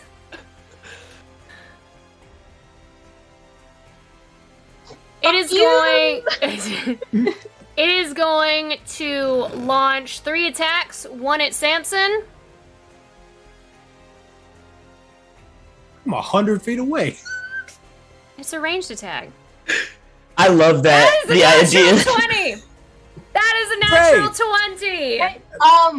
I want to be a natural. I want to. Yeah, it's great. Wait, let me check something real fast. On Acrid stuff. Yeah, I want to see if it's the target or the. Where the fuck This is the wrong character sheet. That's why I can't find it. Okay. Is it 60 feet or is it? It's 60 feet, but I'm trying to see. It's got to be the person casting. It's got to be the person who's casting it. Okay, yeah, he can't still rebar because you're too far away. He's within 60 feet of you, but not the other guy. Well, hopefully you save, Samson. That's all I could say to you. Samson, you take 48 psychic damage. Nice. I'm resistant to psychic damage. Are you really? I'm resistant to psychic No, of course not. Oh, he's being a smart ass. Jesus. Of course not. Jesus. Let's see. Akron next. That is a 28 to hit. Can he shield that and not be hit? Or is that going to hit? It would, Wait, this is Akron? It would exactly. Oh, it would exactly hit. I was 28 would exactly hit if he did shield. So he's not shielding right now. Oh, Akron. That is 21 psychic damage. And Esperise is going to send it out at you as well. What? I have a quick question. What kind of damage was this? Psychic? Psychic. I'm gonna use my reaction to cast Absorb Elements at 8th level. Excuse me? You're going to use your 8th level spell to absorb? Yeah. Oh, he's doing I don't know something. what this does, but I like it. I just take half the damage. You can use that on psychic, or is it? It's all. Alrighty then. You just. Wait. I can't. thought No, it I was can't. elemental damage. It is elemental. I lied. I was about to say. I thought it was my mistake. I thought it was magical damage, not my mistake. I lied. Esperise. Okay. Hit That me. is a 31. That'll hit. You take 29 psychic damage. Okay. And if I'm not mistaken, because of your intellect crown, you take half psychic damage? Oh. I mean, I'm sure. If Prey is still... It's concentration, I think Prey would still have to be focused on it. Is it concentration? I don't. Has Prey taken damage? Well, Prey? it's more that Yeah. she casts the... it's Cloud of Daggers concentration? Oh, yeah, you Cloud have. You, daggers? yeah, that's right. Oh. It is. So you Okay. no longer have it. So you take the full Okay. amount. You do take the full Okay. amount. That's fine. All right, that will end its turn as it sends us towards all three of you. And that will end its turn. Esperise. Oh, it's my turn. Make it hurt! I would like to... what do I want to do here? This is going to be so dumb. Am I going to use this on fucking Magic Missile? No. I'm going to cast Guiding Bolt at 4th level. It's going to be a +10 to hit, and I still haven't used Chosen by the Gods, and I'm just going to pray, is what it's going to be. I'm just going to pray.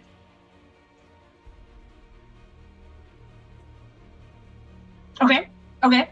So that's going to be, at its base, it's going to be a, fucking, what did I roll? 12 plus 22 to hit. Does a 22 hit? It does. Okay, beautiful. That's going to be 7d6, but because he's vulnerable, it's going to be 14d6 of radiant damage. Or I can just do 7d6 and double it. So that's going to be first 27, and then just give me a total. 22. So it's going to be 29. It's going to be 49 points of radiant damage, and whoever attacks next has advantage on their attack. Hot damn. And then I'm going to, because I am in my state of glory, I have full movement. I'm going to move 30 feet in his direction. I'm not bothered by the ground because I fly. And I'm just going to fly towards him. Wow. It's so funny, like, how one little thing can, like, bolster everyone's confidence. Because it's like, hit me! Let's go! We do appreciate very much that you answered our questions. It was very sweet of you. Swear to God, You're Deanna. cute. Swear to God, dude. Deanna. At the end of it, very charming in your own way. At the end of its turn, it does roll on that flesh rot. I forgot to roll for that. What is it? A wisdom save, Finn? Finn? Yeah. Sorry. I'm looking. Yeah, sorry. Okay. Constitution saving throw. Okay. That is a 24. One save. Hit him, guys. Hit him. Oh, we go hit him. All right. This is the time for Akron to finally make it over there. Esprisa, end your turn. He literally can't. He has to go back to the big top. He can't go to the other door. Yes, he can. No, he can't. They have to go back to the big top. I was thinking the same thing. It doesn't go between the smaller can't ones. teleport between smaller ones. No, but he can use. He's inside of whatchamacallit. He's on top of the slippy slide. Oh wait, how did the slippy slides work? It's every 1 foot of movement is 4, so his movement is quadrupled. Oh. Okay, wait. Is contagion a magical effect? By definition. Okay. I don't like the way you said that though. So You all watch with this legendary action as it begins to pull from the shadows all around you, suffocating all of the light within its space, as if, like, almost like a vacuum, pulling it all towards him. And you watch as his body begins to form, the ribs snapping it back into place, and he will use his legendary action to end that magical effect. Alright. It's amazing how all the joy could be sucked out of the room. Now it's. I'm gonna be honest. Now it's just rage. Like, I don't even care if Ludin dies tonight. Now it just has to die. Like, let's go. Let's fight. I'm gonna pull a Brandon tonight. We got this, guys. Jesus. I'm gonna top this thing to death. Samson. do you know that this thing is no fun, Lauren? Is it? I'm sorry. Yeah, as far as he's Your just husband is he's just being mean. No, he's just the monster is mean, and I don't like him. Let's go. So the last two things,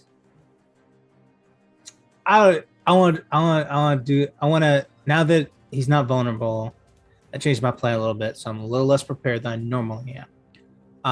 So what I'm going to do is I'm going to I have to do something to attack it. I'm going to start moving towards it. And I'm going to move. Nope. I'm going to stay right where I'm at. And I'm going to cast Firestorm. So all these pillars of fire all appear right around the shadow, and all the pieces of these little wisps that come off of it start to go crazy. What is that face? It's just the firestorm is just like, whoa. Yeah, so it just explodes all around him. He's making a dexterity saving throw. That's his face. All right, you need to make a dex save. Yep. It's a good roll. Great roll. That is an 8. Total? Yes. He's not good at dex. He takes 51 points of fire damage. Damn smackles. Assuming he doesn't have legendary resistances. Oh yeah, he does. I will resist that. Thank you. Okay, so he only takes 25. I hear Christian looking at. I heard that. I heard Christian giving him the face. No, we want to get rid of those. We want to get rid of those so I can disintegrate him later. We have to get rid of them because I want him to die. It's gonna be tough. Okay, so he that takes takes 25 total points of fire damage. I am on the slides. So I'm going to start moving through them. And it's not just like I'm walking through the slides, I'm skittering down it. The water itself is propelling me up and around in this area. While I'm here, I've got 4 times movement, so I'm going to move 120 feet up here, and then I'm going to slide around to this point and be over there and try to draw him close to me. I'm also, at this point, I'm almost 20 feet up in the air as well, and that'll end my turn. All right, before Akron goes, the Morrow is going to use one of its legendary actions. It is going to just implode, disappearing, and it is going to reappear over by you, Ludin, with all that damage that you did before. Well, he doesn't know where I am, so I'm all good. I'm a stealthy boy.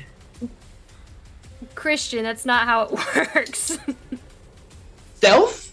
Then why would I be able to take... I wouldn't have taken that as a feat then if I wouldn't be able to actually use it. Is it a feat?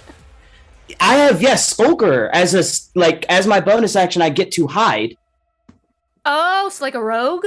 Yeah. Hot damn, okay. Yeah, but that's true. I did not know that. He's over here.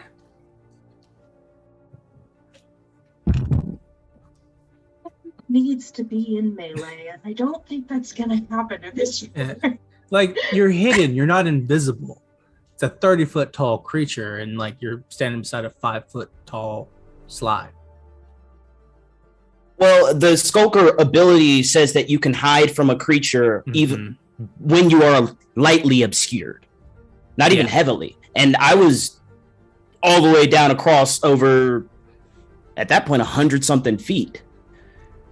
That was 180 feet away. Yeah. Okay, this is what I'm gonna do. I'm not gonna move. I am not gonna move. I'm gonna stay where I was, which was over here, I believe.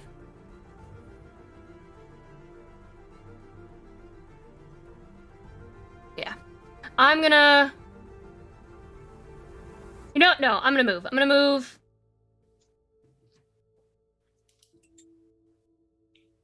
over here. And then he doesn't know where you are, but he does have his warp space. He is going to look over in that direction.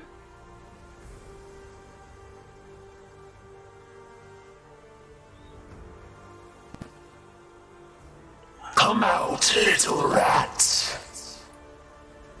And he is going to just begin to crack the ground over there as bones begin to peel out from this maw, and just a massive maw of bones and ribs begins to form once more over here now.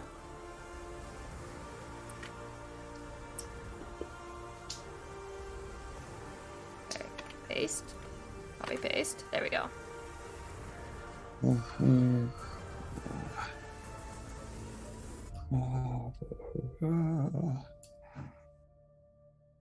Bonk.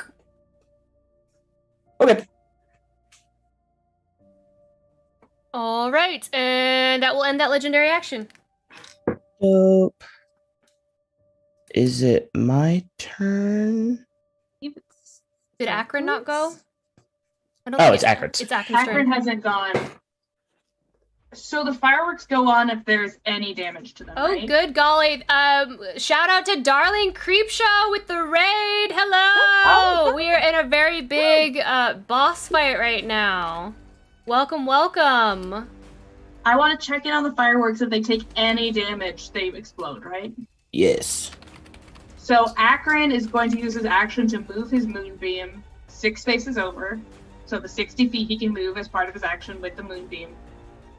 on top of those fireworks and blow them the fuck up that the guy is standing on. All right, do it to it. I don't know what the fireworks do, but I'm exploding them. Daniel he's gonna punch the ground again. Like Daniel does. So they explode with 46 fire damage and 46 bludgeoning damage.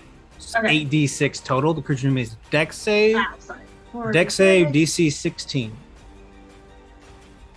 So it's gonna be 10 points of fire damage and 17 points of bludgeoning damage. It's a 13 dex save. So it's gonna fail. It's a fail. Unless he wants to use his resistance. I'll use my resistance. And he will succeed on that. So I take half damage. He still 13. Does he take half? Is that it? Okay, he takes 13 damage total. I don't know if fire versus bludgeoning makes a difference. It doesn't. Okay. And then so fireworks just blow off like. And then I would like to use his movement. I would like to try to do something insane. So technically, with his 120 feet of movement, via the slip and slides, he could get here. If he used 10 feet of movement on, let me draw this, on this space right here. If he was able to just kind of go down the slide, bounce down in the middle, and jump back onto the next slip and slide and maintain his momentum, could I do an acrobatics or an athletics check to stay using that speed for that 10 feet of movement in the middle? Okay, what are you trying to do? I'm trying to. So essentially, on the slides, if he maintains the slides, he can absolutely. He's surfing. 10 feet of movement, he can do it. Yeah, he's essentially surfing down the slide. Is that the 10 feet of movement? Whether you will let him go down the slide, walk across 10 feet of movement, and then go down the rest of the slide, because he can do it. Technically, with all his movement, he can get there. Sure, make an acrobatics check for me. That sounds really acrobatics? cool. Mm-hmm. Okay. So that's gonna be a +7 to this. Oh my gosh. That's a natural one, unfortunately. I mean, he can do it with his movement. Is it just that he looks He's not doing the Tarzan. Honestly, our Akron's doing what Akron does. Just. Akron, no. He's falling with style. Kinda. Sadness. Would it just slow? Would he be stuck? Oh, shoot. I would say he probably didn't get as far. Would he? I can't move him anymore. Would he just get to here? Yeah. So he would be able to get into the next slip and slide, but not. Okay, that's fine. I can deal with that. And I don't know how to erase anything. I'm very sorry. It's okay. I do.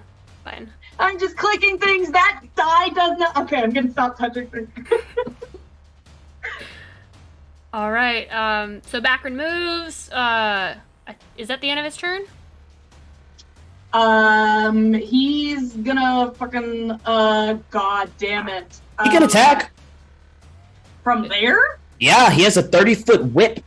That's why we gave it to him. He used his action to move the moonbeam to blow up the fireworks, so he'd have to use his bonus action. Never mind. I think where he started, both Prey and Esprits have. I don't think there's anyone he can reach with Bardic Inspiration that doesn't already have one. So I think that's going to be the end of his turn. Unless he has a bonus action spell. Sorry. Oh, he's gonna Misty Step with his bonus action. He's gonna Misty Step with his bonus action and be right next to the creature. So if it moves at all, he's gonna Sentinel it.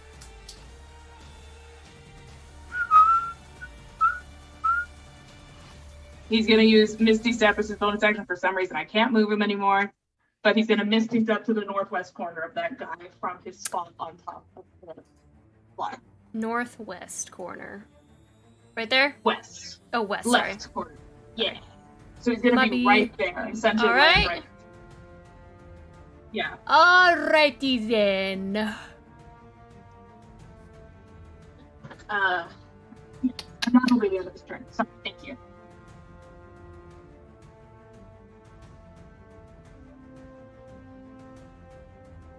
Is it my turn? No, it's I got a legendary action. Oh, cool. He'll attack Akron. Okay, cool. Just Cool. unhinge his ribs, splitting open, and he will attempt to, you watch as they kind of become loose and begin to shoot out at him. Okay. Let's see. That is a 29. He's got yeah, that'll hit. He can't shield against that. That is 34 piercing acid damage. Yeah. As those ribs just shoot out like missiles, piercing through his body, and just kind of sizzling down that black ichor into his skin. Okay. And that will end that legendary action. It is now your turn, Christian. Dope. Okay. So he's looking pretty bad. Sorry.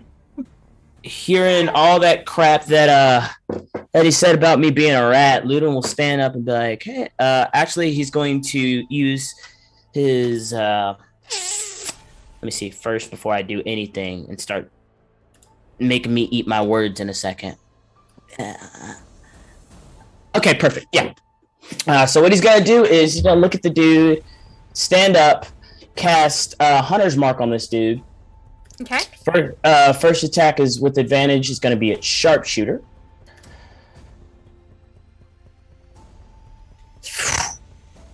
That is a 21. That hits. And he's just going to say, "Hey, man, what's wrong? You can't see me? I'm only human." And then fire that plus the 2d4. So that'll be 22 points of damage on that first one. Oh no, plus a d6 now. Because a sharpshooter? Yes, I'm doing my ranger thing, guys. So that's a 27 points of damage. No. Holy weapon 2? So holy weapon is 10, plus my other stuff, that's 2d4, plus 5, so that's 27 plus 4, that's 31 points of damage off that first one. Doesn't sharpshooter give you a plus 10 to damage?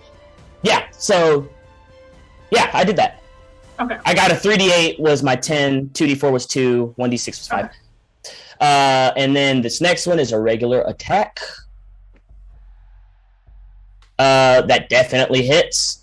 So that's another 3d8 and a 1d6. Holy crap, I am doing a lot of damage. So that is another 22 points of damage. Okay. And then he's gonna be like, "Na boo boo," and run inside the tent and have full cover. Go ahead and give me my my little damage that I take as well. Oh, where did you start?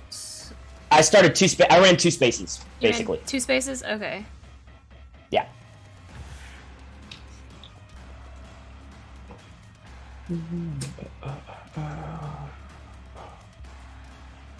18. All right, cool. So I need to roll my con save. Ooh, I don't know if I got it. I did not.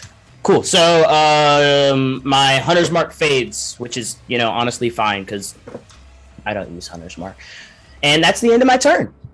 And I'm just going to look over at Finn and fist bump him. We got this, dude.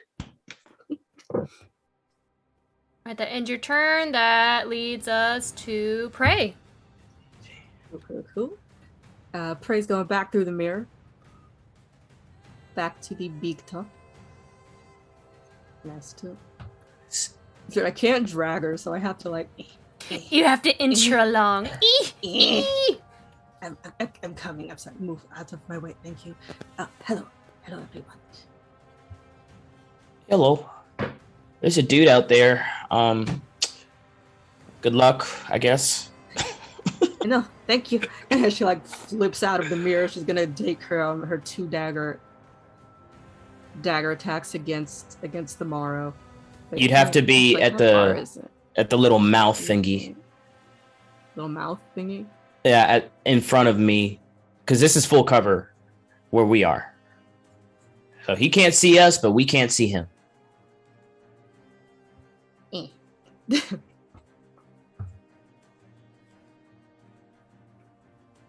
All right, so she's gonna bust through the little cloth opening, throwing knives.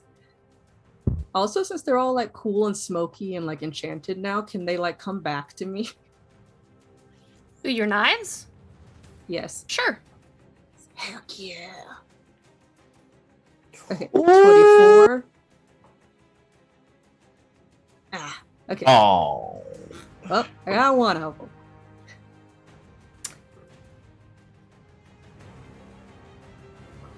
That's 5. And also, sneak attack. That's Akron. Hell yeah. This is bloody down there, but thank you for being there. All right. You send your shadow daggers out. Yes. What is that beautiful damage total? You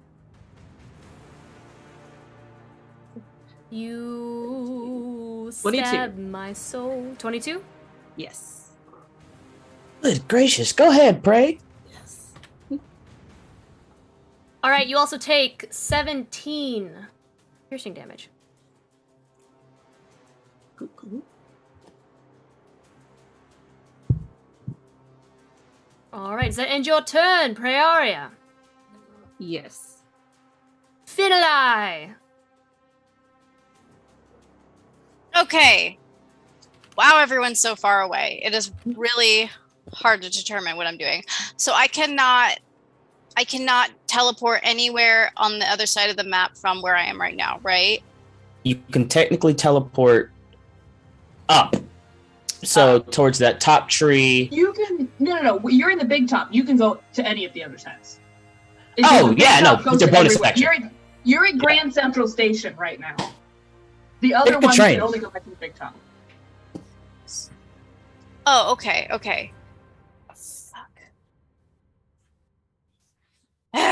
Okay, sorry. All right, this is okay. That's still not gonna work. I'm gonna go. I'm gonna step out. I guess I'm gonna step out of the tent. I gotta heal Brandon. He about to die. He can't die. He's not about to die. He can probably take a hit and a half. And he can't die. Do what you want. I think it's okay for Brandon to go unconscious. Wow, Deanna. I can't approve that. You all now. heard that. We have it on, we have it filmed. It was streamed and recorded. You know, like I said, one hatcher, you go after all of them. Deanna, my auntie watches this stream. He's not gonna die. He can't Brandon die. knew the risk. You have to make some pragmatic decisions. Nah, y'all. One hatcher, all hatchers. GF Power 4 just clipped it. They just clipped it. It's gonna be the after show or something. I don't know, but look, it might be stupid, but Finn doesn't know that Akron can't die. So I'm gonna try and heal him with healing word. That's what I can do. I'm gonna do it at 4th level. How far away do you have to be for healing word?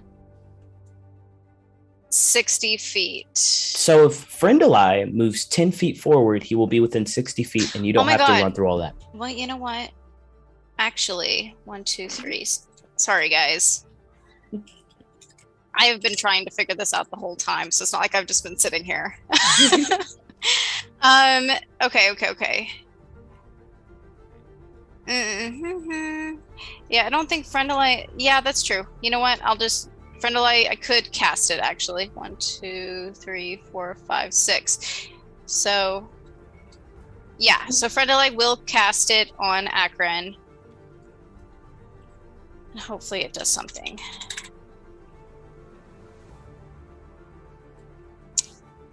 Fourth level. Come on. Friendali begins to cast a spell. Oof. 13. Okay. 13 plus at least 6, because that's plus my wisdom modifier in the space. So. Is it plus an additional 6? Yes. Oh no, it's just. Unfortunately, yes. Gotcha. So 19, which isn't a whole lot, but He will take it. He's now at barely injured, so he will you know what? That's cool. That's good. I don't know if Friendalite can actually do. I don't think he can do melee, but let me check. He can do a melee spell attack. I don't think he can do melee. Melee. Yeah, He melee. can't slap anyone. Yeah, right. He can't hold anything. He's not corporal. But I don't think I can do much else other than like use my sling and You realize all the damage I do is your damage too, right? I can half all of it because I got an extra 2d8. You're doing great. You're doing great. But I think I will step out and do my sling. I mean, it's something. Well, you'll take damage.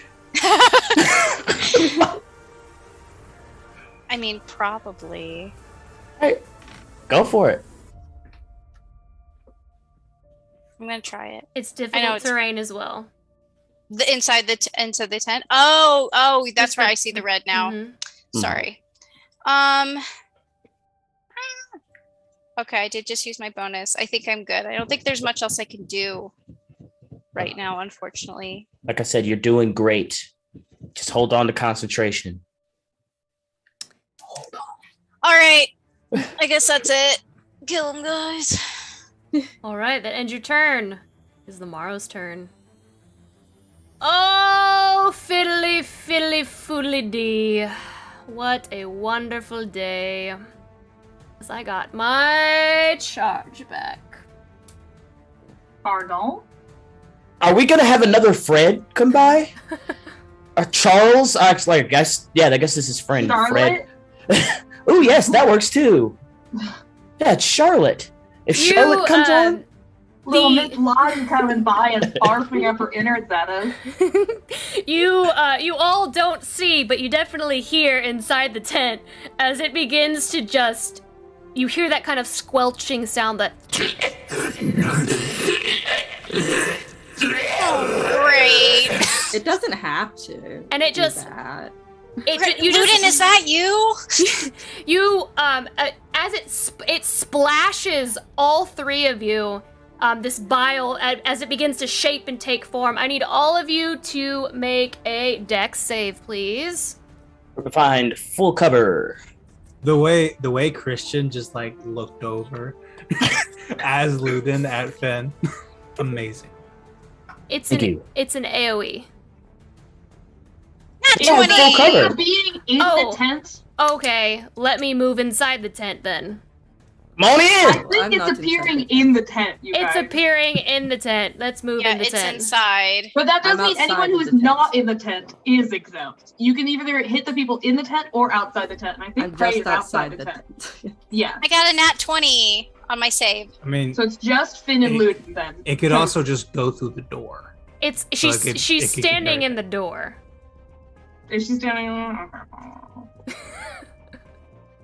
That's a 21. Akron may make a Attack of opportunity. if he would Yeah, like. he's gonna make an attack of opportunity. Wait, does he? Let him move. Don't let him move. Yes, he did. Okay. Did it walk or teleport? It teleported. But do I get an attack of opportunity? No, I have a teleport. Sorry. Yeah, that's true. You gave me false hope, Lauren. I'm sorry. You gave me false hope. Blame Daniel. The whole last feat, but I'm gonna try what Christian did. I took a feat because I thought I was. Okay, Avery, not. Let me be happy about my nat 20. He's out here in the chat being like, imagine. 20. Well, like crap half the time, so let me be happy. Does 22 succeed? In a dex save? Yeah. It doesn't. What? Oh my god. It's a 23. Well, are you happy, The Avery? DC is a 23. All right, I'm going to use my feature Indomitable and re-roll that saving But throw. it's a crit, though. I feel like it should. I don't know. Me too.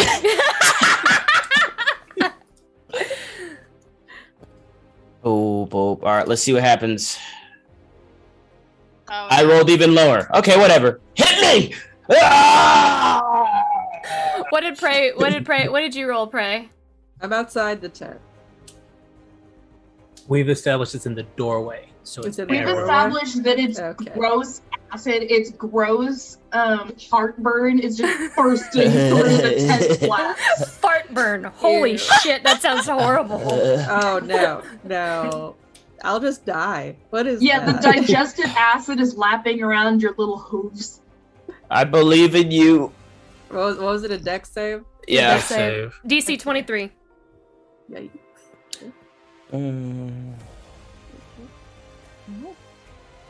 It hit all of us. It Wow, hits all of you. Are you proud of yourself? You all take 47 damage. Oh my god! God, Ludin looks. He's looking up, and he's taking it. But you can definitely see the tears coming down his face as it's hurting so much more. Ben's like, oh my god, Ludin's you fart, his face is melting off. Oh my god. He's not even looking up at the creature. He's still staring at Finn as it's sizzling down his face. No, how much is it? 47? 47. Wait, oh my god, you guys, you got to get out of there. Oh my god. And you guys. as you all, with each fail, you watch as the bile hits you and just almost like it sucks a bit of your essence out with it as it kind of flops onto the floor. And from that essence arise 3 gibbering Charles, mouths. Charlie, and Charlotte. Who are you? And with that really pivotal moment, as those gibbering mouthers just No, let's end this. Let's end this. It's so close. It's so close. I'm fine with continuing to go, but it is one over 1 o'clock, and we are an entire hour Oh past. my God. If you want to keep going, we can keep going. How badly injured is it? It's badly injured. How does it look? She's look? like, Is it as badly injured as you writhing guys. final tendrils of smoke, or is it just like I got a few scrapes, I got a few wounds in my ichor? What? 'Cause- I'm badly injured too. See, that's the thing. I think we could kill it really quickly, honestly. I pray that we could kill it really quickly, because I'm about to die if we don't. Ludin is hoping. Let's have a vote with everybody. How about on the this? call How about right now. this? We'll see. Because that ends the Morrow's turn, but all the gibbering mouthers get to go. Oh. Oh, well, here we go. All right, Ludin. Gibbering mouther number 1 is gonna make its attacks against you. Oh, it got 2. All right, let's go. That is a 19. You hit me. Oh, Luda might be going down. That is 19 damage. All right, And then I need a dex save from you, please. a dex. Mm-hmm. Boom, boom, boom, boom, boom, boom. Dex. As long as I don't get a 1, I should be up. 28. All right, you're good. You succeed on your dex save. Actually, I also need Prayari and Finn to make a dex save. Oh my god. Because you're all within 15 feet of each of these. Are we? Each square is 10. Are they Yes. all? Yes, Yep. but I have to move them out so that I can see them to move them around. Okay, okie dokie.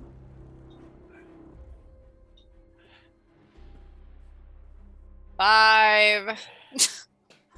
It is a fail. You are blinded Yeah. until the end of the Morrow's next turn. Got a nat 1 for a total of 10. Holy shit. Mhm. That is, you are also blind.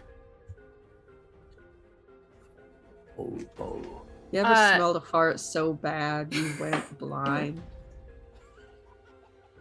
Oh my god. Prayaria does a 7 is 19 hit. Yep.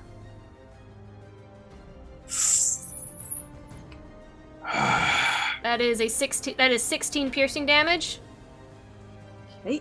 And Finlay.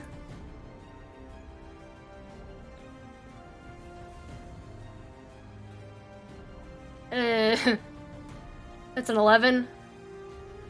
Yes, somehow I dodged that. Being blind. I'm just like flailing around. Oh, if you're blind, I think it gets. Does it get advantage? It probably does, yes. Yes, it does. Roll it again. Yeah, that one will hit. Oof. That is 22 piercing damage.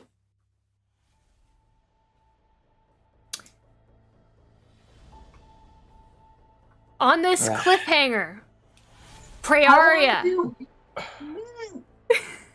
My turn is next. I have something I'd like to do before we leave. Okay. Yeah, so that ends the Morrow's turn. Finn, Praeria, and Luden are looking pretty rough. Yep. I use my movement to come into this room. They are all below half health, and they all immediately receive from my space of glory. Let me see here. How much movement did you move? It was 30 feet. 30 feet. They receive 30 hit points automatically from Hold on. How, you used the tent? I used the tent, yeah. As my bonus action, and then I'm already in my state of glory, so they all get 30 hit points. Because they get max health immediately because I'm in my state of glory. This is weird because... Tell me why it's weird, Lauren. Inform me. It is difficult terrain, but you're flying. I'm flying. My sister saved me at Morrow. +6, right? +6. Oh, You plus all get 6. 36 hit points if I can get in there. I'm putting the hit points in my foundry. Oh yeah. Okay, I'll let it happen. Yeah, go ahead. I can float totally horizontal like full Superman, so no legs are touching anything. Just the top of the mirror, pull my head out, white eyes, beam of light across the whole room as you all relive some beautiful ass. Oh my god. Last time you blew some guys to smithereens and you get 36 hit points each. Oh, That's goodness. all I want to do. Thank you. And I live for now. Okay, yes. And that, I am running out of spell slots, but it's okay. You know what? It's okay. Is the thing, it's fine.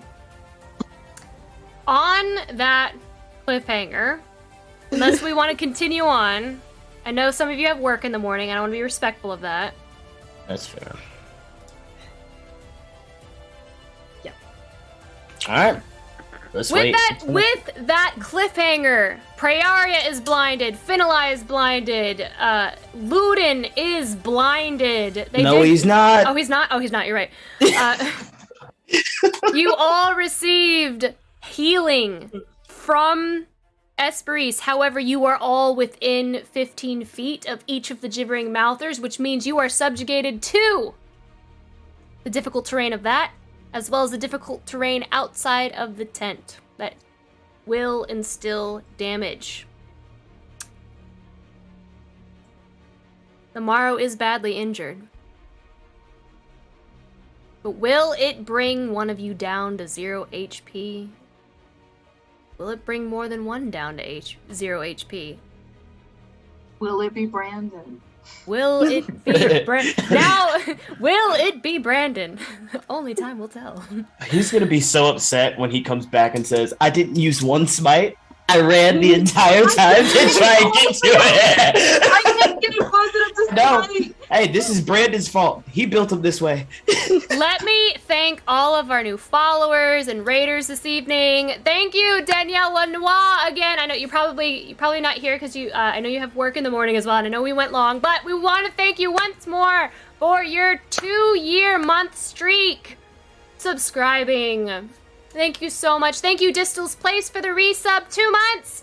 Pixelated Bunny for the cheer of 100 bits. 200 bits. Thank you so much. Tabletop RPG Barbie for the follow.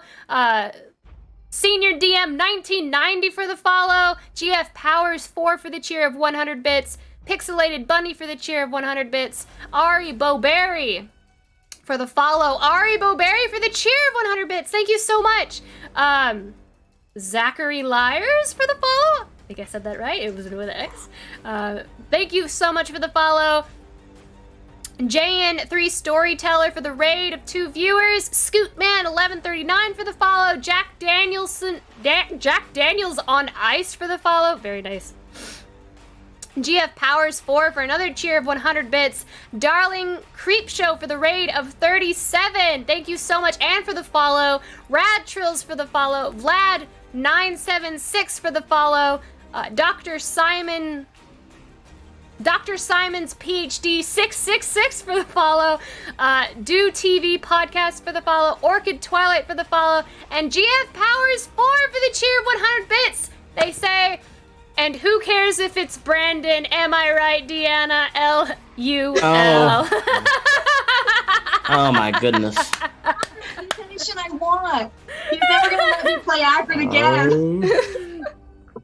Thank you all so much for joining us this evening. If you enjoyed the show, please consider supporting us with using that free Amazon Prime sub or following us on the channel here. We are here every Monday at 7:30 p.m. Central Standard Time. You can join us for more Fates, and this is the final arc of this season. If you want to catch up on all of our previous episodes, you can check out our podcast or check us out on YouTube. Daniel will put that in the chat for me. We also have other shows on our channel. Wednesday, the big premiere of Spell Jam. Oh, I don't think it's next week.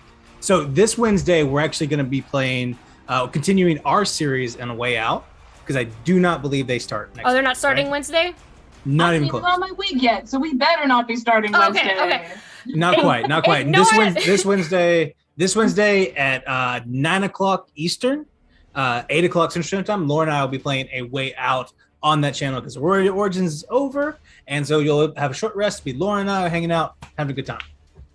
So yes, ignore everything I said about Spelljammers. However, Spelljammer is coming. It is coming. Jake is DMing that. Who else is in that show? I know Deanna is in that show. Yeah, you can tell. It's me, Max, James, CJ, Jake. You sound so perturbed as you bring all of them. Like you drank a lot of soda and you have to burp, but it's just not happening. Let me check the chat. It's me.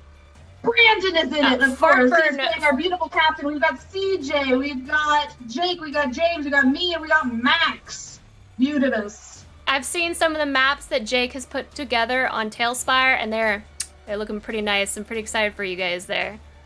Yes, we need a fart burn emoji now. I feel like that is canon. Fart burn is canon, just as Barbucks is canon now. All right, yes, so join us Wednesday as Daniel and I continue our prison break. We left off as we had just finished breaking out of the prison, running from the police, and we will be continuing that adventure. Hopefully my cat will not poop in my suitcase this time. I removed all suitcases from the floor, so that will not be happening. For those of you who weren't there for that, you can watch our VOD. And yes, my cat pooped in my suitcase during that playthrough. It was a beautiful, beautiful moment where everyone got to meet Luna. Other than that, we are going to continue to share the love within this wonderful community. We are going to raid, so stick with us for just a moment longer. And other than that, we love you guys. Thank you so much for joining us every Monday. We will see you next Monday. Bye, guys!